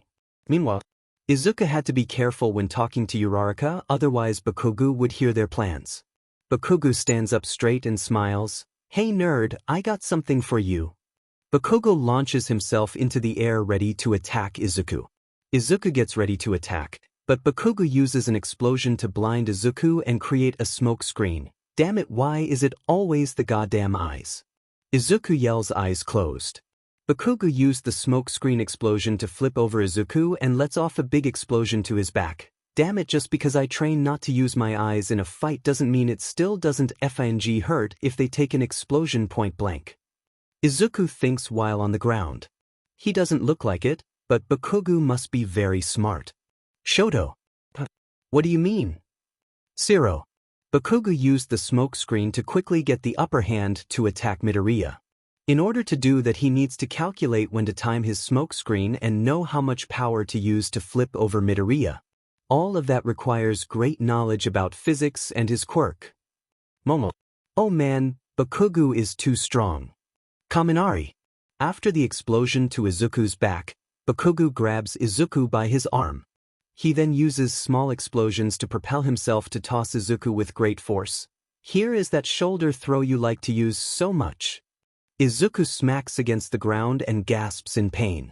As Izuku slowly gets up, Bakugu's gauntlet clicks and goes red for a second. Awesome, I'm full. Because you are such a nerd, you know how my quirk works. My sweat can create explosions that I choose when to set off with my sweat. but I have a limit to how big an explosion I can make.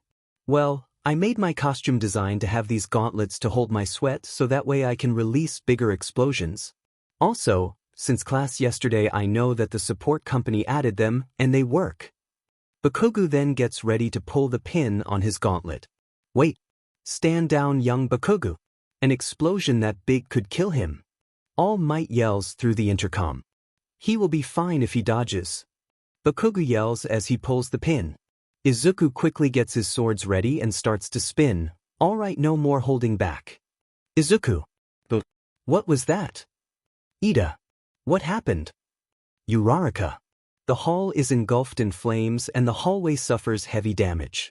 The hallway is now slightly destroyed, filled with smoke, covered in soot, and the window broken. All Might gets on the intercom again. Young Bakugo, if you let off another explosion that big you will be disqualified. What? Bakugo. To let off a big explosion and damage the building you are supposed to be protecting is a foolish move. You could have set off the bomb or hurt your teammate. Even if you are on the villain team, to do such a thing is a dumb move and would usually cause you to lose, so do that again and I'll disqualify you. All Might. Teach fine then. Now where is Deku? Bakugo. As the smoke clears, everyone can see a hole cut through the ground where Izuku was. Huh? Did he go below to dodge? Bakugo. Then everyone hears something echo from the floor below. Full cowl, dragon twister. Izuku cuts another hole below Bakugo and causes him to fall down to the second floor. Izuku then jumps up back on the third floor and touches his earpiece. Uraraka, you said west end hallway fourth floor, right? Oh yeah. Uraraka. Izuku then smiles as he stands at the end of the hallway. Okay, get ready, Uraraka. Izuku turns on full cowl again and readies his swords. One more time, full cowl. Dragon twister. The roof above him, the floor of the bomb room, has a hole cut through and Izuku jumps through it. Ida and Uraraka are surprised at this and Bakugo jumps back onto the third floor. Four eyes stop him. Ida tries to kick Izuku, but he just grabs his foot.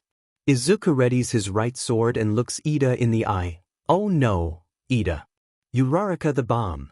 Izuku yells to Achiko as he turns down full cowl to 5%. No, stop. Ida yells and Uraraka runs towards the bomb. Bakugo explodes through the hole and lands behind Ida. Not today, Deku. Izuku smiles and chuckles. Full cowling, Onigiri smash. Izuku's right sword slashes Ida and launches him into Bakugo and flings them both right in the wall. As they both slump down unconscious, Uraraka jumps and grabs hold of the bomb. We did it. Everyone is stunned silent at this major turnover. All Might's smile gets bigger and raises his hands. The hero team wins. The hero team wins.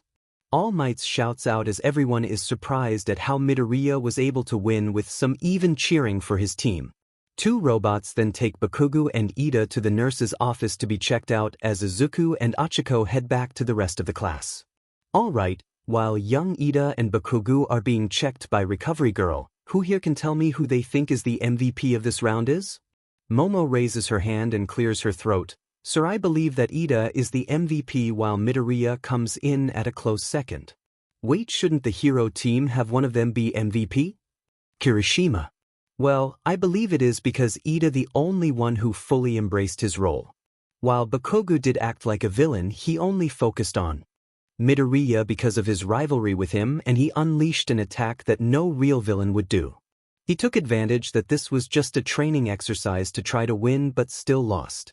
Uraraka meanwhile let her guard down, which allowed Ida to find her and almost capture her. She should have taken this more seriously. Against a real villain she would have steeled herself better.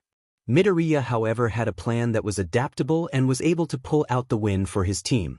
His only fault was he did not use his quirk until the end of the match. If the bomb was real, he would have gone all out at the start. Ida did go all out, and even though he lost, he still was prepared for the heroes. Everyone except Izuku is surprised at how Momo was able to fully analyze the training exercise. Achiko slumps down, kinda embarrassed at how she laughed at Ida, almost causing her to get caught. Izuku however nods his head. I completely agree with your statement, Yaoyorozu. While I should have used my quirk, I wanted to challenge myself and see how far I could go without relying on it. I wanted to take this chance to make sure that if I can't use my quirk, I can still find a way to fight back. While I did not succeed, I now know how to better myself. You are 100% right, Yaoyorozu, and made an excellent deduction. No wonder you got in by recommendations. Izuku smiles while Momo blushes at his praise. She is surprised at how dedicated he was to try and win without a quirk and smiles at Izuku.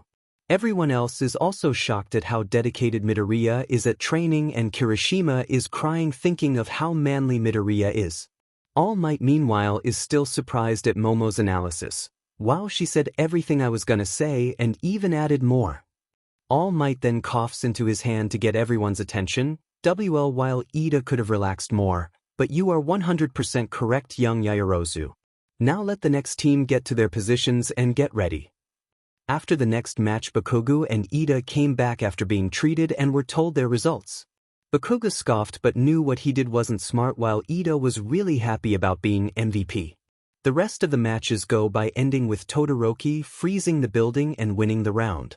Everyone was surprised with how easy he won, while Izuku and Bakugo started to strategize how to beat him. After everyone got their reviews, they all stood back at the city entrance. Well done, everyone. I saw some amazing work out there, but I hope you all learn from what you saw and start to improve yourselves. UA will only get tougher and won't wait for you kids to catch up. Now let me show you how a hero makes an exit, like he has somewhere to be. All Might then runs away, leaving a smoke cloud where he was. Wow, he is so cool. That is a real hero right there. Man, I will never be that fast.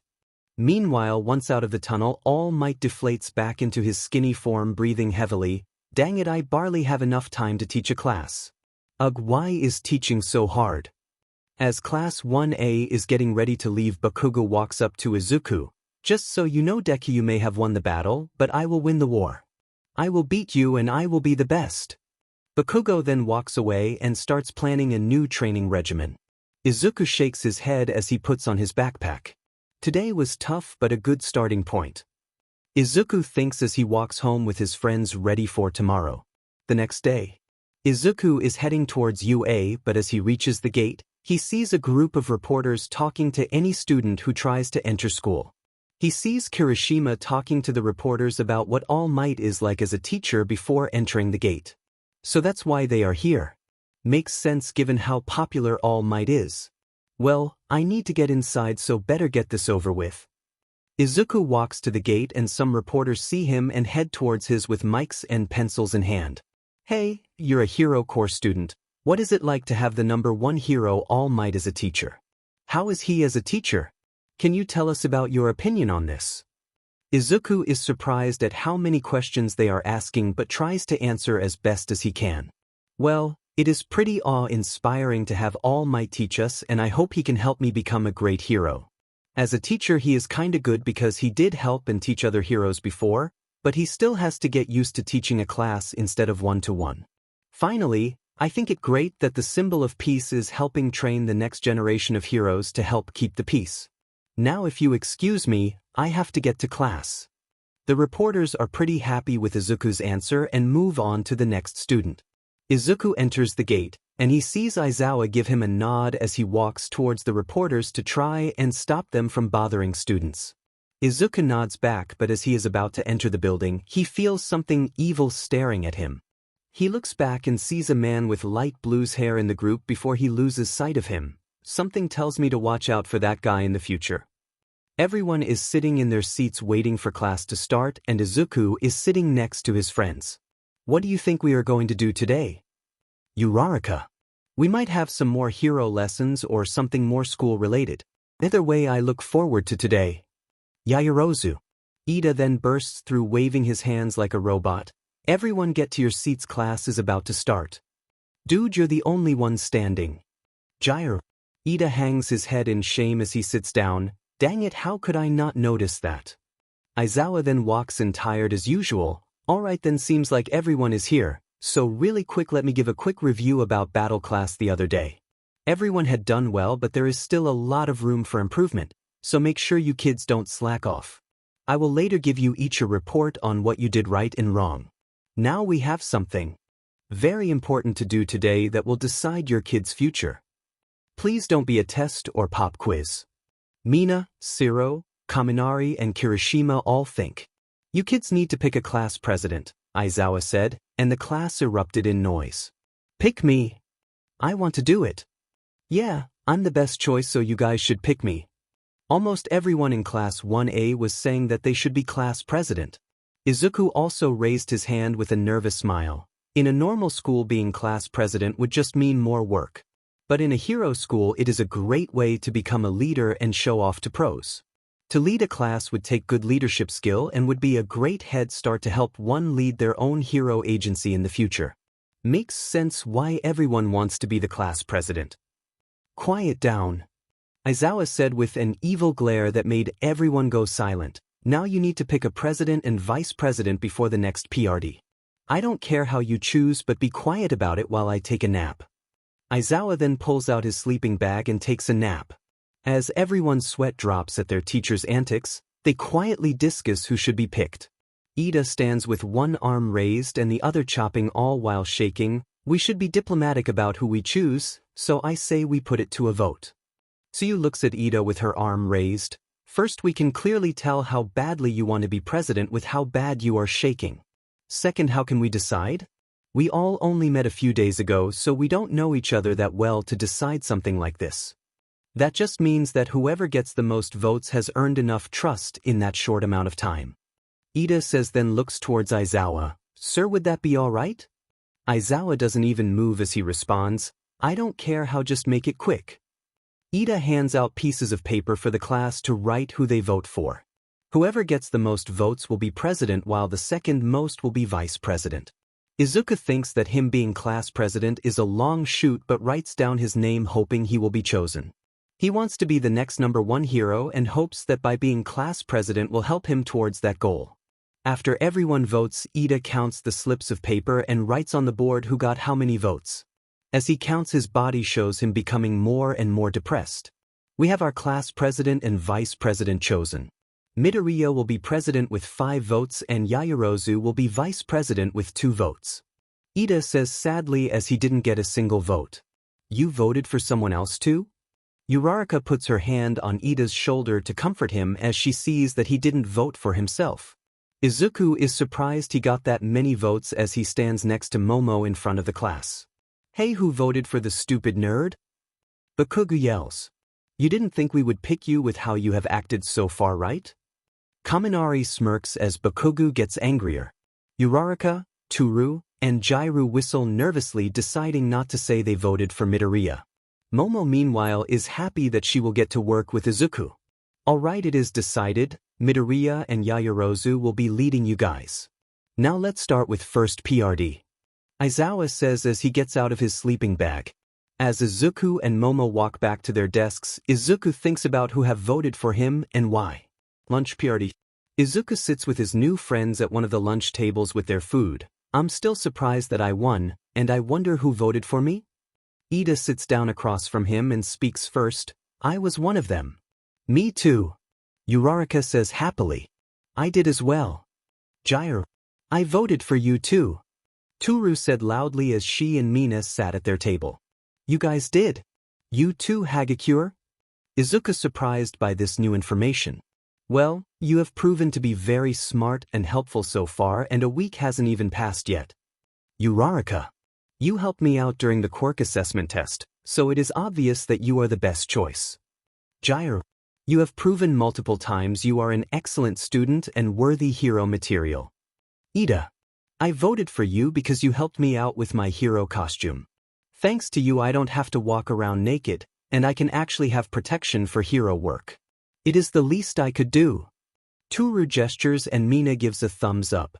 Even though I didn't vote for you, I did have you as my second choice. You have proven to be a real gentleman with how you acted towards us girls. Mina says while smiling, while some of the girls were blushing, remembering how Izuku helped them or treated them. Well, it was the right thing to do. I was taught to be a gentleman towards women, so it was just the natural thing to do it. Izuku blushes while saying this. Still, it means a lot to us that you would help us out even before we became friends. You are the perfect choice.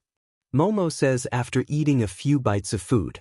She is right, you are like my brother, helping out those who you don't know because it is the heroic thing to do. Ida. Your brother? This is the first time you have talked about him. Ida, who is he? Uraraka.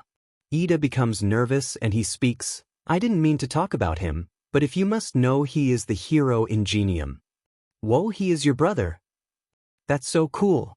He has so many sidekicks, runs the Ingenium agency, and is liked by a lot of people. Izuku is fanboying a little at this news. That's right, and I hope to someday be like him. Ida says with his chest out and a smile on his face. Then the school alarm rings out and students start rushing out to leave. What's going on? Uraraka. A third-year student stops and looks at them. That's the intruder alarm. It rings out if someone snuck onto campus. We got to head to our class's safe zones. He then runs off. The group then get up and head for the exit but are blocked by the other students trying to leave as well. Everyone is then squished against each other and other students like a giant mosh pit. Izuku is then pushed towards the windows, and he gets a good look outside. He sees Aizawa and Present Mic talking to reporters, trying to get them to leave. Look, All Might isn't even here, and you are all trespassing. Please leave before the police make you. Present Mic says while making sure no reporters get past him. Aizawa sighs and whispers to Mike, this is why I hate the media. How does All Might deal with this? Mike shrugs and whispers back, look, they are trespassing, can't we just arrest them ourselves or scare them away? Aizawa shakes his head, not if you want them to make up stories about you or write half-truths. If you start fighting reporters, they will drag your name through the mud. Just wait for the police and make sure they don't get inside and disturb our students. Mike exhales knowing that Aizawa is right and hopes the police get here quick. Izuku sees this and things start to make sense. The intruders are the reporters. They are probably here for an interview with All Might now that he is a teacher. Still, I need to let everyone know about this, but how? Izuku then looks at his friends and sees Mina get pushed to the ground. Izuku starts seeing red at this and decides he has had enough. He grabs Ida and turns him around to look at him. I need your help, can you lift me up? Ida is confused but nods his head and helps Izuku stand on his shoulders. Once up in the air, Izuku gets ready to get everyone's attention. Izuku takes a big breath and yells out, stop that, enough. Everyone stops and looks towards Izuku. Izuku takes another deep breath and speaks out, there are no intruders, it's just the media. They somehow got in and set off the alarms. The students start to breathe easier, but Izuku doesn't stop there. Everyone please calmly head towards the safe zones, but as you do that, apologize to the people you knocked down. Izuku points to the students who were on the ground, and some were trampled on. The students' eyes widen as they didn't even know what some of them did and even hurt others trying to leave. Izuku then glares at everyone. We are hero students, not panicking children. It will be our job to stay cool under pressure and help out those in distress. If you panic on the job, it may cost people's lives. Those who are not in the hero course are no better. Just because you are in a different course doesn't mean you should act like this. Even everyday people can be heroes by helping others in their own ways, so don't think that hurting others is okay just to make sure you are safe. Everyone here can be a hero in their own way, that is why we are here at UA. Just remember that and go beyond plus ultra style. The students are wide-eyed at what Izuku just said and start feeling bad. The general studies students especially felt bad because they couldn't make it into the hero course and felt cheated because of it. They kinda disliked and felt jealous of the hero course students who did make it and held it against them. Thanks to Izuku though, they now know that they shouldn't hurt others because of this and because deep down they still want to be heroes. The hero course students felt bad because they forgot one of the most important parts of being a hero, staying calm in times of panic and make sure to help others. Finally, other course students felt bad because they are there to learn how to support or help promote heroes, not cause them more problems. After apologizing to the push-down students and helping them up, everyone then started to calmly walk to the safe zones. Izuku's friends start to congratulate him as he gets off of Ida's shoulders. I told you that you are a perfect choice for class president. Momo says with a smile as she helps him to the ground. Izuku smiles then walks towards Mina. Izuku helps up Mina, who smiles at him. Thanks for the help, Midori. Izuku blushes at this. Midori? Mina giggles at him. Yeah, that's your new nickname. I want to reward you for the help, and a cute new nickname sounds perfect for someone like you. I hope you like it. Mina winks, then runs off, and Izuku, while bushing, starts walking to their class's safe zone with his friends. Outside UA gates, the police came and escorted the media off school grounds. Niza, meanwhile, is looking at gate entrance where there is nothing there but dust. Aizawa walks up and narrows his eyes. Who do you think did this? Niza shakes his head. I don't know. But I do know that this is a sign of things to come and a message. Niza then walks back towards the school with Aizawa. This is either a warning or a declaration of war. Sorry for not putting up any new chapters in a while. I have just been so busy with work, especially since the holidays are around the corner, that I have not been able to make any new chapters. However, I have still been thinking of ideas to use for more chapters and even thought of some other works I would like to make. Until then, please wait till I am less busy to make more chapters. I would also like to use this chapter to explain some things in the story and tell you other story ideas I have. First off, the reason I used Iroh as Izuku teacher was because I felt that Zoro's teacher was kinda bland and Iroh would be really fun to write in. While he is not bad, there really isn't much to him except his daughter, but because she is not in this story, then there would be even less to his character. Iroh, though, feels like he would be a great teacher and can form a bond with Izuku as well. I also do plan to have Iroh have an important part in the story later. Look forward to the sports festival. I will not add any more Avatar characters though, even though Todoroki is kinda like Zuko, and Hawkeye Mihawk is also the only One Piece character. Though I will either make references or add background characters to fill any roles I need but won't be around long. I do not really want to mix too many One Piece characters, ideas, and powers because this story would become too complicated and not easy for me to write if I did. If this story was hard to write, then I would not have made it in the first place. I just wanted to write a cool, fun story for everybody to enjoy. I do plan to write more filler chapters to help build up characters' moments and show cool scenes. Like I do want Class 1A to return to the USJ after the villain's attack because there was a special OVA where they do return. I recommend looking it up, it was kinda cool, but I think it was only English subtitled. And finally, if you have any story questions, please put them in the comments. I love AO3 community and sometimes talking to you guys can help me come up with new ideas. Next, these are some future stories I want to write in the future, and I want to know what you guys think. Or if you want to and feel like you want to make these stories, then by all means take these ideas for yourselves to make. Story ideas. Keep in mind all these stories still have Izuku getting one for all and will have all the girls loving him. I believe my main boy deserves a harem and is someone would always drink his respect woman juice. One that I really love, Spider-Man, and I want to do a story where Izuku gets bit by an experimental spider while training on the beach to receive one for all. I want to make him have the powers of the Miles Morales Spider-Man because I want my favorite character to have all the cool powers, even though Izuku would be kinda like the Peter Parker Spider-Man. Izuku would not become a vigilante like I see in other stories, and he will be a bigger nerd, which helps him make the web shooters. May will really love the web shooters. Another favorite character of mine is Danny Phantom. The idea for this one is that growing up Izuku, though he had a very boring quirk that only changed his hair and eyes from black and green to white and blue. He would be picked on for having a weak quirk by Bakugo and other kids but not the adults because to the adults he does have a quirk, so he is better that quirkless and girls think he is cute with the color change. After the sludge villain incident, All Might decides to give Izuku one for all and help train him. While training on the beach, a pile of trash will almost fall on Skinny Might, but Izuku pushes him out of the way and the trash falls on him instead. Only for Izuku to phase through it and not be hurt. Then both he and All Might find out there is more to his power than they both thought.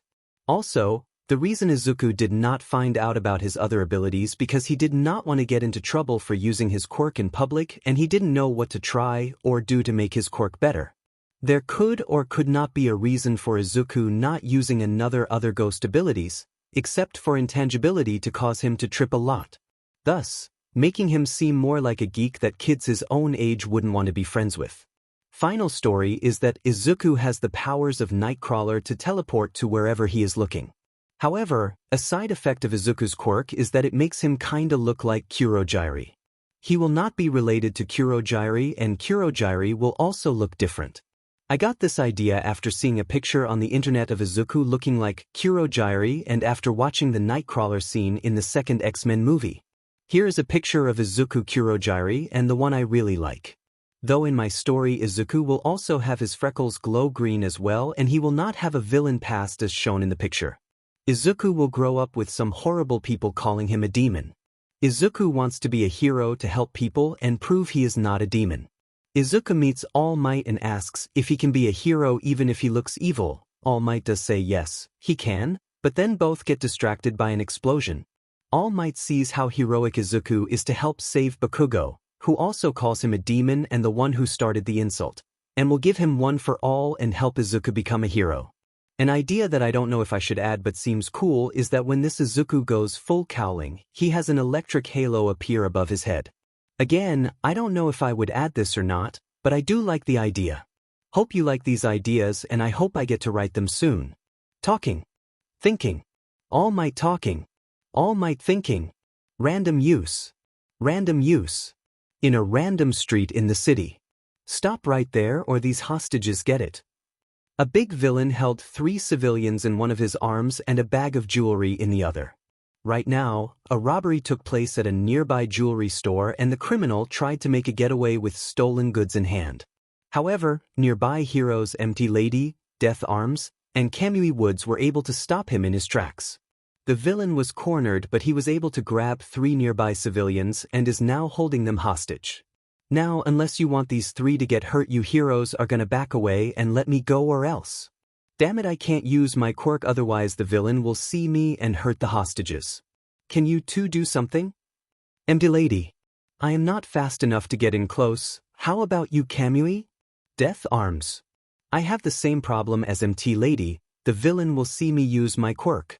Also, if I try to leave to sneak up on him, the villain might think something is up. Then what do we do? Empty Lady was getting more worried by the second until a familiar voice yelled out. Have no fear. Why? All Might in his yellow suit swoops down for out of nowhere and karate chops the villain and grabs the hostages. The villain falls down unconscious and the 3 civilians are set down safely. Because I am here on my commute to work. All Might poses as the civilians thank him. The 3 heroes also thank him while also being mad at themselves for not being able to do anything. Dang it, I am supposed to be at the school by now, but I keep seeing crimes on my way. I have already stopped for crimes and have used almost 2 hours of my hero form. Okay, if I go hide and go out of my hero form and head to UA, I can still have about an hour to use for class today. All Might thought until he heard fire truck sirens and saw a smoke in the distance. Ugh, there is no rest for the heroic today, is there? I better call Nizu and let him know I'm gonna be late. All Might then starts to leap toward the fire. Class 1. Izuku enters the classroom and takes a seat as the other students chat with each other. He chats with Uraraka and Ida and they discuss what today's heroics class will have for them. They throw some ideas around but stop once the bell rings. Everyone quiets down as Aizawa enters. Good morning, class. Aizawa says unenthusiastic. Good morning, Mr. Aizawa. For today's hero class we are doing a field trip to a special place designed for this particular exercise. Aizawa then pulls out a card from his pocket similar to what All Might had for battle training. The difference here is that instead of the card saying battle in blue bold letters it instead says rescue in red. We will be doing rescue training today and we will have 2 other teachers joining along. Aizawa. Rescuing. This is what makes a hero a hero. Izuku smiles as his other classmates get excited too. Now this is what manly. Kirishima. Now I can show off my skills. Zero. I just hope I can show how good I am in water. Tsuyu. Quiet down. Now it is up to you if you want to wear your hero outfits or not.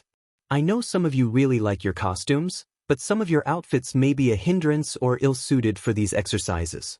Once you get ready, we will ride a bus to an off-site facility. Now hurry up, I don't want to waste any more time. Aizawa then walks out the classroom. Well, you heard the man, let's go. Izuku stands up and gets his hero costume. Everyone follows suit and they then all meet up in the UA parking lot. So where do you think we are going for the rescue exercise? Uraraka. I can't really say. I do know that UA does have some facilities off campus for specific classes. So, it must be well fitted for rescue training. Yaoyorozu. Well, I for one can't wait. By the way, your new hero outfit looks amazing. Izuku tightens his swords on his belt as he looks over to Momo. Thank you and thank you for your advice. I feel much better in this new costume, and it gives me better protection as well. I will tell you more about it later. Yaoyorozu looks down at her costume and smiles. I agree, this new one looks way cooler. Gyro. Yeah, and it totally suits you, Yamamo. Uraraka. Alright, everyone line up into 2 straight lines so that we may board the bus as quick as possible in an orderly fashion. Ida does some arm chops as he blows into a whistle. Isn't Ida doing your job, Deku? Uraraka. Yeah, he knows that he doesn't have to do that, right? Gyro. I don't mind. Besides, he hasn't even seen what kind of bus this is, so it will be funny when he finds out. Izuku points to the bus. The girls look at the bus and slowly realize what Izuku means. Yaoyorozu sighs and shakes her head, Gyro rolls her eyes, and Uraraka giggles. As the class boards the bus, Ida gets depressed with a dark cloud hanging over him. I didn't realize that this was a different type of bus. My boarding plan is ruined. Cheer up, man, it was an efficient plan, it just didn't pan out how you wanted. Kirishima. Just use this as a learning opportunity to expect the unexpected. Never know what will happen while patrolling as heroes. Izuku. Yes, you two are absolutely correct, I will try and do better next time. Ida says as his emotions do a quick, well, he cheered up fast. Uraraka giggles at how Ida's emotions can change on a dime. Since it seems like it will take a while until we get to the training area, I have a question I wanted to ask you, Midoriya. Azui puts a finger to her chin as she turns her head toward Izuku. What is it, Azui? Please call me Tsu, and I can't help but be blunt when speaking so I don't beat around the bush.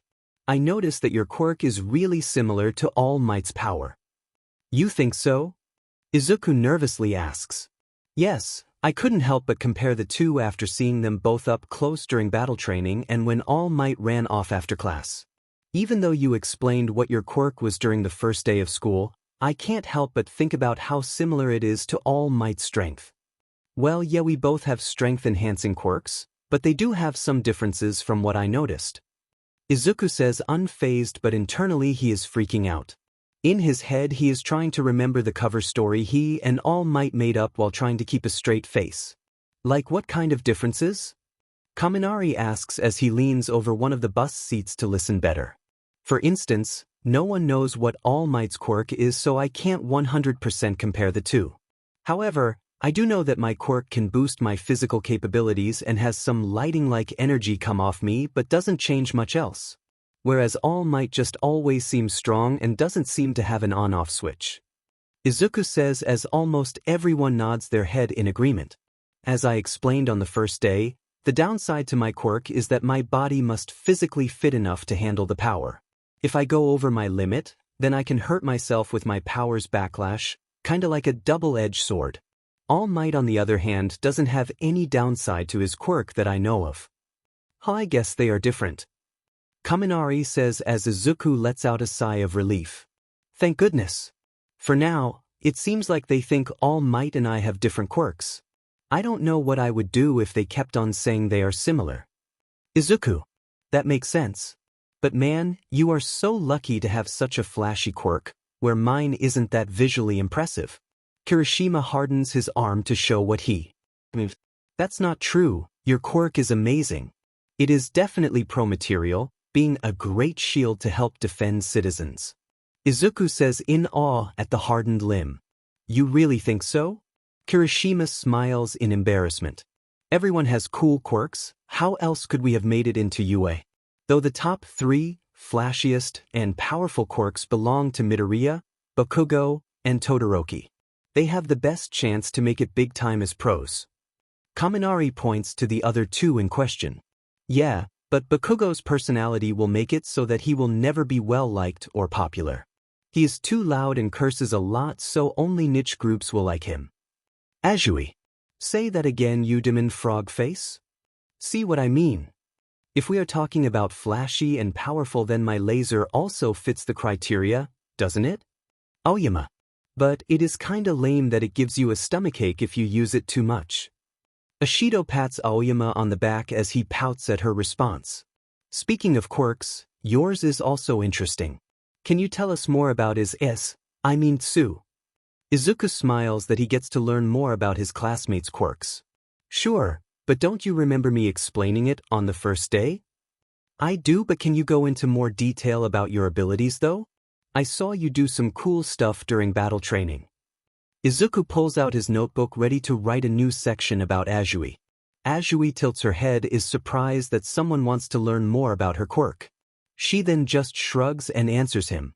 Well, I can jump pretty high, have exceptional swimming capabilities, can stick my tongue out to almost 65 feet, can stick to walls and climb them, and I can secrete a poisonous fluid, but it only really stings. I can do this other thing, but it isn't useful to hero work, so I won't mention it. My drawbacks are the same as a frog, like not doing well in the cold or in dry heat. That's so cool. Heroes with animal quirks can do really amazing things even though they aren't in the spotlight that often. On the bright side, villains underestimate them and makes it easier to catch them off guard. Like the rabbit hero Miruko or sea rescue hero Selkie, they are some of my favorites. Izuku goes through his notebook to find the pages he made about them. Azui just watches Midoriya as he goes through his notebook. Wow, he really likes heroes if he has so many notes on them. Though it is pretty cool that he likes mutant quirks since there are some people who don't. Alright, quiet down, we are almost at the site. Get ready to get off the bus. Aizawa gets out of his sleeping bag to point at an upcoming building. The place was a massive dome-shaped building that everyone looked in awe at. As everyone got off the bus and Aizawa finished doing a head count, the doors to the entrance opened and someone in a spacesuit walks out. Hello everyone and welcome to my training center. A female voice calls out from the spacesuit. Izuku and Uraraka started to vibrate in joy at seeing this heroine. It's 13, the rescue hero. Izuku and Uraraka yell out in awe. She is one of the best rescue heroes in Japan and maybe even in the whole world. Izuku. 13 is my favorite hero of all time. Uraraka. Thanks, you two are too kind. Now this here is a training center I designed to help teach hero students about the intricacies of rescue work. Inside has multiple different landscapes and scenarios to help teach and train you how a real hero rescues people. I call it the Unforeseen Simulation Joint, or USJ for short. 13. Like Universal Studios Japan? Kaminari and Mina both ask out loud. This place isn't accessible to the public, so we can call it whatever we want. Aizawa said as he walked up to 13 and started talking in a quiet tone. By the way, where is All Might? Shouldn't he be here by now? Well, he used up his 3 hours taking care of some crimes on his way to work. He is now deflated and is waiting back at the school. He said he will try to rest up and make a last-minute appearance for the students. 13 said back quietly as well and held up 3 fingers.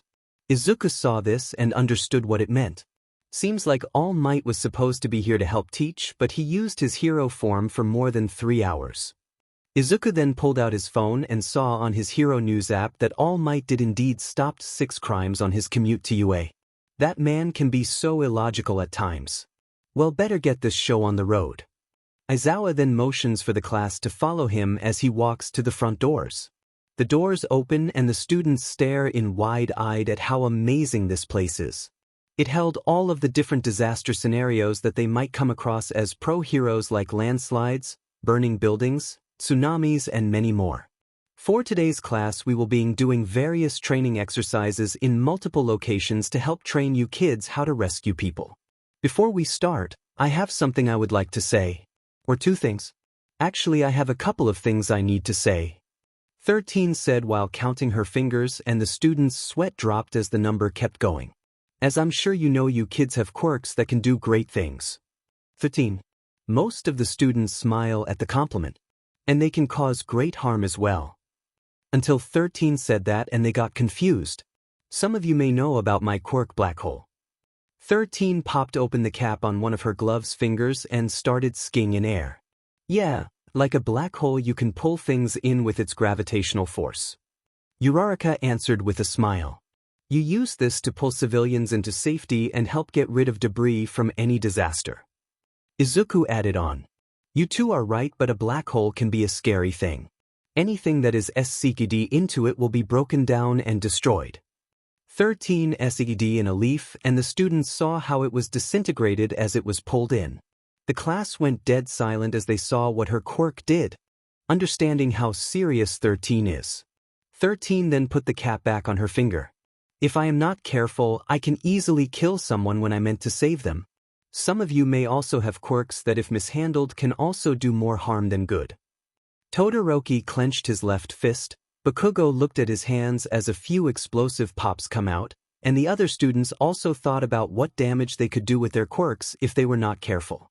Izuku remembered about how much he trained to use his swords to not only stop villains, but also make sure he doesn't hurt others more than necessary. He then thought about One for All and how he can easily destroy a building and thought about what that kind of damage could do to a human being instead.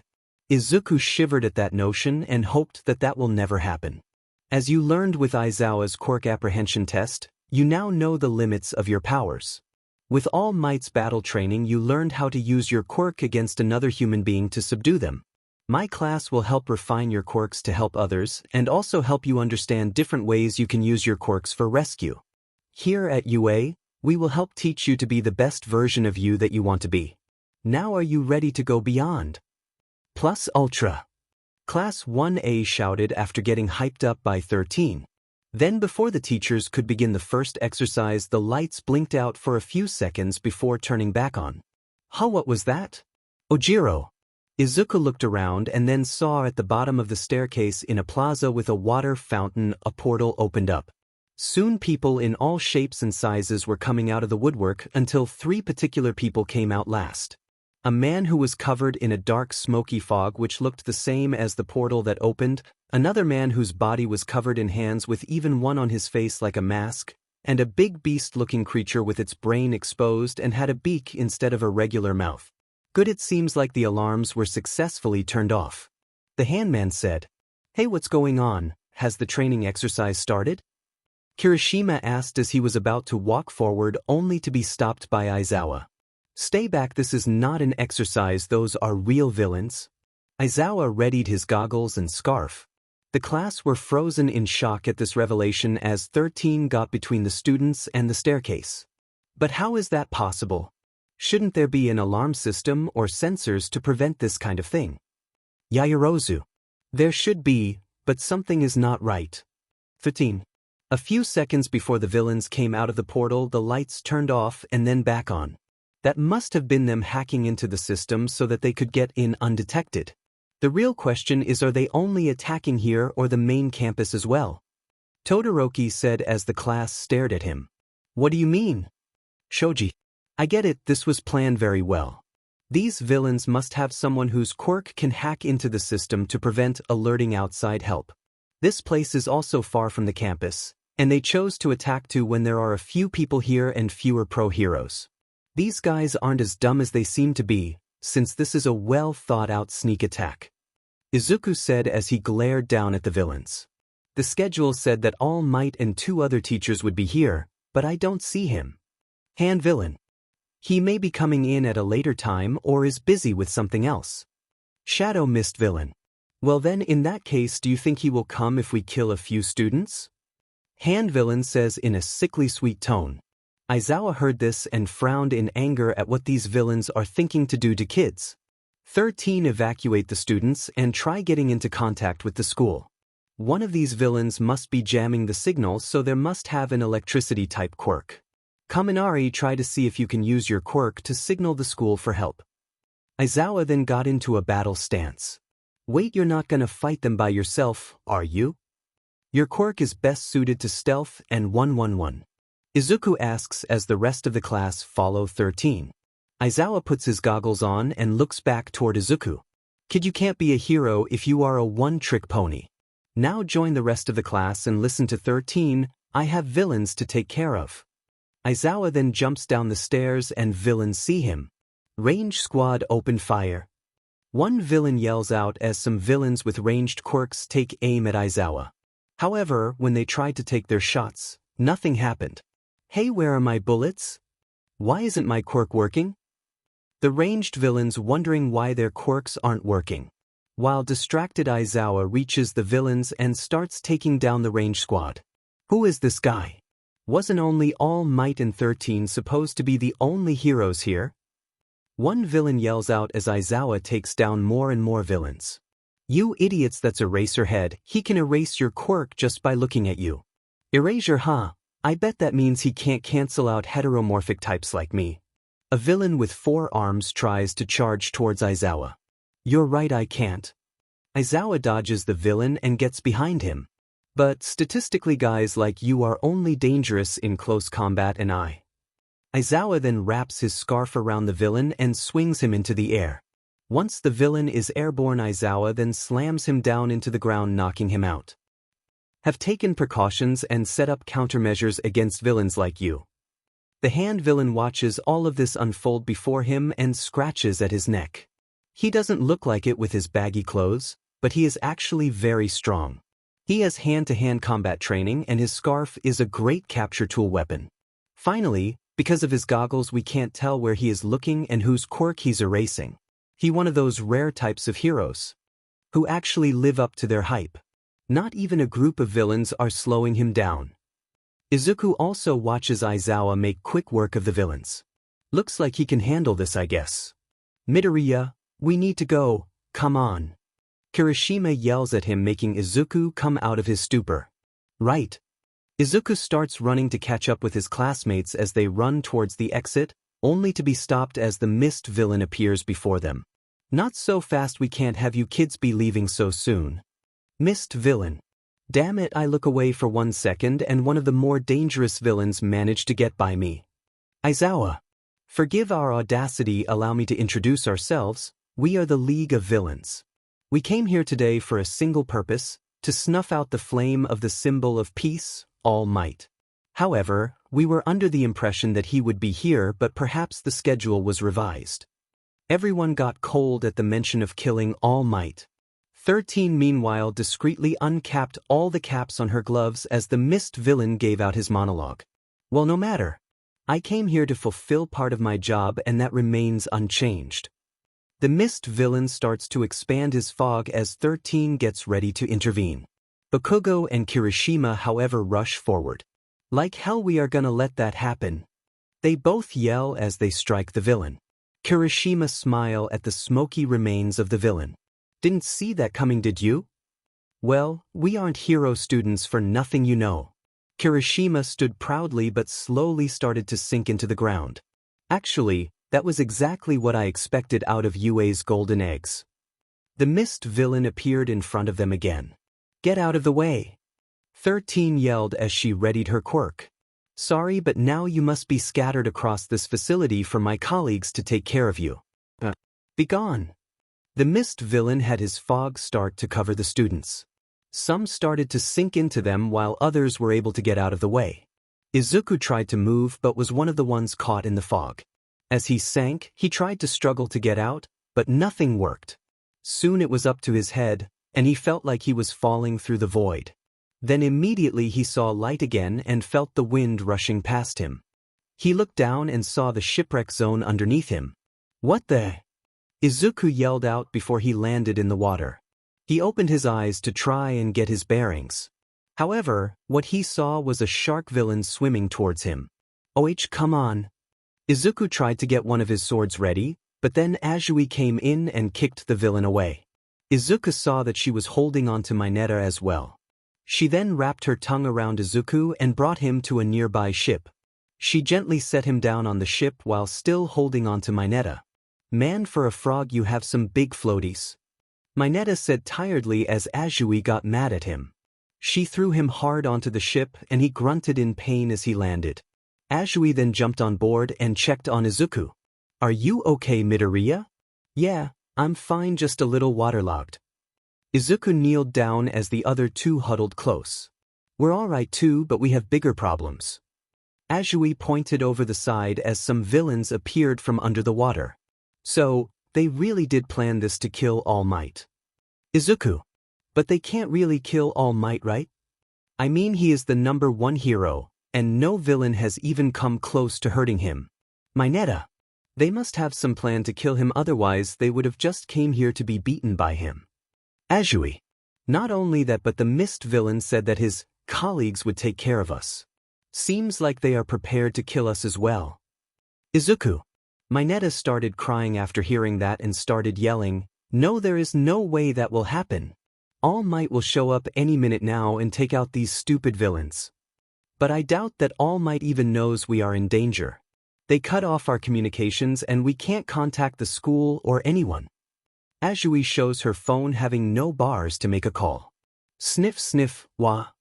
Mineta started wailing and Izuku had to shake him to stop. "Look, I don't know about you, but there is no way I am going to let these villains hurt us and kill All Might," Izuku said with determination in his eyes. Azui nodded in agreement. "I agree that if we want to make it out of this, we are going to need to fight back." Mineta, while still crying, also nodded his head. "But what are we supposed to do? I admit that we are not in a good place right now. The villains have more numbers on their side, and it looks like they scouted the place out to know where to send those with certain quirks.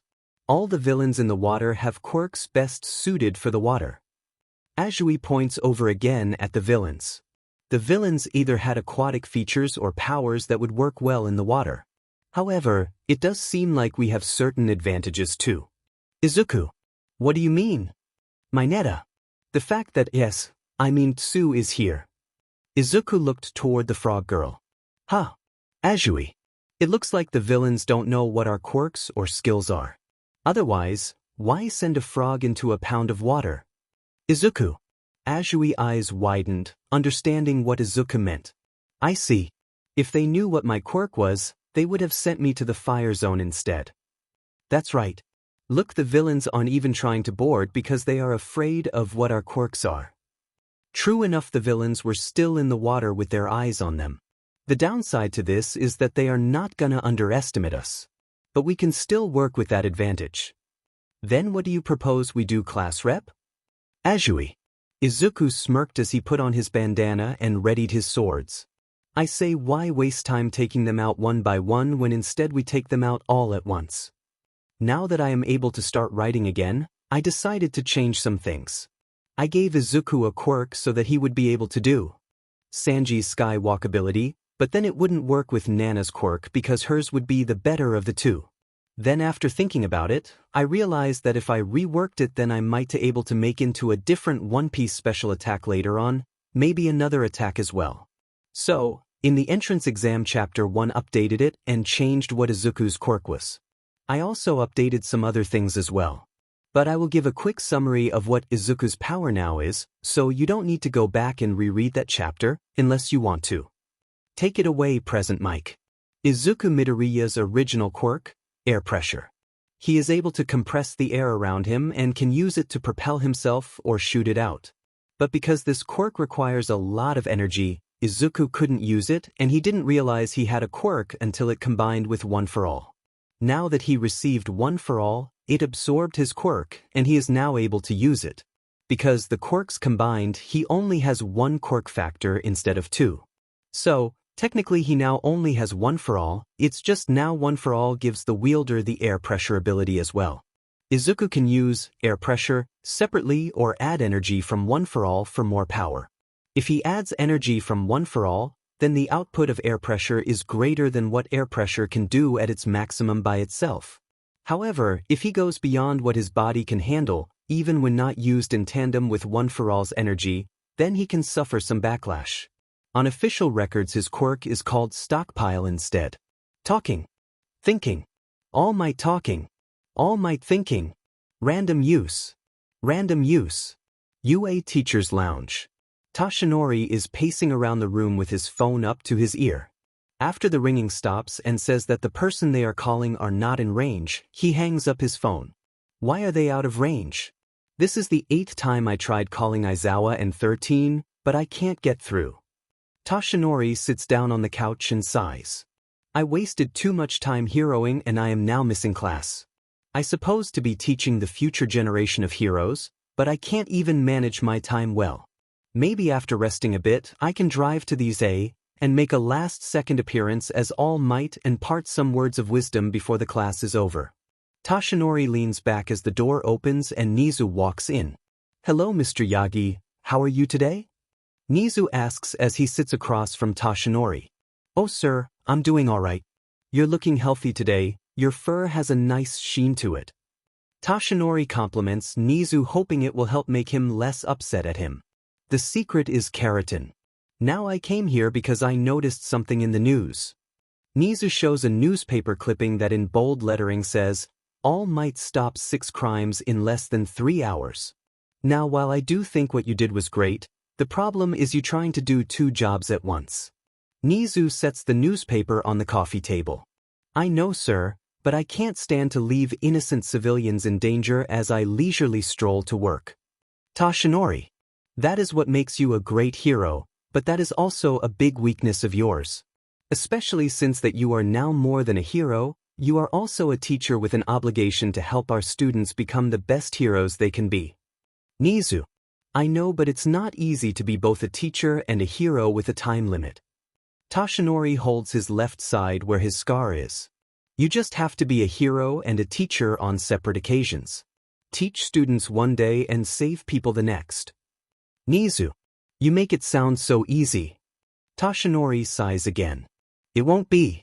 I can't just straight up tell you not to be a hero. It's who you are, and habits are hard to change all of a sudden.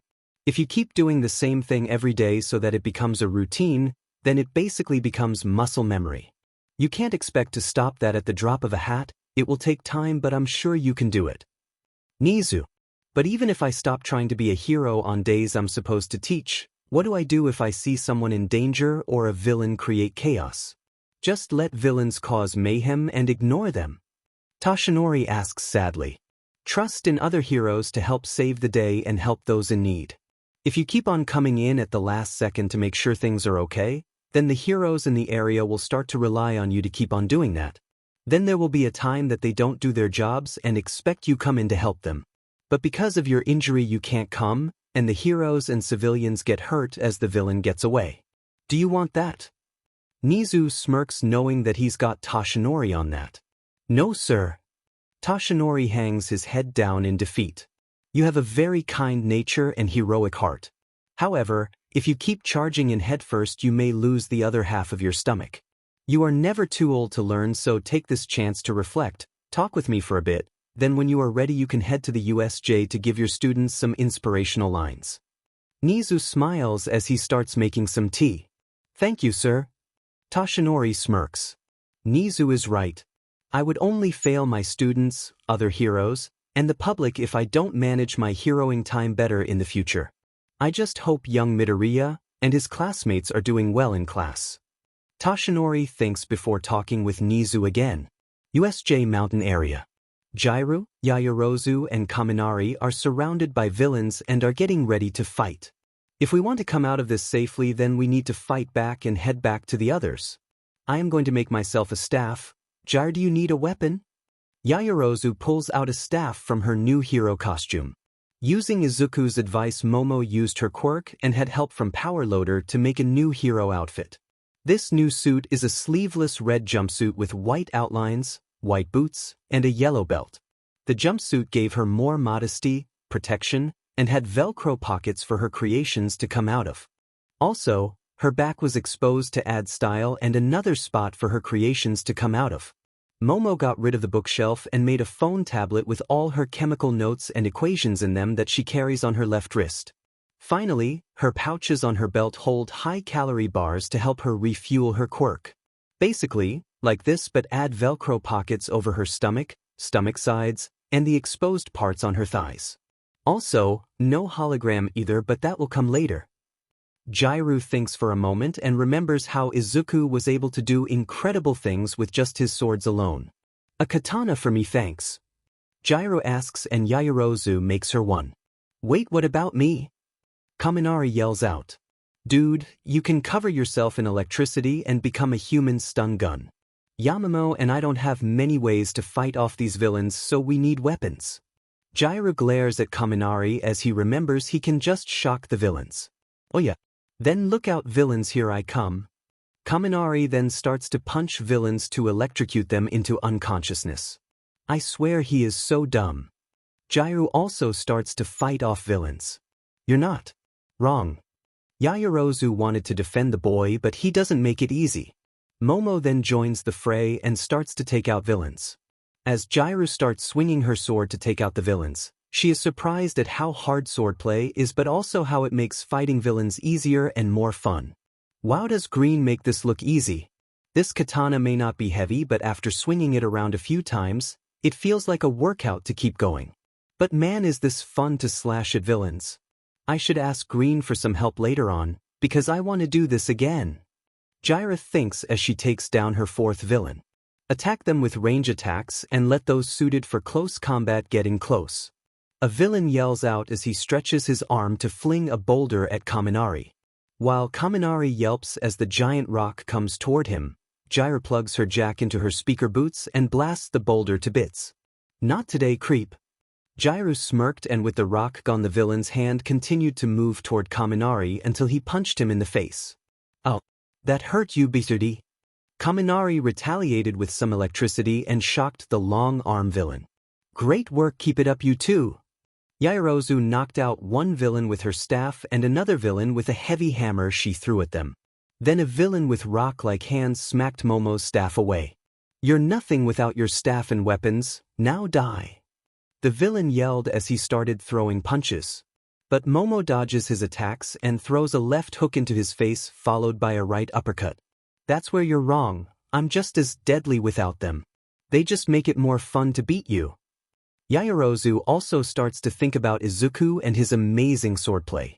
She gets inspired by him and then creates a knight's long sword and slashes the rock villain, rendering him unconscious. Oh my, swords do make it easier to fight against villains. Probably because of how sharp they are and help intimidate your opponents. I should ask Midoriya for some tips once this is over. Yaoyorozu. Nice one, Yamamoto, and good comeback. Jiraiya finishes taking down a villain and comes to Yaoyorozu's side. Thanks, but I hope the others are not hurt and are doing fine. Momo. Little did she know that so far, her classmates have been doing great against the villains. Especially her green-haired sword-wielding friend. Shipwreck Zone. Izuku, Tsuyu, and Mineta were making a plan on how to deal with the villains and make it back to the exit. Alright, here is the plan. I will create a distraction and take out as many villains as possible. Meanwhile, Tsu can take Mineta and jump off the front of the ship and head to the shore to get away from the villains. The front of the ship is the closest to the shore, so Tsu won't have to swim far and give you a head start away from the villains. While you guys make a run for it, Mineta can use his quirk to slow down or capture any villains that come after you too. Does that sound good to you guys? Izuku looks at his classmates. That doesn't sound bad, but are you going to be fine fighting villains by yourself? Tsuyu asks as she puts her finger to her chin. Of course, he will be fine. Beside, I like the idea of me not fighting these creepy villains. Mineta says with tears of joy that he isn't in harm's way. I have the most training and combat experience, so I'm best suited for fighting. Mineta's quirk is better suited for traps and capturing, and your quirk makes it so you will excel in the water. However, with so many villains who also excel in the water and being outnumbered, it's better for you to use your strengths to get you two away from the danger. Izuku gives Tsuyu a small smile. Besides, I don't plan to stay behind long. It would be suicide to fight them all at once in their own element. I will use 1 or 2 big attacks to take down as many as I can, then start following you. Then if there are any villains left, we can at least fight them on even ground back on the shore. Izuku said, trying to ease Tsuyu. I guess you are right. Tsuyu nods her head but feels bad for having Izuku do most of the work. However, before they can execute their plan, the villains get impatient. This is taking forever. Why can't we just board the boat and kill them? Shark villain. Because we have to be careful. If these kids can pass UA's entrance exam, then their quirks must be strong. The boss said we shouldn't underestimate them. Scuba villain. Then how about we make them come to us? A villain with fish traits and oxygen tank creates a water whip and slashes the ship in two. The ship caves into itself and slowly starts to sink. What was that? Mineta yells as he clings to the railing. The villains got tired of waiting and destroyed the ship. Izuku tried to regain his balance.